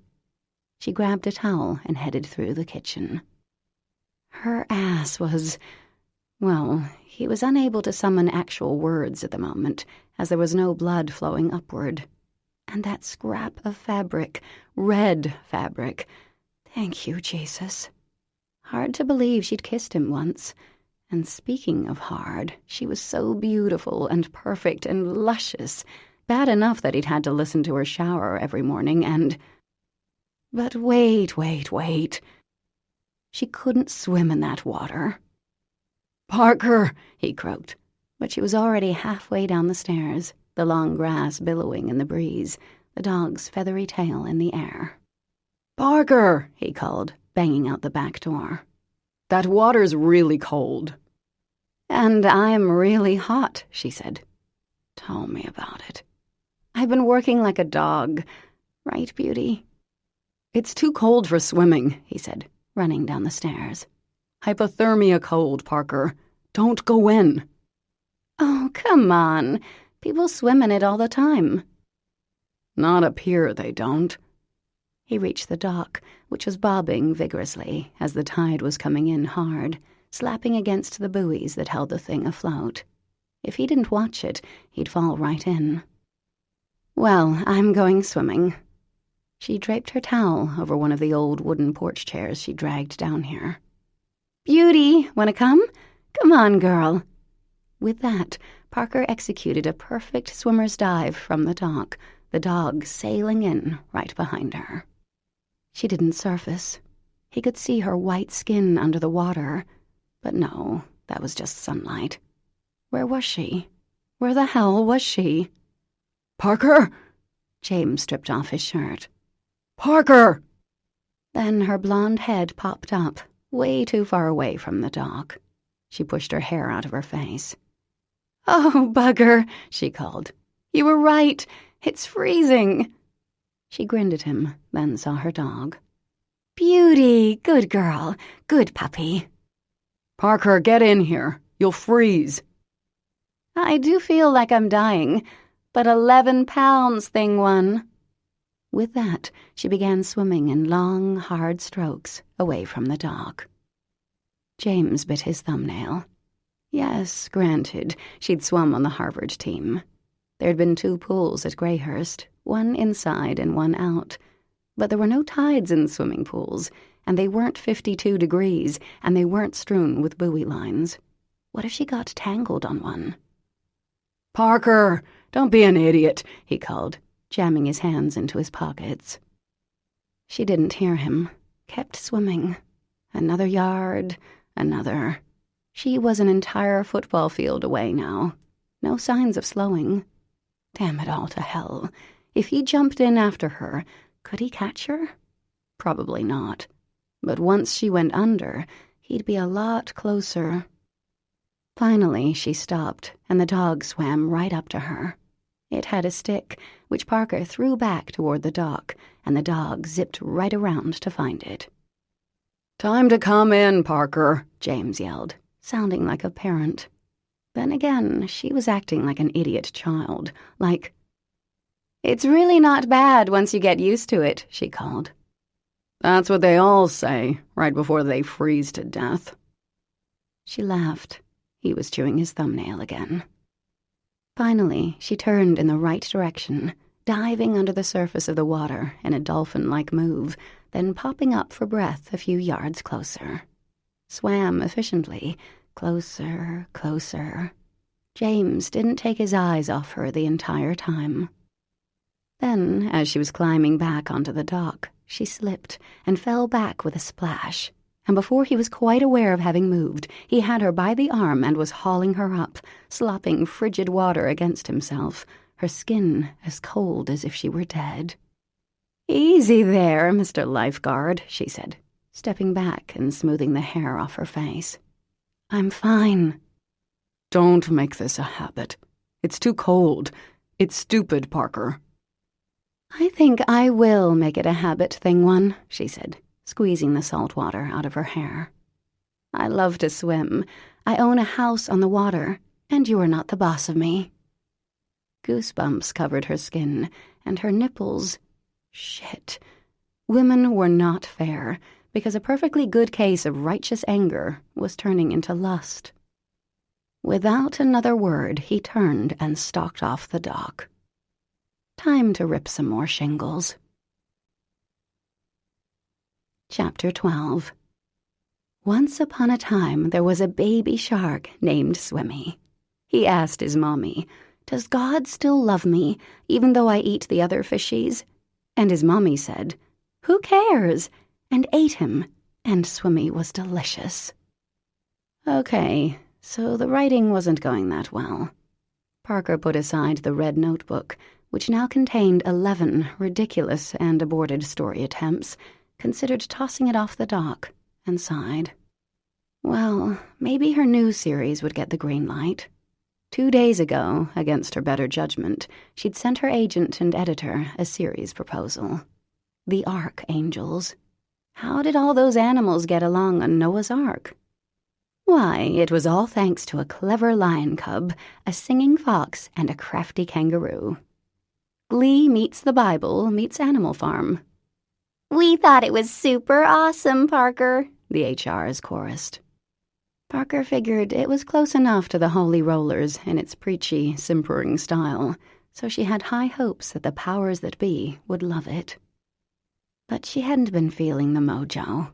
Not that she'd loved the Holy Rollers, but the books had come easily to her. "You're welcome," said Spike, who now looked to be a thuggish 16. "About time we got some recognition around here." He tucked a cigarette behind his ear. "No smoking," she said. He stubbed the ciggy out against his palm, Lavinia style, and lifted an eyebrow. Teenagers. She got up and headed inside. Thing One was still ripping and tearing stuff, apparently having his period. She may as well start dinner. Once all the crap had been cleared from the kitchen, Parker had scoured it. The linoleum was torn in a few places, but otherwise the room had a sort of cheap charm. Shabby chic, maybe? There was a kitschy little table, one of those chrome and vinyl models from the 60s, white with bits of gold, and a couple of usable chairs. Parker had excavated a strange plastic tomato statue. It wore a top hat, had long eyelashes, and sported a cane, which, upon further inspection, turned out to be a smiling green worm. She put it on the table and smiled. Looked kind of cute. Greyhurst's kitchen had consisted of granite and marble and steel, with rare wood cabinets and knobs designed just for the house. The knives were German, the china French. The table had been an original Frank Lloyd Wright. Well, those days were over. Sparkly vinyl and plastic tomatoes were more her speed now, and the linoleum, while still cracked and yellowing, was clean at least.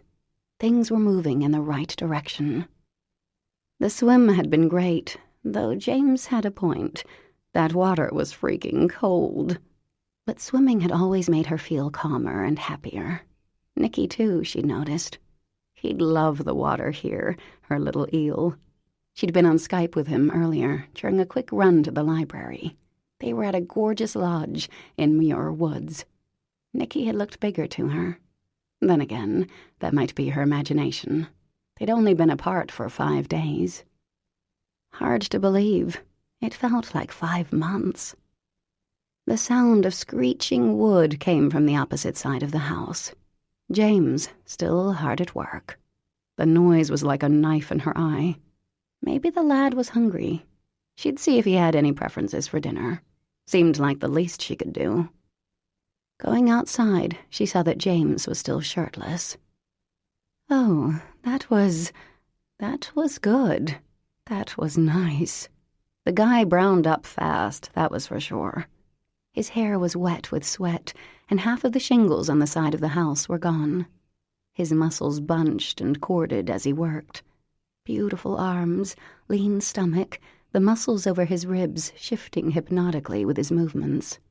A bead of sweat ran down his neck into the little hollow at the base of his throat. He glanced at her without stopping. Right, she should speak. She swallowed. Hey.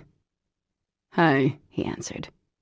Are you mad at me, she asked, for taking a swim? He did stop then. No, just had a crappy day. Parker felt a pang of guilt. She didn't know much about Thing One, granted, and she'd definitely been keeping conversation terribly neutral. But here he was, working like a dog for her. And when she'd gone swimming, he'd been rather adorably anxious. Want some dinner? She asked. I'm cooking. His eyes were very dark. Ethan's were brown too, but a lighter color. James, though. James had eyes that were so brown they were almost black. A person could look into those eyes and just about get lost. Sure, he said, then went back to ripping off the shingles. Crappy day, huh? Well, she'd make him something nice. She'd been to the market this morning, not the tiny one in town, but the bigger one about half an hour away, and had stocked up. In the sunny kitchen, she rinsed some spinach, sliced tomatoes, put the water on to boil the pasta. James came in to shower, and it was hard not to imagine him in there, all soapy and wet, and tanned, and naked, and wet, and naked. Down, girl, she said to herself, causing Beauty to flop to the floor. I wasn't talking to you, sweetie, Parker added. The little dog had been trained by someone, it was clear. She didn't put a toenail out of line, as if afraid of being beaten, poor sweet thing. You are such a good girl, Parker said, giving her a strip of salami. She was rewarded with a slight swishing of the dog's tail. Dinner wouldn't be too fancy, but it smelled heavenly. She opened a nice bottle of Merceau, stolen from Greyhurst's wine cellar, then brought everything down to the dock and set it up, picnic style. She poured a glass of wine for herself and sat down, looking out at the water. The harbor was smooth now, the smallest ripples lapping gently against the rocky shore, and the sun was beginning its descent, filling the horizon with gold, turning the clouds to cream. A piping plover ran along the shore, stopped to peck at something, then ran some more. Always in such a hurry, those little birds. The dock shifted, and Parker looked over. James had changed into jeans and a white polo shirt and looked like an ad for Ralph Lauren.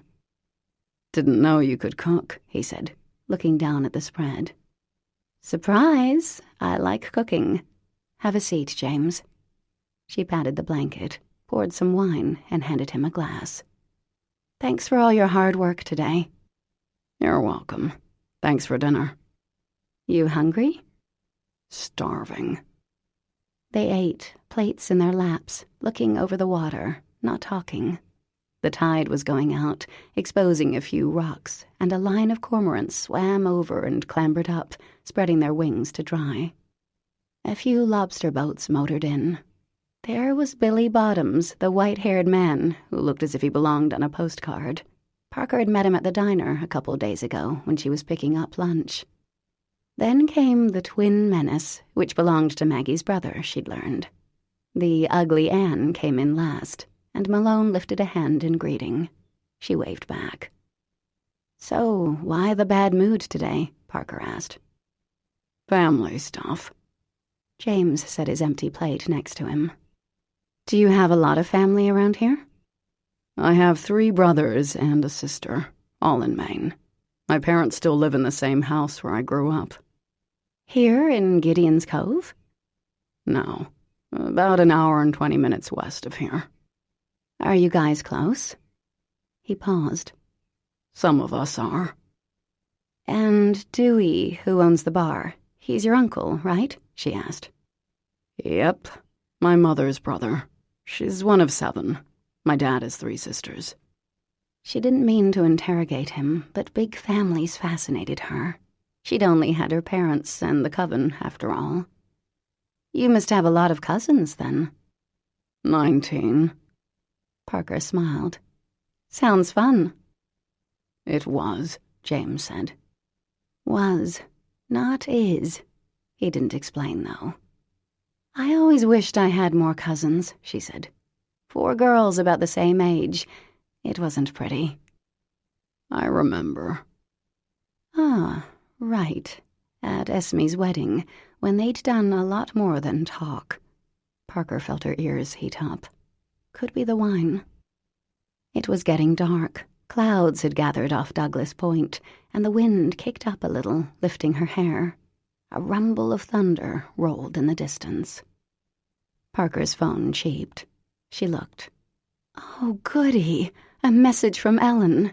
Maybe her agent already had some interest in the Archangels. "Hey, Parker. Sorry to say they took a pass on the Archangels. It didn't seem to have the same sincerity as the Holy Rollers. Back to the drawing board. Don't worry. We're all confident that you're almost there. Just go with the flow and something will hit you. Sooner is better, okay? Hope you're having fun in Maine. Talk soon." Well, bugger and damn. Go with the flow? She'd been waiting for the flow for some time. There was no flow. And the same sincerity? The Holy Rollers had no sincerity. Mickey, the fire engine, which had been rejected by both her agent and publisher all those years ago, Mickey had sincerity. He was an extraordinarily sincere fire engine. "Everything okay?" James asked. "Sure, yes." She looked out at the water. "Actually, no. My publisher didn't like my new series idea, so that's not good." "But you were a big hit, aren't you?" "I was." The phone cheeped again. Aw. Ethan had sent a picture of Nikki, standing in front of a giant redwood tree. Parker's throat tightened at the sight of her son. There was another attachment, this one a drawing of 2 humans with giant heads and skinny legs. One had long hair, and one had spiky hair. They were holding the hand of a smaller, giant head person. Nikki had labeled them Daddy, Lucy, me, and written, "We love you, Mommy." Crap. Her eyes were wet. "You okay, Parker?" James asked. "I miss my son," Parker said, swallowing. The words didn't do him justice. It felt as if a part of her was missing. That's what it felt like. As if she was killing time until her real life started when he came back. And crikey, time had slowed to an absolute crawl. He'll be here soon, right? 18 days. 18 days, James repeated, looking at her. I have never gone more than 2 without seeing him, she admitted. Must be tough. Yeah, for me, anyway. Nicky's having the time of his life. Swimming in the Pacific, seeing Muir Woods, horseback riding. She shook her head. Then he gets to come here, to this shack. It's shaping up, Parker. It'll be fine by the time he gets here. She set her plate down, glanced at James and his kind, dark eyes. For a second, she almost admitted what was on her mind, and a fear that had cropped up more and more in the past 6 months, that Nicky would ask to live with Lucy and Ethan full-time, and if he said that, it would kill her. What if I can't sell this place? She asked. I mean, even if I can, there won't be too much left over, and I don't have that many marketable skills, thing one. I was a double major in English and ethics. Should have listened to my father and gone into finance. Look where that got him, James said. Parker picked a splinter from the dog. You know what the kicker is? Those miserable little holy rollers would have made me a ton. The movie comes out this summer, The Holy Rollers in 3D, and they put an exclamation point there as part of the title, as if it wasn't already dumb enough. And now, I can't write anything. I can't come up with anything decent. I'm completely and utterly stuck. Crap. Why was Thing One always around during her weaker moments? Swallowing, she pressed her lips together and looked away. The sky had clouded over, and it was darker in the west. Another growl of thunder came from the far distance. A second later, she felt his hand on hers, warm and calloused and comforting. Everything will turn out fine, Parker, he said. This summer's just a bump in the road. Please God, that was true. She nodded, not trusting her voice. You were a Harvard grad, as you like to remind me. You'll find a job, and your son loves you. That won't change. She glanced at him. He was looking at her steadily, and those deep, dark eyes were As you listen, remember that rest is also part of the experience. Enjoy this break as a small gift for your mind, and thank you for choosing this free audiobook.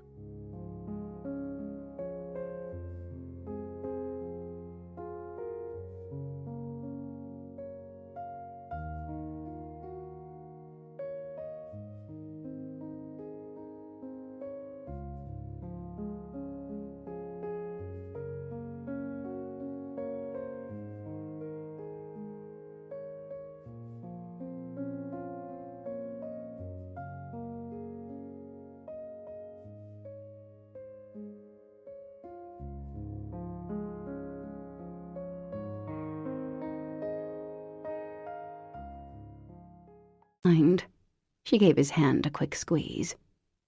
Thanks. He didn't look away. No one looked at a person that way anymore. They checked their phones or scanned the horizon or glanced around. But Thing One kept looking at her, kept holding her hand, too. I'm glad you're here, James, she admitted, and her voice was a little husky. Me too. His thumb moved over the back of her hand, and suddenly Lady Land perked up. Those eyes, that whole face, in fact, that warm hand. He leaned a little closer, and her heart rate tripled. She remembered what it had been like to kiss James Cahill, and her legs tingled. Remembered his hands on her, against her skin, his mouth on her neck, on her... Then a bolt of thunder cracked right overhead. Parker jumped, and Beauty leaped up and streaked for the house. The first fat drops of rain smacked down on the dog. Moment over, sign from God. Well, Parker said, her voice breathy. Looks like rain. Yes, rain tended to look like rain.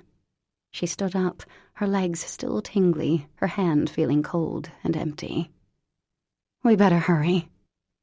Careful not to look at him, she grabbed a few things at random. A plate, a glass, a napkin. Then the heavens opened, and she raced up the stairs, as much a coward as Beauty. The cold rain on her shoulders was almost a relief. When James got up to the house, he was soaked, and the power was out. Looked as if all of Gideon's Cove had lost power, in fact. He put down the things Parker hadn't managed to grab and ran his hands through his wet hair. "James, leave everything, okay?" Parker's voice came from down the hall. "I'll clean up in the morning. Beauty's scared, and she's hiding under my bed, so I'll stay in here. Good night."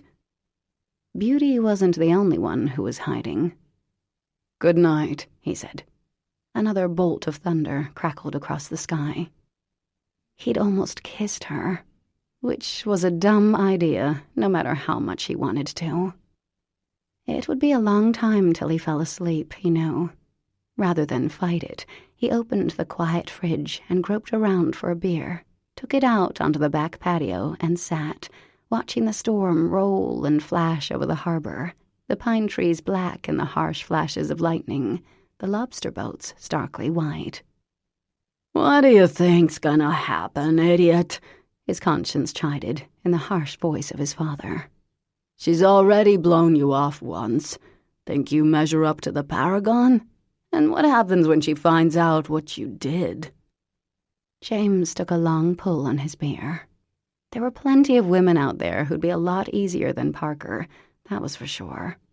Leah back home would love to see more of him. It's just that there wasn't a lot to Leah. Sweet girl, fun to hang out with, fun in bed.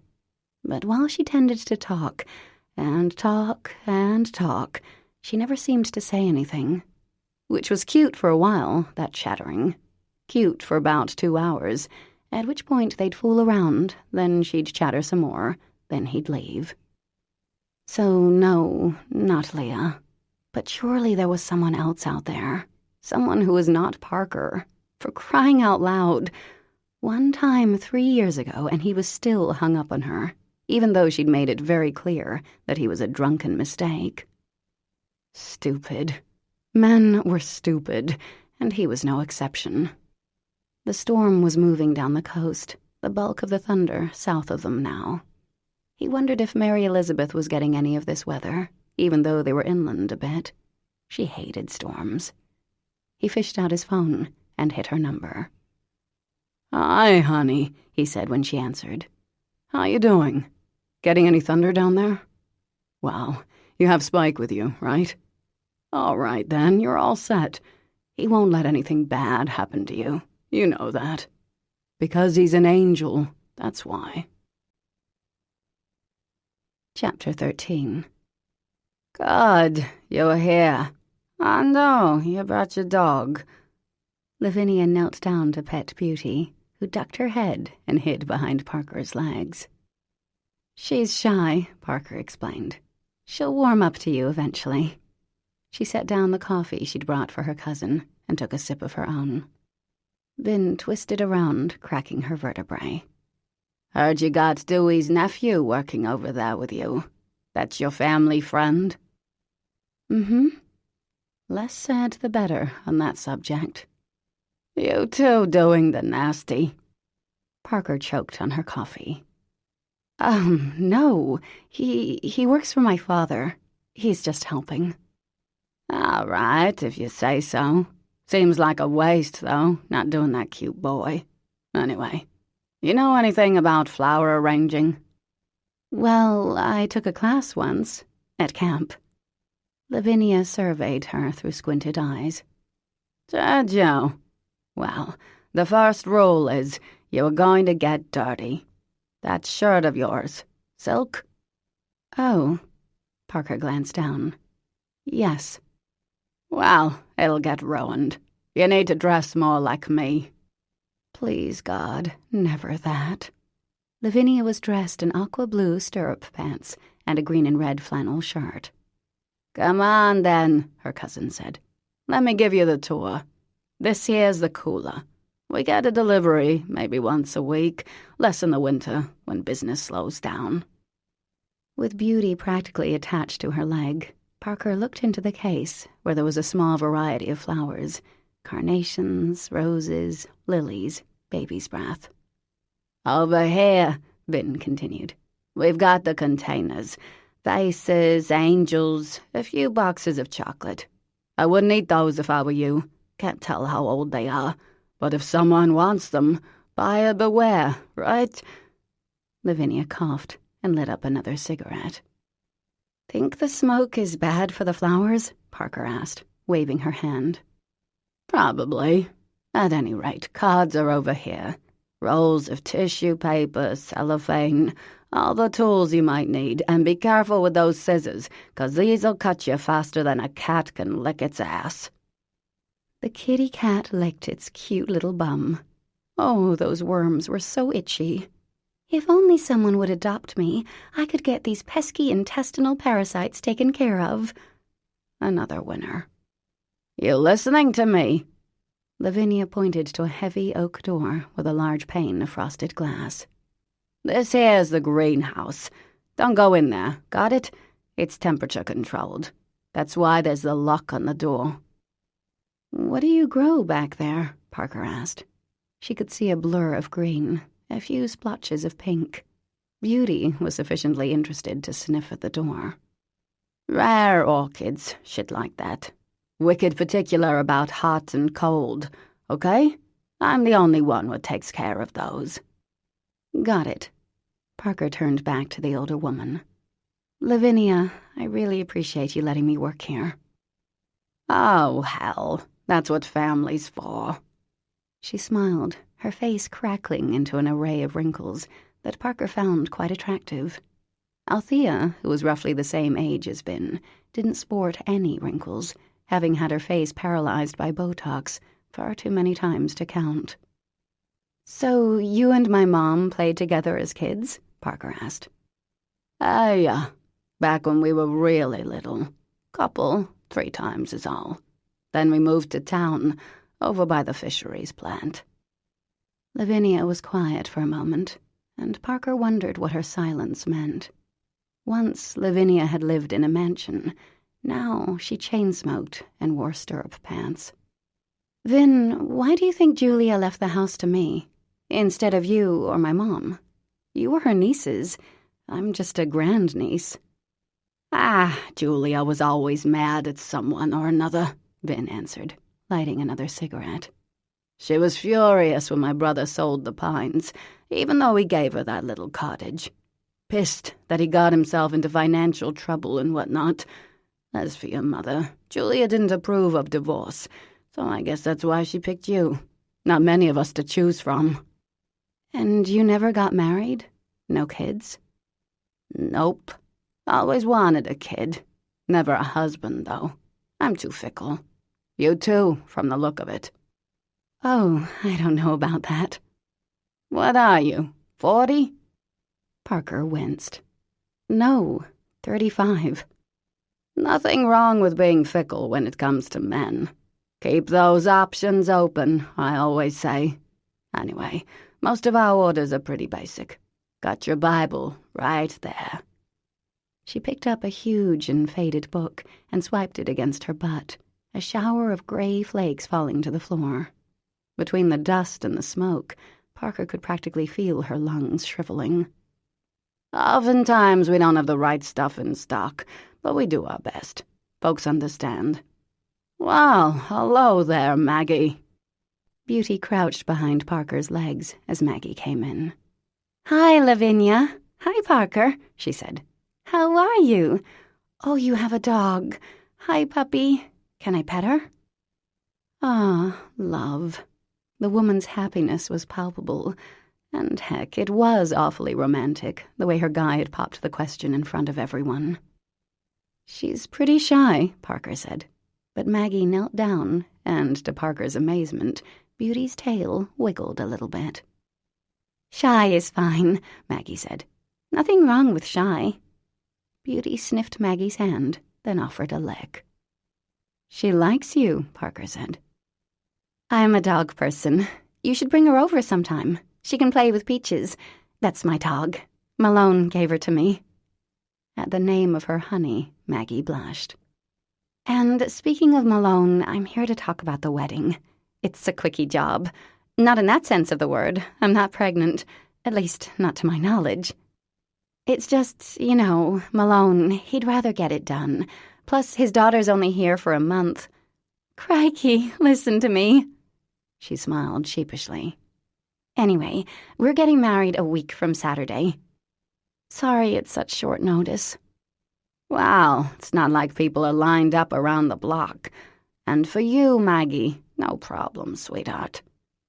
Lavinia's face melted again into wrinkles as she flashed some browning teeth. What kind of bouquet were you thinking? Oh, heck, I don't care. Whatever you think is pretty. My dad said he'll pay for the wedding, but I don't want to drain him dry either. Hydrangeas are in season, right? Those are nice. Whatever's easy. What's your budget? Vin asked.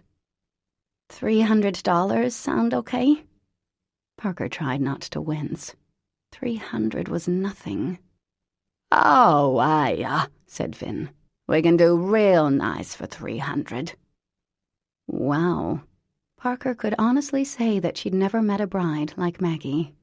Lucy had been pretty easygoing, but they'd had a girls' night with Corinne, Lucy's sister, and pored over Martha Stewart Weddings magazines, drank wine, and it had been a blast. As far as Esme, please. There'd been more tantrums during that engagement than at a daycare center during a full moon. Bloodlust and fury over things like flowers and seating arrangements and limos. Even her own mother, who had weddings down to a science, got religious with details. Althea's last bouquet had cost $3,000. Just the bouquet, which was made of rare lavender roses and vivid pink orchids flown in from South America, all wrapped in satin ribbons embroidered with Althea and Maury and studded with Swarovski crystals. Maggie smiled at Parker. You helping Vin out this summer, I heard? That's right, Parker said. Cool. I bet you have great taste. I love your clothes. You always look so nice. Thanks, Parker said, feeling a blush. Hey, Maggie blurted. You should come to Dewey's tonight.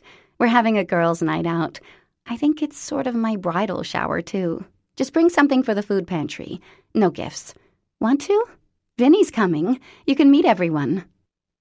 Parker opened her mouth to pass. She barely knew Maggie, then realized her standard excuses were not going to work.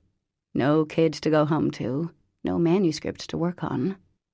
And if she didn't go out, she'd be home with thing one of the eyes and the hands and the smile. Thanks. I'd love to.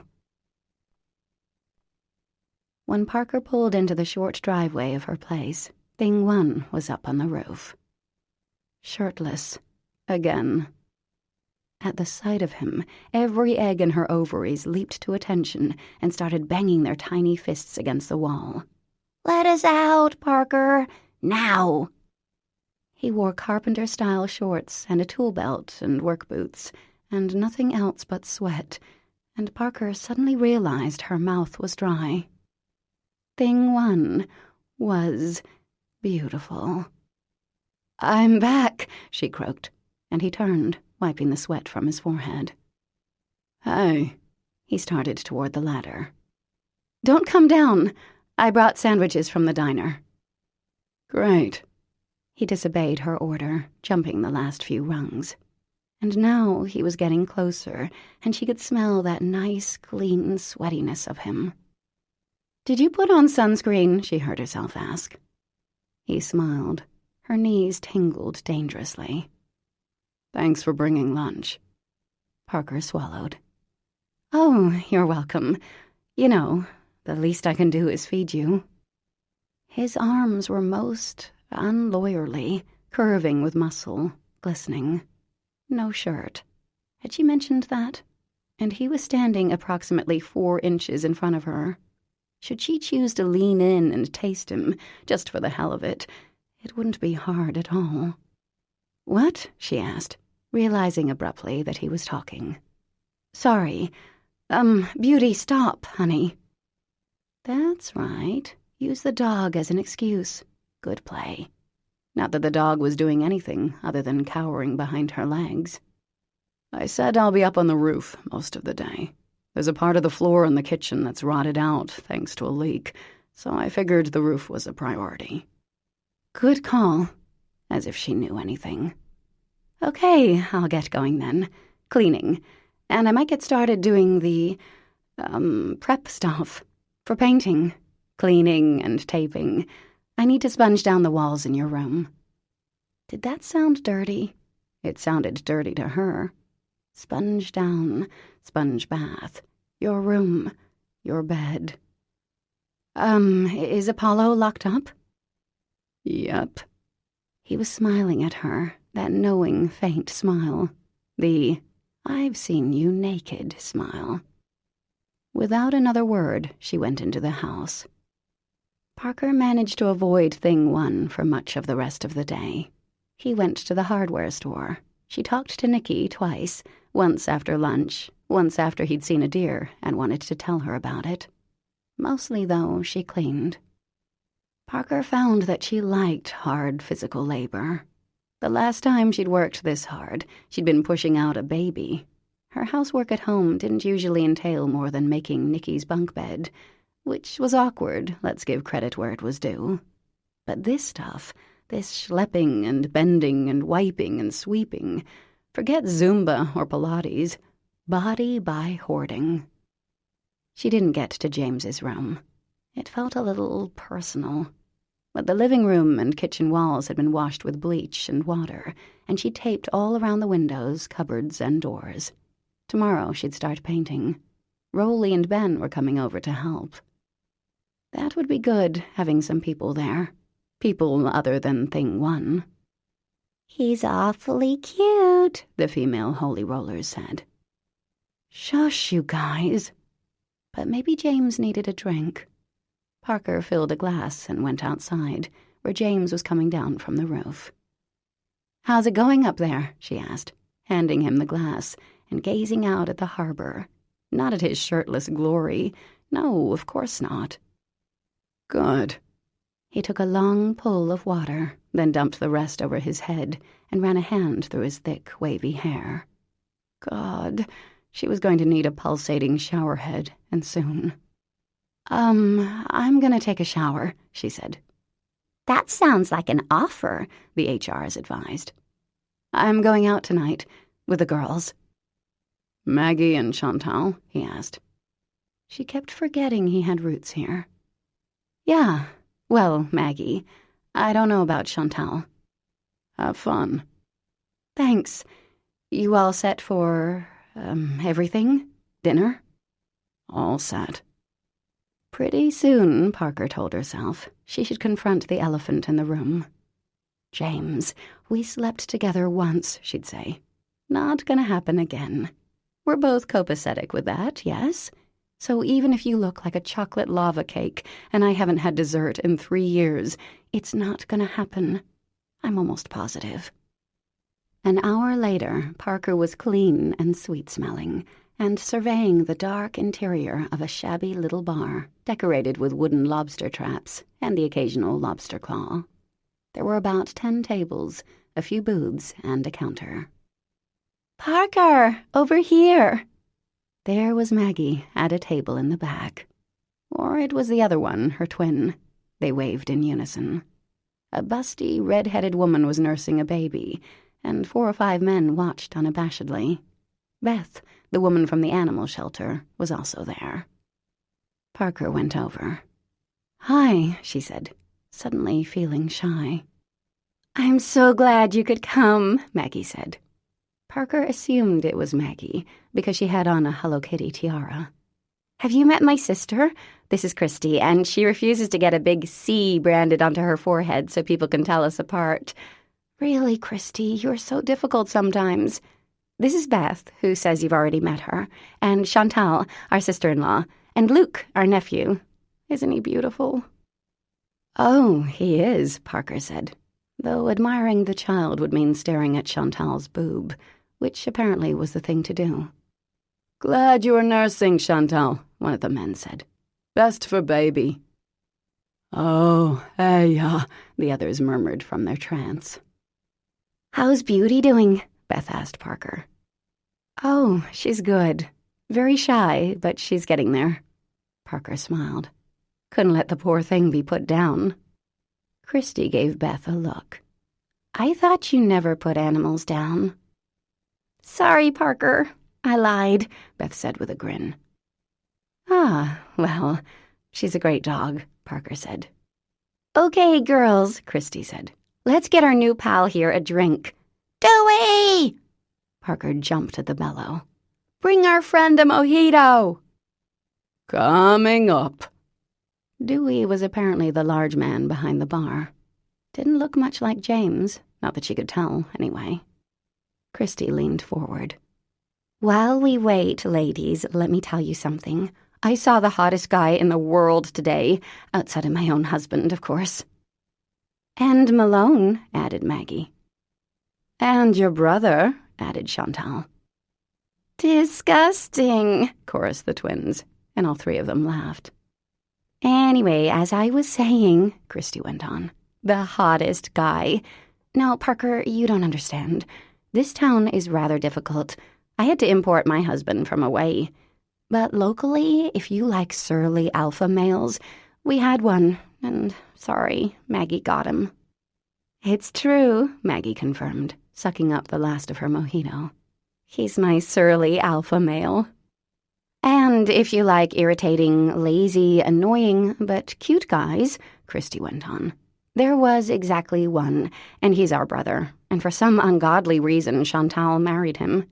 Otherwise, there's Crazy Dave, named that for a reason, Pete Duchamp, our local alcoholic, and Mickey Tatum, our 60-year-old fire chief. So a cute guy in town, this is big news." "This is incredibly exciting," Beth said. "I can tell he's my soulmate already." "Yes," Kristy nodded sagely. "Who is he, and how can we get him to marry Beth?" Parker had a feeling she knew who the hot guy was. How many gorgeous new strangers could be bopping around a town of 1,400 people? "Dark hair, red pickup truck?" she asked. "Yes! You know him? Is he yours?" "He's mine. My nephew," said the bartender, who'd arrived with a round of drinks. He looked down at her. "Hello. You must be Parker." She stood up. "Hi. Are you Dewey?" He nodded. "It's really nice to meet you, and thanks for your help with the house. You've been great." "My pleasure, dear," he said. "The least I could do for Jamie's friend." "Oh my gosh, that was Jamie Cahill?" Kristy said. "He turned out so nice." "He's a good kid," Dewey said. "Not married. Drink up, girls, and have fun. Nice meeting you at last," he added to Parker, then lumbered back to the bar. "I've already seen Jamie Cahill, hugged him, and copped a feel," Chantal said. "Sorry, Kristy. Old news." She popped the baby off her breast and covered up. "Show's over, boys," she said to her audience. "Who wants to burp him?" "You take him, Maggie. I have my own little burp machine at home." Kristy smiled at Parker. "I have a 2-year-old and a 2-month-old, and I couldn't get out of the house fast enough tonight. Shoved both of them at my husband, got in the car, and floored it." Maggie practically lunged for the baby and kissed his fat little cheek before assuming the position and patting the baby on the back. "So how do you know Jamie?" Kristy asked. Parker took a sip of her drink. "He worked for my dad, and he's helping me flip a house over near Douglas Point." "The hovel just before the pines," Chantal supplied. Parker gave a painful laugh. "That's the one." "Is he seeing anyone?" Beth asked. Parker paused. Not that I know of. Though I almost kissed him the other night and have dirty thoughts of him hourly." "If I weren't happily married, etc., etc., Chantal said, lifting an eyebrow. Sorry I'm late. Lavinia plunked herself into the chair next to Parker. I was watching Jim Cantore on the Weather Channel. When Storms Kill, or some such. I would do him in a New York minute. So, who are we talking about? Dewey's hot nephew, Chantal said. Jamie Cahill. Little young for me, Lavinia said. So what's he like, Parker? Maggie asked. Yes, said Spike. Do tell. Well, he's very handy. This set the women off in gales of laughter. Speak of the devil, Chantal said, adjusting a breast. Jamie, over here. Parker's ears began tingling as James walked over. Christy gave him a hug. Apparently he'd seen Maggie at the diner, knew Lavinia from his summers here, and shook hands with Beth, which caused her to blush a fire engine red. Jamie, this is my son, Chantal said, reclaiming her little bundle. Admire away. James looked at the baby, who gazed back, then spit up. Very, well-fed, he said, smiling at Chantal. Then his gaze shifted to Parker, and Lady Land stirred. Bugger. Pull up a chair and charm us, James, Chantal commanded. It's sort of Maggie's shower. I'll make your drinks instead, James said. I told Dewey I'd help out tonight.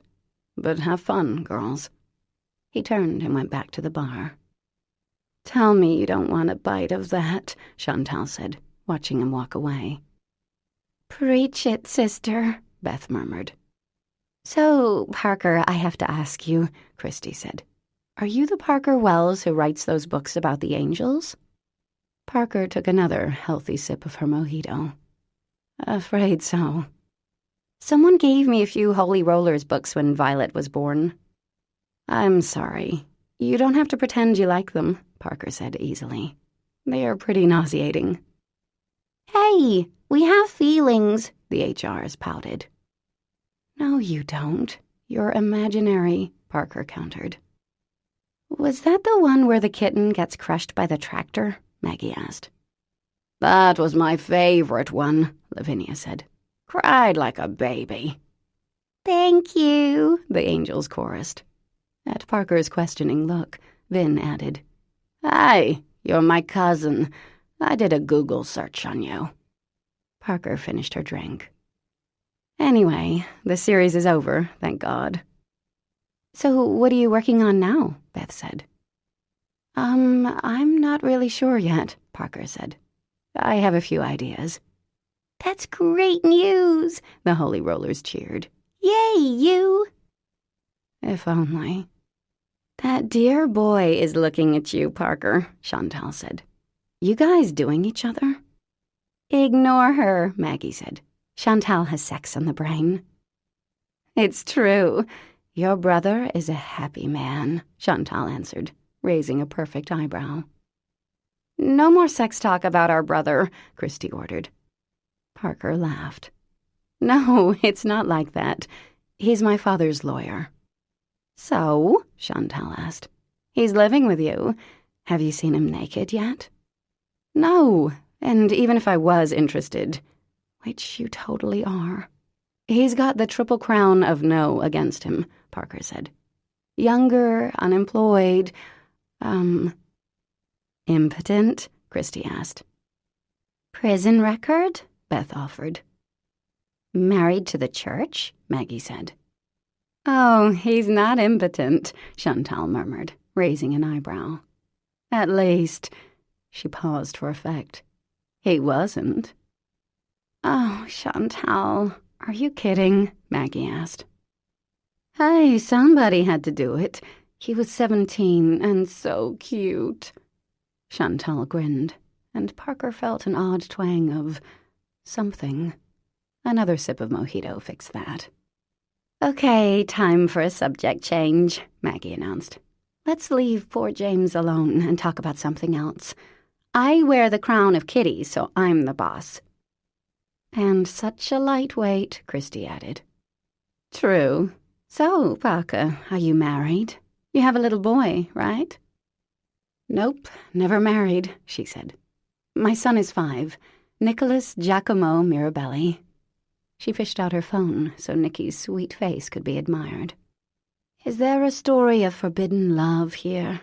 Or did you get knocked up, like me?" Chantal asked, peering at the photo. "He's beautiful." "Nothing wrong with getting knocked up," said a male voice. "Chantal never would have married me if I hadn't knocked her up. Right, babe?"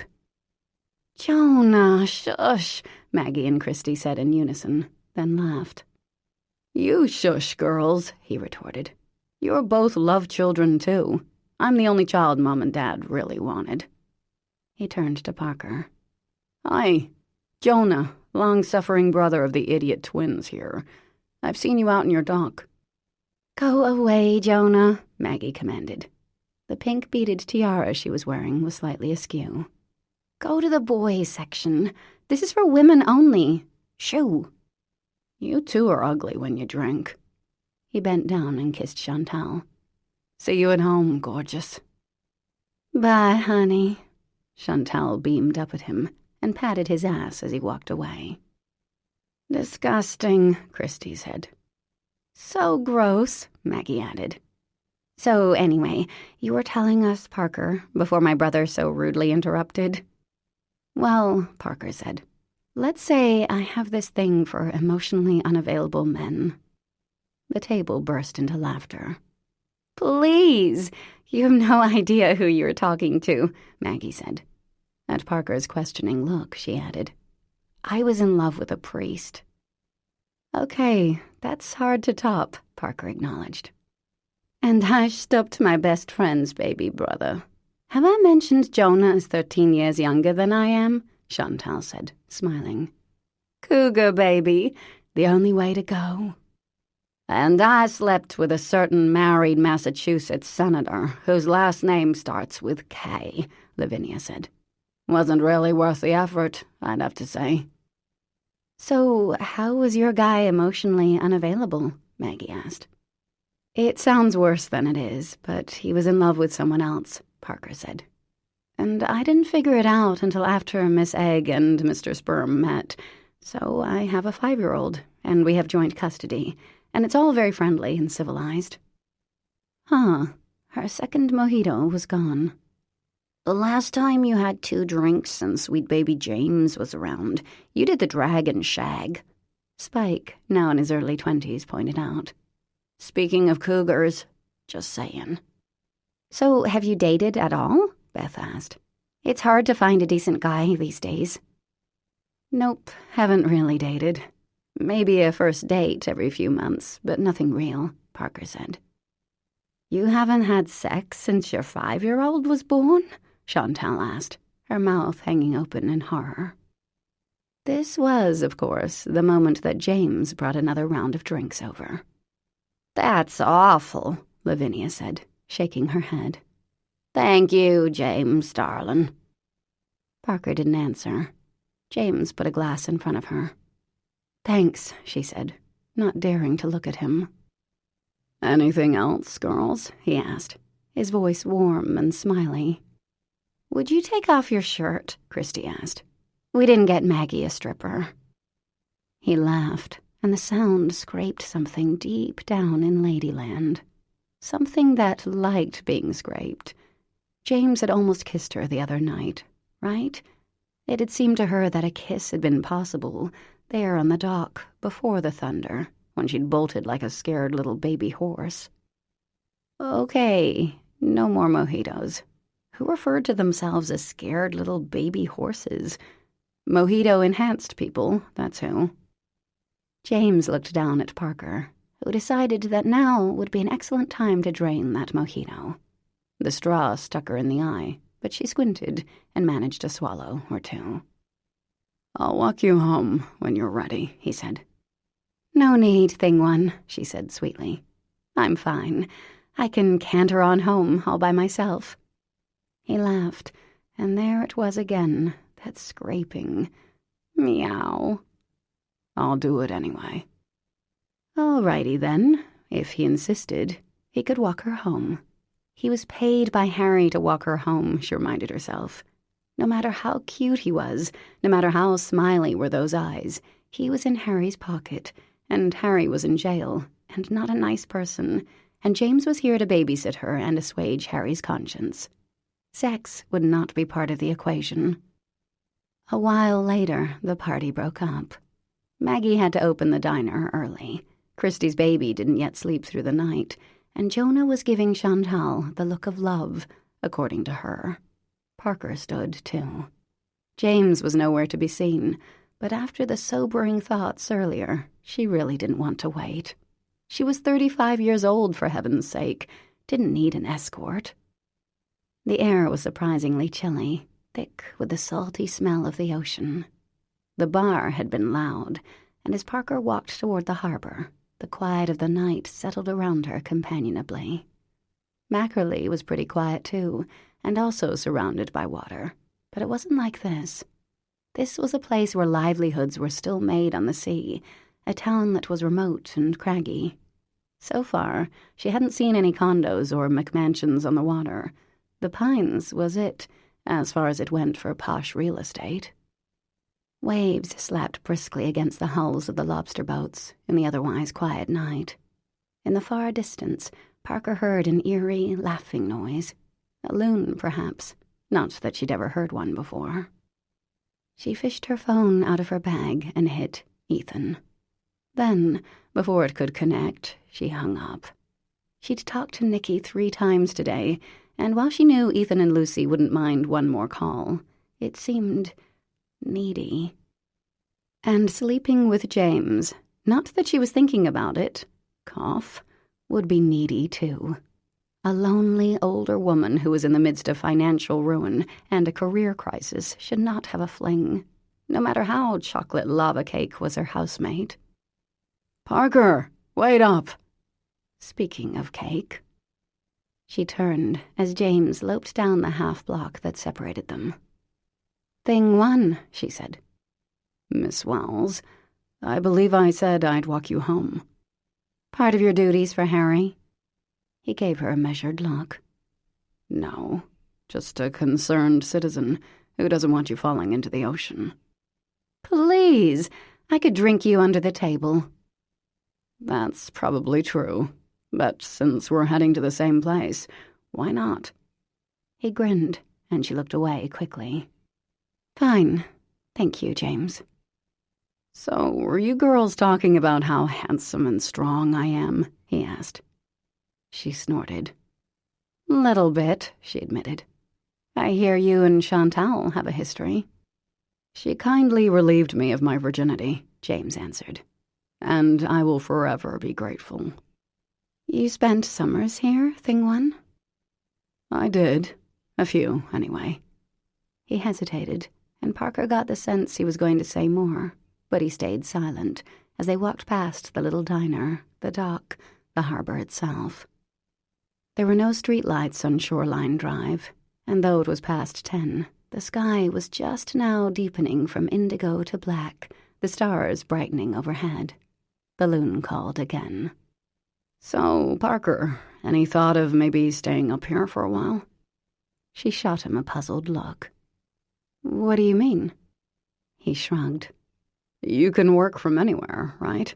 You have some family up here. You could have the house winterized." "I'd never take Nicky away from his father." Her posture stiffened to Miss Porter's finest.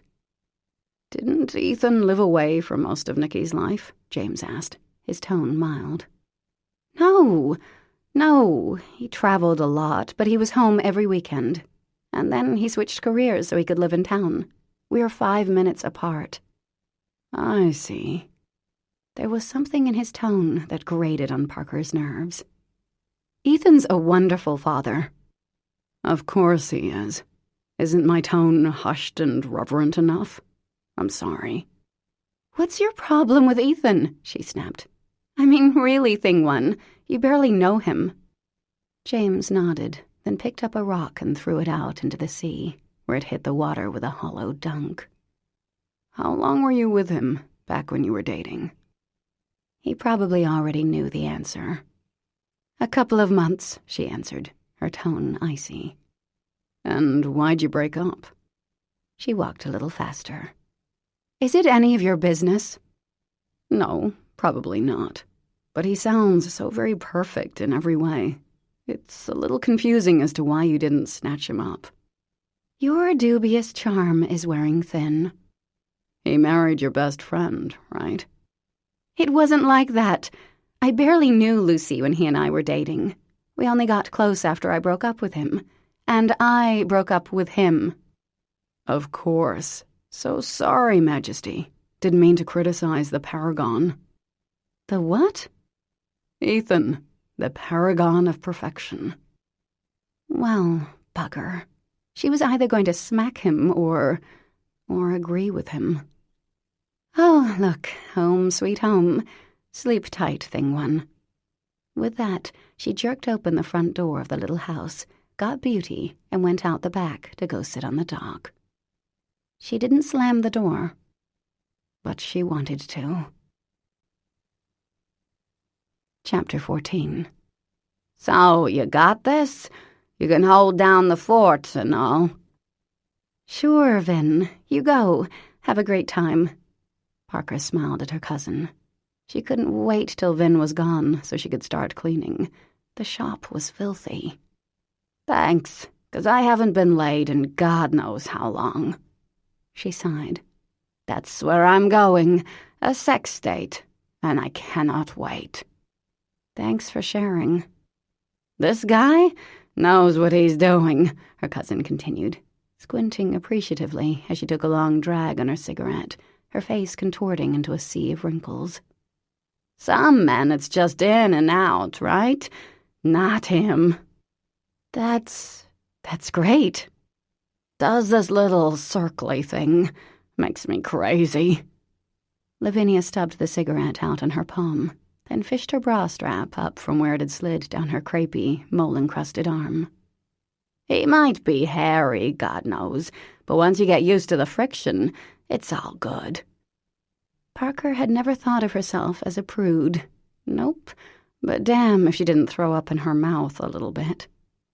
Well, then, maybe you should get going. Traffic and all that. Yes, the fabled traffic of Gideon's Cove, Maine, where once in a while you had to wait 4 or 5 seconds to make a left-hand turn onto Elm Street.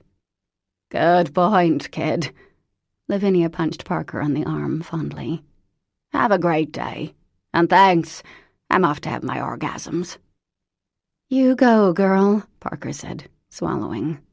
Would definitely be throwing away that cranberry muffin from Joe's, no matter how good it had looked a half hour ago. Lavinia saluted as she left, hitching up the waistband of her drooping shorts. As soon as her cousin was down the block, Parker opened the windows. She liked Lavinia, sure, but the smell of cigarette smoke was nasty. Made Parker look forward to her swim later on, even more than usual. Funny thing about that swim. The water seemed to do wonders for Beauty, who acted like a normal dog, leaping off the dock, retrieving whatever happened to be floating, joyfully paddling after Parker, making her funny little woofing breaths. But James clearly didn't like it. Wherever he was, he'd stop and watch her go. It wasn't the bikini thing, though she had to admit his reaction upon seeing her that first time was very gratifying. No, he ignored her as she went out and as she came in, but the whole time she was in the water, she could feel his eyes on her. Must have seen Jaws too many times as a kid. But the swims were glorious as far as Parker was concerned. The icy bite of the water, the tang of salt, the sure, strong strokes as she swam. Maybe she could get a job as a swim coach or something. Not that she could support Nikki on that, but it was a thought. She'd been on the swim team in college, after all. Had been the 3rd Olympic alternate, which by Olympic standards meant she was a loser, but by normal human standards meant she was pretty great. Swimming was one of the few times she felt as if she knew exactly what she was doing. That, and being Nikki's mother. At the thought of Nikki, she glanced at the calendar. 13 more days. The house was shaping up as James had predicted. A week and a half, and he had on a new roof. Chimney fixed, most of the old shingles off the side. He worked like an ox, she'd give him that. But it was still uncomfortable being around him. There were definitely moments where she really liked Thing One. And then she'd remember how he'd known she and Nicky were about to be financially ruined. How he'd known they'd have to move. How he'd taken care of his own interests and not said a word to her, even knowing that she and Nicky were completely dependent on that stupid family trust. Well, Nicky had Ethan to support him. There was that. But even as those things seemed to matter less, there were those phone calls from Harry. Oh, yes, she'd overheard them. The easy camaraderie between the two men. Practically father and son. BFFs till the end of time. Harry hadn't called her once. She made her own dutiful weekly call, but they never talked for more than 3 minutes. "It's the old wound," she said, quoting the dying Lancelot. Paternal rejection left a mark on a girl. A woman. Bugger and damn, she was 35, hardly a girl anymore. Half a decade older than Thing One. Ethan, too, for that matter, which had never seemed to be an issue. He had an old soul. James did not. Time to whip out Mr. Clean, her favorite male these days. Lavinia didn't really seem to care much about where things were in the flower shop, but Parker had been itching to rearrange. It was a tiny little space, jammed with all the detritus of the business. Not that there was a lot of business. Maggie and Malone's wedding was coming up. Otherwise, there'd been a couple of get-well arrangements, one sheepish-looking husband in for a bouquet, 2 new babies. So far, if Parker was at the shop, Lavinia let her handle every job. Vin seemed oddly detached from the flower arranging. The only thing she really seemed to care about was a small greenhouse that housed the orchids, where she spent hours each day, misting, watering, checking soil pH. Parker had offered to help, and was immediately waved off. "You like doing the flowers? Run with it," she'd told Parker. "This back here is my baby." And Parker loved doing the flowers. She'd spent a summer down at a finishing school of sorts, where she'd learned helpful things like how to pour tea, make conversation without expressing an actual opinion, and, yes, walk with a book on her head. The flower arranging had been the only thing she'd really enjoyed. At night, there had been other lessons. How to buy drugs, water down your parents' alcohol so they wouldn't realize you were drinking, give a blowjob, demonstrated on a banana by Caitlin Swan, whose father owned most of North Carolina. Obviously, these nighttime lessons weren't on the curriculum, but the older girls had taken it upon themselves to share. Parker had been 14 at the time. At any rate, she'd always liked flowers. Back in her Greyhurst days, she'd cut a bunch every Monday from the vast garden and put together something for the kitchen table, her nightstand, Nicky's room, though he had a tendency to pick off any red petals and glue them on his Star Wars figurines to represent blood. She'd even put an arrangement in the bathroom. It always felt nice, flowers in the loo. Made brushing your teeth seem much more pleasant. 4 hours later, Parker was dusty, sweaty, and more than pleased with her efforts. She dragged the card display to be near the cash register and rearranged the shelves with all the little tchotchkes.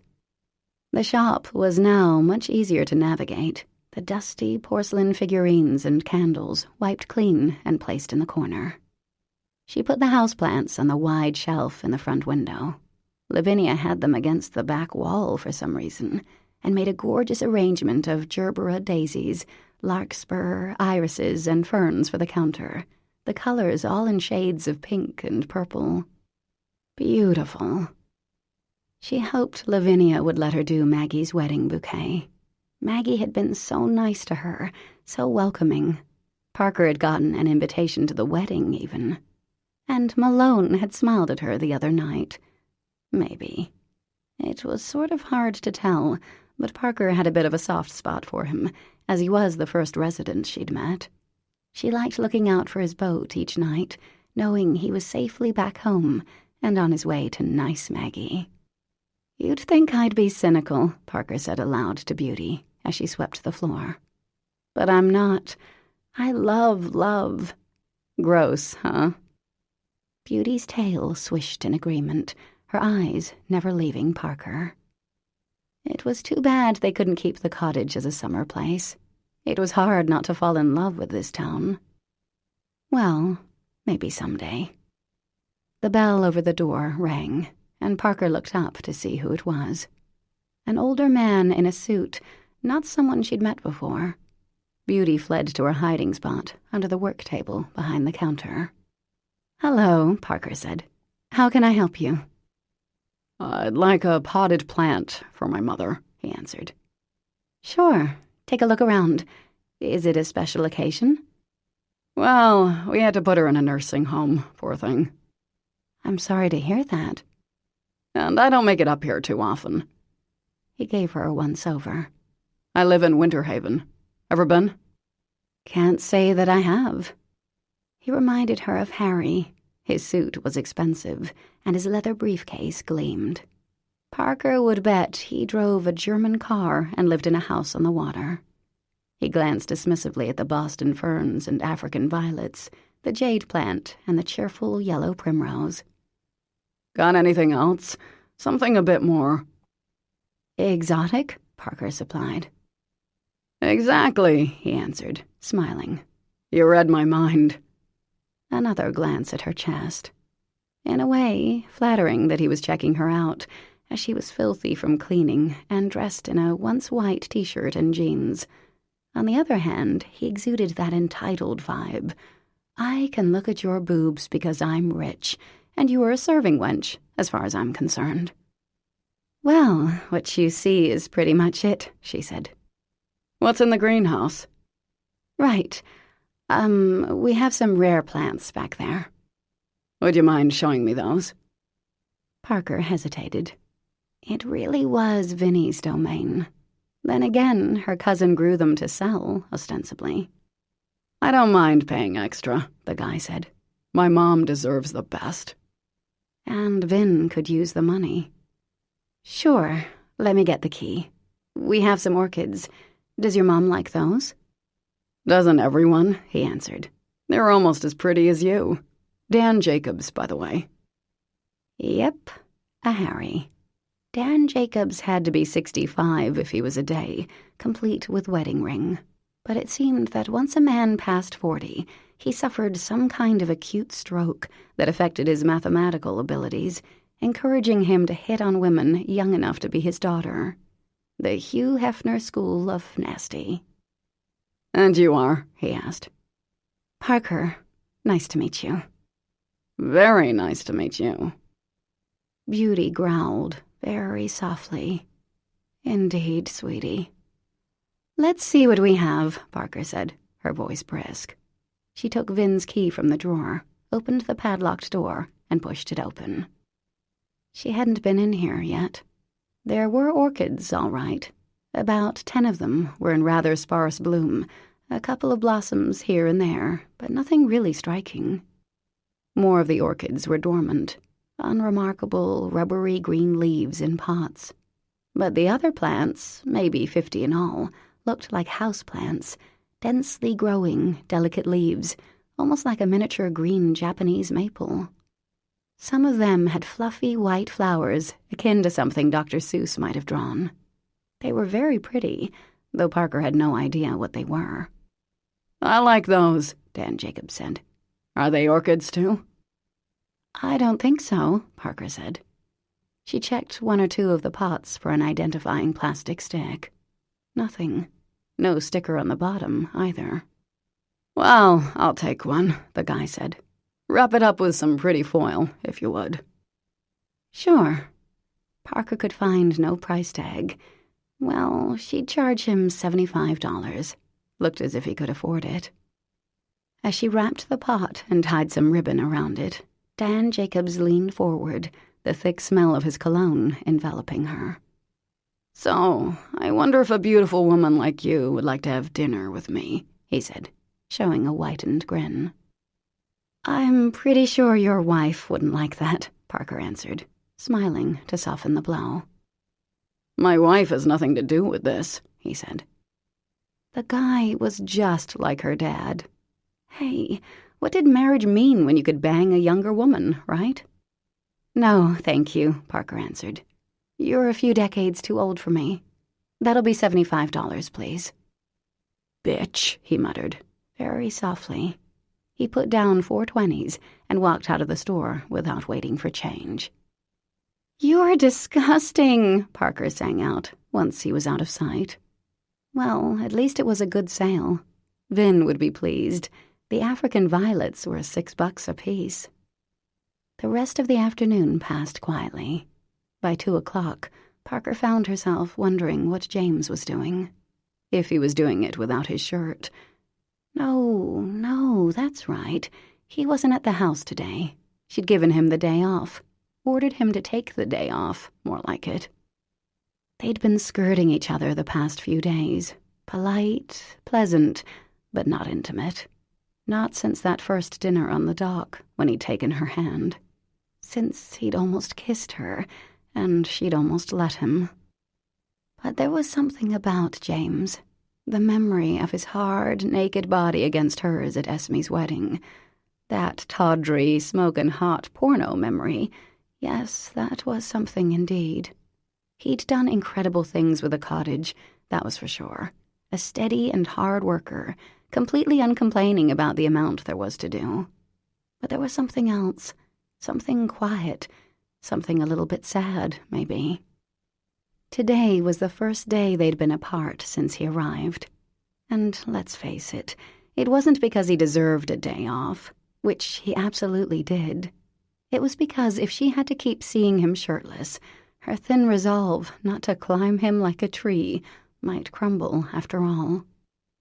Just then, the bells rang out in alarm as the door was jerked open, and there he was, Dan Jacobs, her customer du jour. "That's her," he said, his face florid. "Is there a problem?" Parker said. Holy crap, was that a cop with him? It was. Dan pointed. "She's the one who sold me the drugs."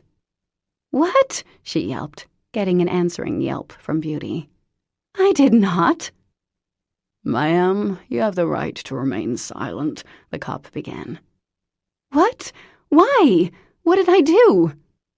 The hairy clone jammed his fists on his hips. "You sold me a marijuana plant, for my mother, no less." Chapter 15. "I didn't know it was marijuana," Parker protested for the 5th time, as the cop led her inside the police station. "You probably don't want to say anything till your lawyer gets here," the cop said. His nameplate said Bottoms. "Are you related to Billy Bottoms?" Parker asked, her voice a little tremulous. Because, hell, she was handcuffed, and she was being processed. Holy halos, they were pressing her fingers into ink for fingerprinting. "He's my father," the cop replied. "I'm young Billy." She took the wipe he offered and cleaned her hands. "He's nice. Your dad. Please let that show that I'm a good person." "Hey, hold this number and look up." "Why? Are you taking a mugshot? I don't need—" The bulb flashed. Her mugshot had been taken. The cop put the cuffs back on. "This is horrifying," the female holy rollers whimpered. "What's happened to you?" And led her across the room to the curious stare of the secretary, a middle-aged woman who was talking on the phone. "Listen, Billy." "I go by young Billy, actually." "Oh, okay. Well, young Billy, I'm a mother. I would never sell drugs, I swear." "Well, you sold a marijuana plant, sweetheart. I'd say that's selling drugs, mother or not. It's a little hard to believe you don't know what pot looks like. Haven't you ever seen a Bob Marley t-shirt?" "I thought it was bonsai or something." Yeah? Well, come on down here. Watch your head. He led her down a set of medieval-looking stone steps into a dank cellar, lit by a flickering fluorescent light. In you go. You sit tight. No need to worry. No need to worry? She was in jail. The clanking of a cell door, not a sound she was likely to forget. Little Pup whimpered as the cage slammed closed behind him. Note to self, must not poop on the evil king's yard. Speaking of little pups, "Young Billy," she called. His head appeared around the door. What is it, sweetheart? At least he was nice. "My dog's still at the flower shop." Billy frowned. Anyone you could call to come get her? Parker thought for a second. "Maggie Beaumont, maybe. She runs the diner." I know who she is, he said. Sure, I'll swing by, ask her. Do you have to tell her about this? Is it public record? It's probably all over town by now. Great. When can I make my phone call? I get a phone call, right? We have to process the contents of your purse. Then we'll be right in. He disappeared again. She was alone, in a cell, in a basement, like the place Hannibal Lecter was kept. Half a league, half a league, half a league onward. The flat, monotone voice echoed off the stone walls, and Parker jumped, squeaking, hands fluttering. Oh, God, she wasn't alone. That was much worse. Someone was in the cell with her. No, the cell next to her. Parker looked over, her heart convulsing in her chest. A man, a criminal, staring at her through the bars. She looked away, and fast. Half a league, half a league, half a league onward. She should not be here. She didn't know it was pot. Oh, and speaking of pot, Lavinia was growing it. Where was she, huh? Being stooped by a hirsute man with hidden talents, and not available to clear up this misunderstanding. Because if anyone should be in jail, it should be Lavinia. Half a league, half a league, half a league onward. Why was he chanting that? Like a spell or something? A whimper escaped her throat. She looked around the cell, which was, well, rather spacious, actually, bigger than her bedroom in the cottage. A bunk bed with steel mattresses was on the far side of the cell. A steel toilet with no seat. A steel sink. Half a league, half a league, half a league onward. Oh, God. Her son's mother was in jail. The Mirabellis would die. This actually might bring on the heart attack Gianni kept threatening to have. And what if this affected her custody of Nicky? What if he had to live with Ethan all the time? No, that couldn't happen. It was an accident. She didn't know it was pot. Nevertheless, Parker had been processed. Processed? What if this got on the news? What if Nicky saw it? Daughter of convicted Wall Street baron Harry Wells, arrested on drug charges. The coven would be thrilled. Former children's author turns to marijuana. Save the Children would give all the money back. Oh, God. If Harvard could see her now, she, who'd never even had a speeding ticket, who'd never done drugs, never so much as inhaled, and at Harvard, please, there should have been a special award for that, was in jail. Half a league, half a league, half a league onward. And another thing. The man in the next cell was batshit crazy, that was clear. Hopefully harmlessly crazy. Then again, he was in jail. Parker swallowed, glancing over again at her companion. His gray hair was matted, and he looked very, very dirty. Dirtier even than Nicky after a day of making meatballs and sauce with Gianni and Marie. He was still staring at her as if she was a Thanksgiving turkey and he was coming off a hunger strike. Half a league, half a league, half a league onward. Hello, you're very pretty. Oh, dear Jesus. I love that poem, she said, her voice cracking. Yes, make friends, in case he was thinking about shivving her. Was that the right term? Charge of the Light Brigade, right? Thank you, Miss Porters. Half a league, half a league, half a league onward. Young Billy was back with her cell phone. One call, he said. Her hands were shaking, she noticed. There, thing one. She hit his number, very, very grateful that she'd saved it. You've reached James Cahill. Leave a message, and I'll get back to you as soon as I can. No. James, it's Parker. I'm in jail. In Gideon's Cove, next to the town hall. I, seem to have sold a marijuana plant by accident. Could you come here as fast as you can? Thank you so much. Please hurry, James. I really need you to get here. Fast. She glanced at young Billy. Okay, I guess that's it. Drive safely, but fast, okay? Bye. She clicked off. My attorney. Young Billy took the phone back. All righty, then. We'll bring him right in when he gets here. In the meantime, you sit tight. Want a magazine? Okay, Parker whispered. We got Hemmings Motor News or In Style? In Style, please, she said, feeling her lips quiver. The cop handed her a magazine, soft with age. Young Billy, is that guy sane? She nodded toward the Tennyson fan. Oh, Crazy Dave? Billy asked. Guess that answered that question. Well, he's a little off. Hears voices, but he's harmless. We keep him here once in a while. Make sure he eats some dinner. Right, Dave? Half a league, half a league, half a league onward. Young Billy laughed. You bet, buddy. With that, he left Parker and Crazy Dave alone. Parker looked at the clock across the hall from her cell.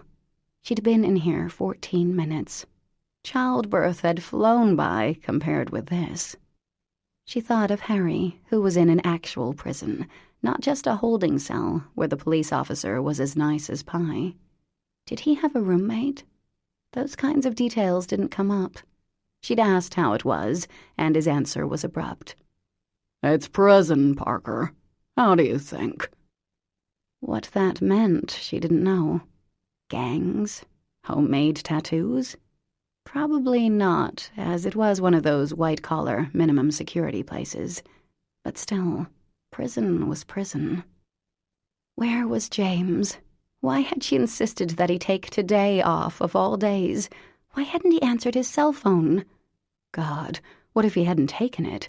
What if it was sitting in his room or on a windowsill? Holy halos, what if he'd gone to Rhode Island for something? It could be hours before he got here. It could be tomorrow. Parker noted that she was hyperventilating. Settle down, she whispered, trying to get her breathing under control. Dude, chill, said Spike. It's jail. You were just killing your number. Great. Now he talked like a gang member. Excuse me, said a voice. Parker looked up. Crazy Dave had pressed his face against the bars that separated their cells. His eyes were red-rimmed, and his filthy nails were way too long, like a werewolf's. Yes, she managed. I wanted to tell you something. Oh. I've been a little bound up lately. Oh, okay. Sorry to hear it. But that seems to be resolving now. I'll be needing the facilities. Without turning her head, she glanced at his steel toilet, which was, alas, in full view. Oh. But I don't wish to use that one. Can I use yours? No. Nope. That's your cell, and this is mine, and I don't have a key or anything. That's fine. His voice was pleasant, not as if he were about to shank her. Then Crazy Dave pulled down his pants and squatted. And Parker leaped back to the far wall of the cell, grabbed her copy of In Style, and buried her face in great dresses from the 2007 Emmys. "You really are quite pretty," Crazy Dave said, between grunts. Where the hell was James? Chapter 16. "I'll see you soon," James said, into Mary Elizabeth's hair. "Love you." I love you too.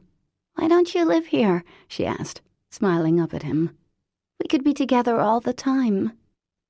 She always asked, and it always sliced him right open, that question. "Well, I have to work," he said, tucking some of her curly hair behind her ears. Work here? Her blue eyes were as innocent as the sky. You should work here, James. I wish I could. I'll see you soon, okay? Bring me a present. Don't I always?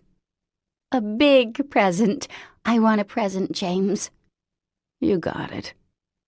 He kissed her cheek and walked to his truck. Parker had been right. It was good to take a day off. First, he'd gone to see Harry. A hell of a drive, more than 4 hours across the state of Maine, just over the New Hampshire line. His boss had been nicely surprised. He looked fairly awful, though, gray-faced and a little slack. The wages of sobriety, at least at first. They talked for an hour or so, shooting the breeze, talking about the Red Sox and their excellent fielding, sure to collapse when hopes were high, as usual. Harry had some funny stories about some of his fellow inmates, most of whom, like him, were in for white-collar crimes or too many petty misdemeanors. There'd been a ping-pong tournament, movie night. Harry didn't ask about Parker, not directly. About Nicky's trip and the progress on the house, yes, but nothing more. As ever, James had the impression that while Harry loved him like a son, the subject of Parker was off-limits. Then, on the way home, James stopped by to see Mary Elizabeth, which was always a painfully happy occasion. As ever, she was overjoyed to see him. Luckily, she'd had no other visitors today, because God knew that made things awkward. As he left Mary Elizabeth's, James checked his phone. No service, that was right. They were in East Boonies, Maine, after all. Still, it was a beautiful place, and only 40 minutes from his parents. But that was a stop he wouldn't make, though he supposed eventually he'd have to. Once back on the interstate, James's phone chirped. One missed call. Parker. Well, that was kind of nice. Maybe she wanted him to pick something up for dinner, as it was now after 6. Unlikely, but maybe. They'd been in this war of supreme pleasantness since the night he dared to mention St. Ethan. He pulled over and listened to her message. Listened to it again, and a third time. Well, holy crap. He'd better put the pedal to the metal. Unfortunately, he was still an hour and a half away. James couldn't help laughing as he pulled back on the highway. Parker Harrington Wells in a holding cell. He couldn't wait to see it. When he walked into the Gideon's Cove Police Department, it was 8 o'clock. James had been on the phone most of his drive, first with Dewey, then with Lavinia, who was out of town herself, then with Maggie Beaumont, who knew everything. James had called the local judge, set up an arraignment, took care of Parker's bail, and left a message for the prosecutor's office. "James Cahill," he said to the sergeant on duty. "Attorney for Parker Wells." As Officer Dewitt led him down the stone stairs to the holding cell, James could hear Parker crying? His heart lurched. But no, not crying. Singing? And my God, that smell. Half a league, half a league, half a league onward, someone, a man, chanted. All in the Valley of Death rode the 600, Parker answered back. "Forward, the Light Brigade!" the man shouted triumphantly. She was lying on the steel bunk, an old magazine with a picture of Cameron Diaz covering her face. "Into the Valley of Death rode the 600, she said, definitely a panicky edge to her voice. "Your attorney's here," Officer DeWitt said, unlocking the door. Parker jerked upright, hitting her head on the top bunk. James! She hurtled across the cell, and before he knew it, she was in his arms, hugging him hard. And though she smelled a little dank from her time in the basement, it was sure better than that other smell. And man, he hadn't felt anything this good in years, her hair silky against his cheek, her body pressed against his. "Parker, always lovely to see you," he murmured, hugging her back. James, oh, James, thank God you're here, she blurted into his shoulder. That man over there, he pooped on the floor, and holy halos, there was so much of it. He hasn't stopped chanting that horrible poem for hours, and if I don't stop reciting Charge of the Light Brigade, I'm going to kill myself. "I'm afraid you have to stay overnight," James said. She pulled back, eyes wide with horror. "Just kidding," he said, grinning. "You're free to go." Those beautiful eyes narrowed. You're a horrible man. "Hey, I'm not the drug dealer here." My cousin is growing pot in her greenhouse, Parker said. That's another thing. Pot, James. "More on that later," he said, taking her hand and leading her up the stone stairs. "Let's get you home." "Thanks, officer." "You're welcome," he said, sitting at his desk and picking up a newspaper. Yes, thanks for nothing, Parker echoed. What happened to young Billy? He would have come down here and cleaned up that mess, I bet. I only called for you 1,000 or so times. "You know how many drunks we get bellowing for us all the time?" the cop said, turning a page of the newspaper. "A lot." I'm not a drunk. I should never have been in here. I thought it was a fern. "Right." It looked like a fern. The officer rolled his eyes. Parker turned to James. It looked like a fern, James, or a miniature Japanese maple tree. It was actually quite pretty. And since I'm not a drug dealer, and in fact made it all the way to the ripe old age of 35 without ever having smoked marijuana or even a cigarette, I can tell you I had no idea what it was. "And yet a 99-year-old lady in the nursing home ID'd it immediately," the cop said. So maybe she's a pot smoker. I'm not, Parker snapped. "Okay, settle down, honey," James said. At the term of endearment, she glanced at him sharply. Then she took a deep breath and flicked the cop's newspaper. Thank you so much for your hospitality, officer, she said. Have a wonderful day. "You're that rich chick, aren't you?" he said, finally looking up. "The one whose father is in jail?" "Yes." "Runs in the family, I see."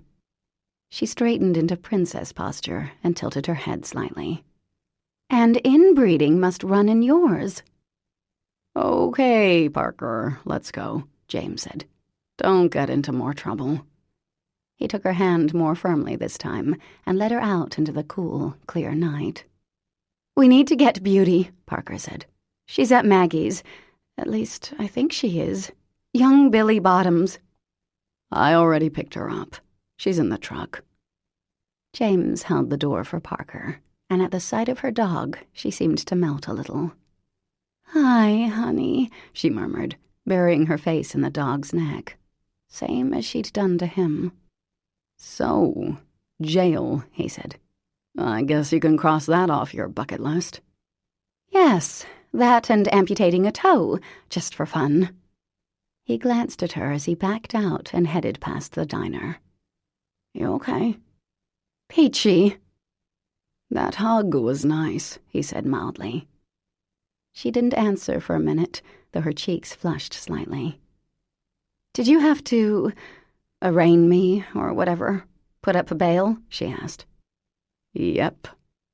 "I'll pay you back." He sighed, emphatically. "Any word from Lavinia?" she asked, looking out the window. "I talked to her. Says she wants to grow medical marijuana, fully intended to get a license one of these days. Doesn't seem really concerned about prosecution. She said she slept with the DA back in the 70s. "Beautiful. So what happens next?" James glanced at her profile, There'll be a hearing. You'll tell the judge that you didn't intend to sell an illegal substance. Maybe a fine, some community service. I wouldn't worry about it. Lavinia will have to give her plants to a licensed marijuana grower. He was already going through a mental Rolodex to see if he had any friends from law school practicing in Maine who might be able to do him a favor. They were home within minutes. Parker jumped out of the truck, Beauty on her heels.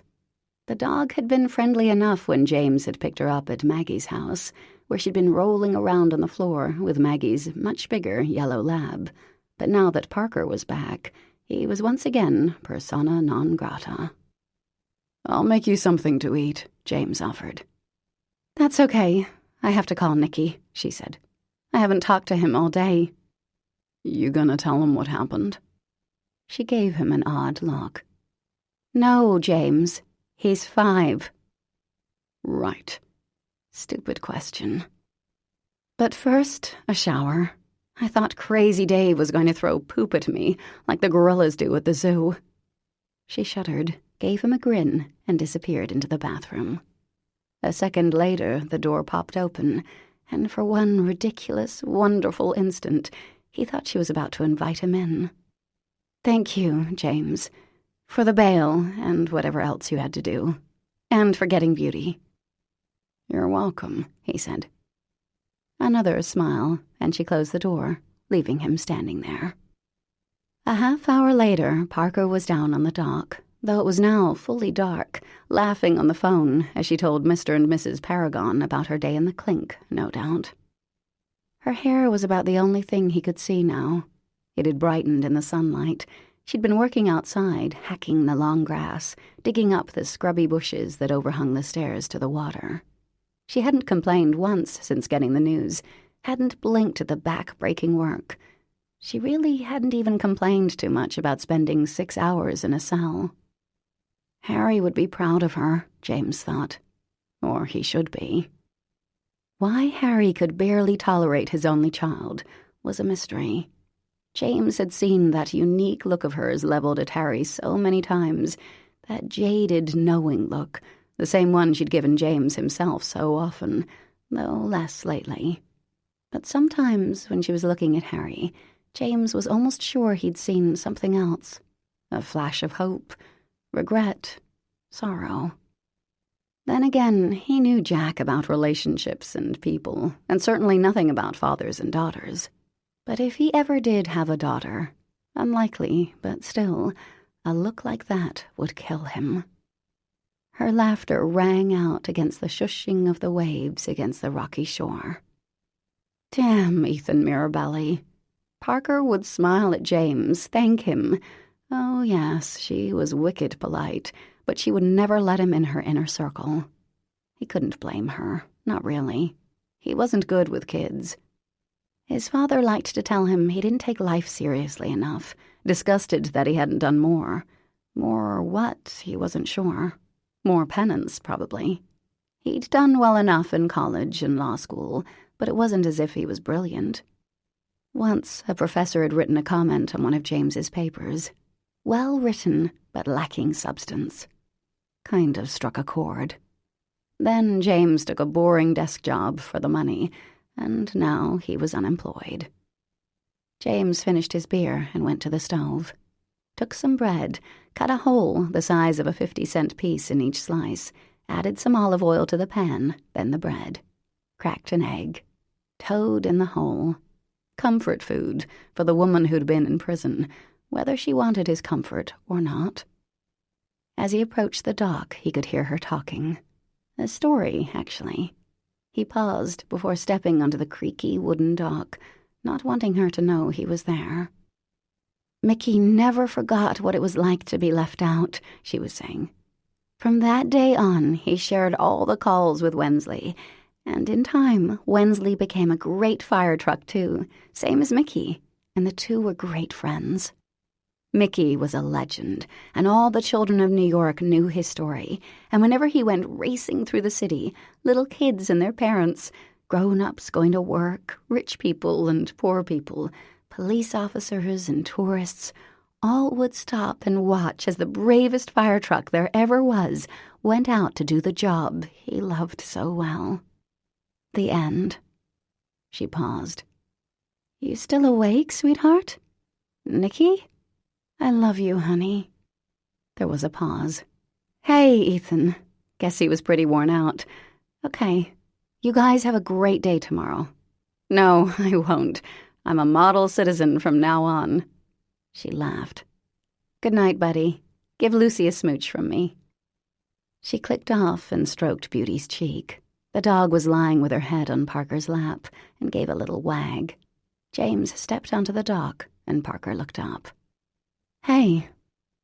Hi. Thought you might be hungry, he said, setting the plate down next to her. I'm starving, actually. Thank you, James. It smells great. What is it? Toad in the hole. I've never had that before. Get out of town. Nope, it's the sad truth. She smiled and took a bite. Goes great with the Sauvignon Blanc I stole from Harry's wine cellar. Want some? No, I'm good. He sat next to her, though the rocking of the dock was a little unsettling. Beauty moved closer to Parker's chair, though not to the other side. Progress. So, was that the tail end of Mickey the fire engine I overheard? She looked up sharply. Yes. How'd you know that? He shrugged. Harry asked me to double-check Greyhurst one more time. I found a box in the attic. It's in the house somewhere. I meant to give it to you before. Anyway, it's got some of your papers from college. Mickey the fire engine, too. He glanced at her, shrugged. I couldn't help myself. Did you also read my essay on the significance of language in The Sound and the Fury? Passed on that one. Too many big words. She went back to her toad. Mickey was my first manuscript, she said. Couldn't sell it to save my life. That copy is the last one. I burned all the others, along with the rejection letters. I thought it was great, he said. Did you? Her voice was wry. Mm-hmm. Even got choked up a little. Really? James grinned. Well, there were fire trucks involved. Doesn't every boy love fire trucks? Not if you work in publishing, apparently. How's the writing coming along? He asked. She sighed. I haven't hit on the right idea yet. Guess the holy rollers burned me out a little bit. They were quiet for a few minutes. The sky was completely clear, and the stars so brilliant they looked almost like a thin veil of clouds. Taking care not to move too quickly or to look at her, James reached down and stroked Beauty's head. The dog allowed it. Taking that as a sign, he decided to go for it. Can I ask you a personal question, Parker? How is it that a Harvard grad can't recognize marijuana? She said, offering the last bite of Toad in the Hole to her dog, who took it delicately. Why don't you and Harry get along? She didn't move for a second, just let Beauty lick her fingers. Then she poured herself a little more wine and looked up at the sky, sighed. He could smell her soap from here. I don't know, Thing One, she said quietly. Maybe he wanted a son. Do you think that's it? Another pause. No. She cleared her throat. So, I guess I owe you a real answer, huh? Since you bailed me out and chose to spend your summer up here, working like an ox. You don't owe me anything. No, I do. I do. She shifted in her seat and looked at him, then back out at the water. A loon called from past Douglas Point. Okay, here's the deal. When I was little, I worshipped Harry. I mean, what little girl doesn't love her dad? I guess they all do. Parker took a sip of wine and petted her dog, her hand very close to James's, though she didn't appear to notice. It was hard not to. He had the whole package, looks, charm, brilliance. If Harry had you in his sights, you felt like the most amazing, interesting person in the world. James grunted. True enough. And, I don't know, It was a long time ago, but he seemed to adore me, too. I used to—" She broke off for a second, not choked up as much as lost in a memory. "I used to go running into Wells Financial, and his whole staff would treat me like a princess. And it didn't matter if he was on the phone or in a meeting. He'd tell whoever it was that his daughter was here and kick them out. Or he'd introduce me, pull me onto his lap, and then keep talking, like I was smart enough to understand." "So what changed?" he asked. "The summer I was 10, I caught him in bed with my babysitter." James flinched. "Oh, shit." "Indeed." She stroked Beauty's ear, not looking at him. "I'm sorry, Parker." She didn't say anything for a minute. "Keep that to yourself, okay? Nobody else knows. Well, my mother, and the babysitter, but she was paid off." She finished her wine. "It's been a long day. Thank you for everything, James." She stood up, and he lurched to his feet, blocking her path. "Is that it?" he asked. She tilted her head. "What more should there be?" "I don't know, Parker. You drop an announcement like that and then hike off to bed?" She didn't answer, just looked at him, her brows drawn together. "I've known you for years," he heard himself say, with a sinking sense of dread. "Shut up, idiot." "We slept together once. You could talk to me, Parker. We could be friends." "Yeah, chicks loved when you begged. How about if he went ahead and handed her his balls and said, 'Do what you will'?" Any second she was going to smother a laugh or roll her eyes or call him Thing One and... She leaned forward and kissed him on the cheek, her lips a soft, sweet press, her summery dress swishing against his arm. "Thank you, James," she said, her voice softer now. Then she stepped around him, Beauty scuttling past as well, and went up the stairs to the house. Chapter 17. Parker lay awake for a long, long time, Beauty a silky ball of warmth at her side. James didn't come in for a good hour, and she was glad. She couldn't figure him out. He'd spent years attached to her father, like a remora attaches to a shark. She knew he was here under Harry's command and on Harry's payroll, because while her father might not love her, she was his only child, and he'd damn well keep tabs on her. She didn't appreciate James's little digs about Ethan, and she didn't appreciate that sleepy, hot, knowing look he sometimes got around her. The "I slept with you" look. He'd ingratiated himself to Harry, so that Harry couldn't even visit his grandson without his sycophant tag-along. That's what she used to think, anyway. But for the past 10 days, James had been a prince. No getting over that. When she'd seen him there, outside her cell, her heart had leaped. And not only because he was getting her away from the excrement king, either. It was because she felt something for him. Something beyond garden variety cougar lust. Maybe. As for his offer of friendship, well, hell. She thought for 1 second that she was going to cry. Because though she was pretty good at sounding cavalier and worldly, the fact remained that one doesn't tell another person about the day one's childhood died in abrupt death without feeling it.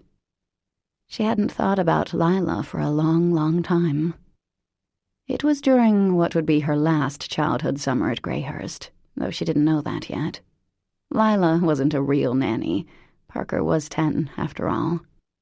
No, Lila was a Mackerley girl who'd just finished college and came every day to keep Parker company, take her to tennis lessons or swimming in the ocean. Parker liked her a lot.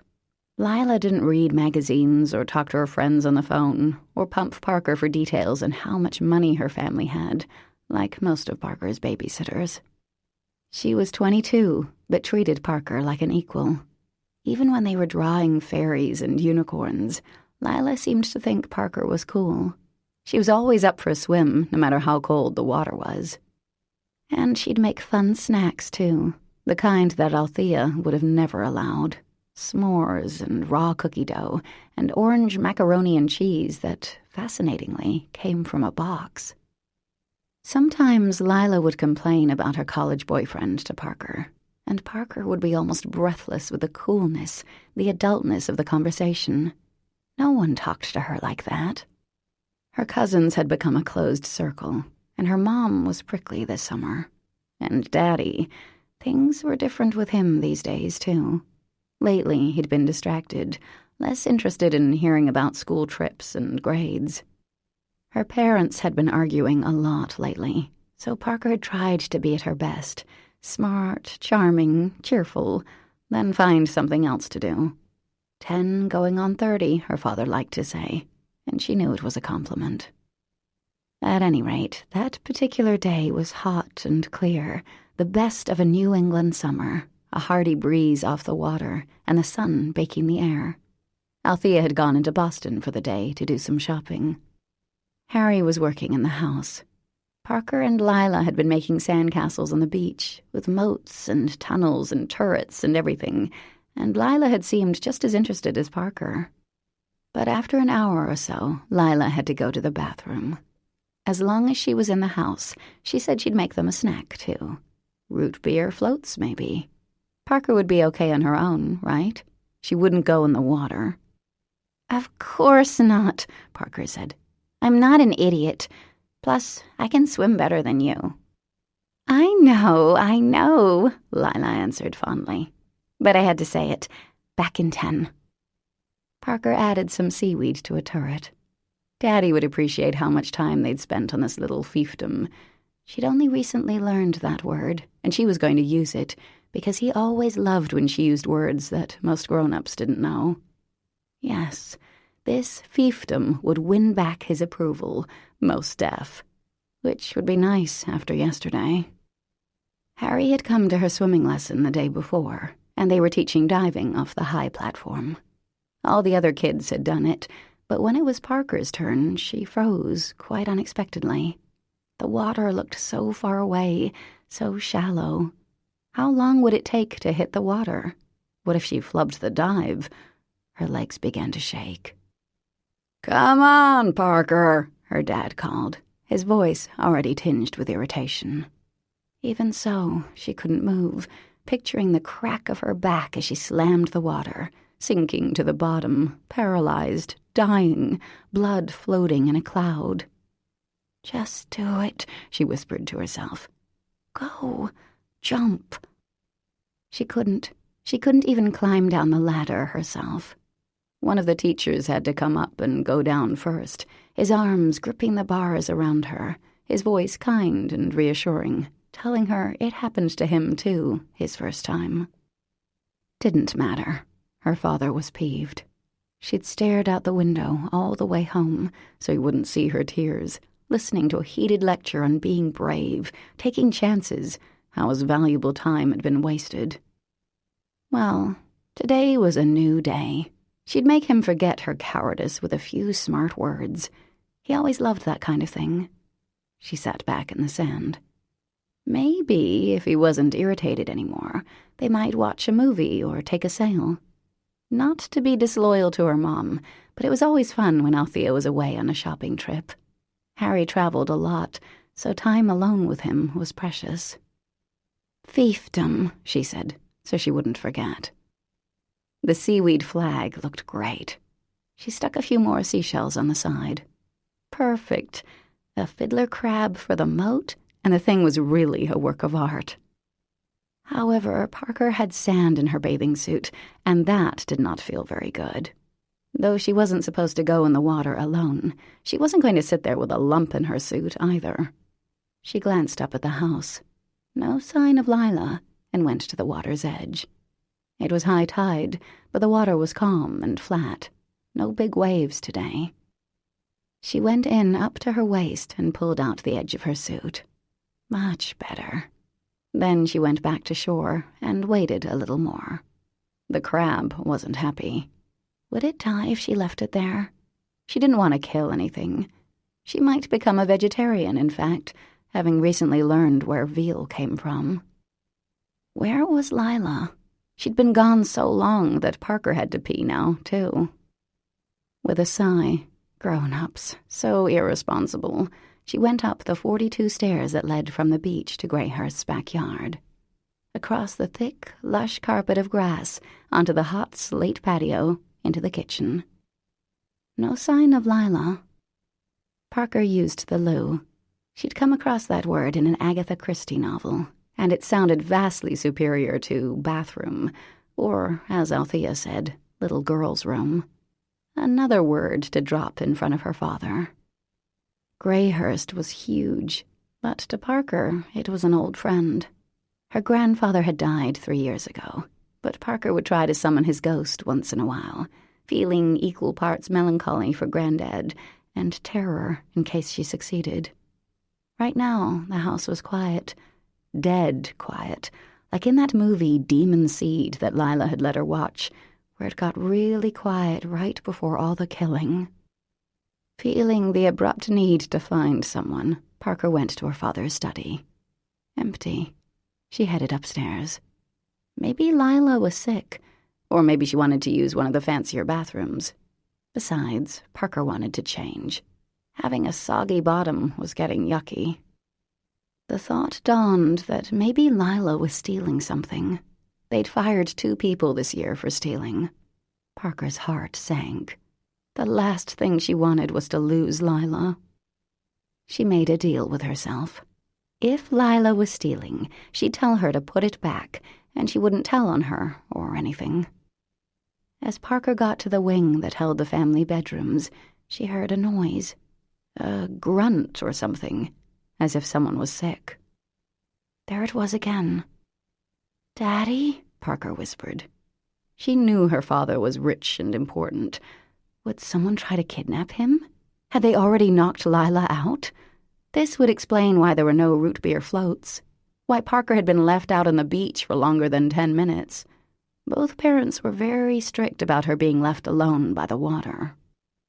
She tiptoed down the hallway, past her own room, which had just been redecorated and was, in her father's words, the prettiest room for the prettiest girl, awash in shades of pale green with light pink trim. Another sound. She wasn't about to stop for dry clothes, not when her father might be hurt or tied up. She'd be brave and save him. She'd need a weapon or something, though, like a knife or a gun. Her father kept guns in his study. One of them used to belong to Teddy Roosevelt. Should she get it? Parker's mouth was sticky and dry, terror nailing her to the floor. Something bad was happening in that room. She knew it. She didn't want to see it, though.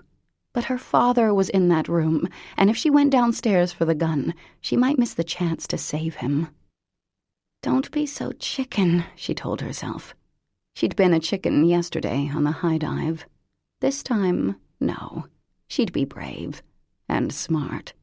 She'd peek, and then, if there were bad guys, she'd run really fast and quietly and call the police, and then she'd get TR's gun, and she'd hold the bad guys off until the police came, and her father would be amazed at her courage, and it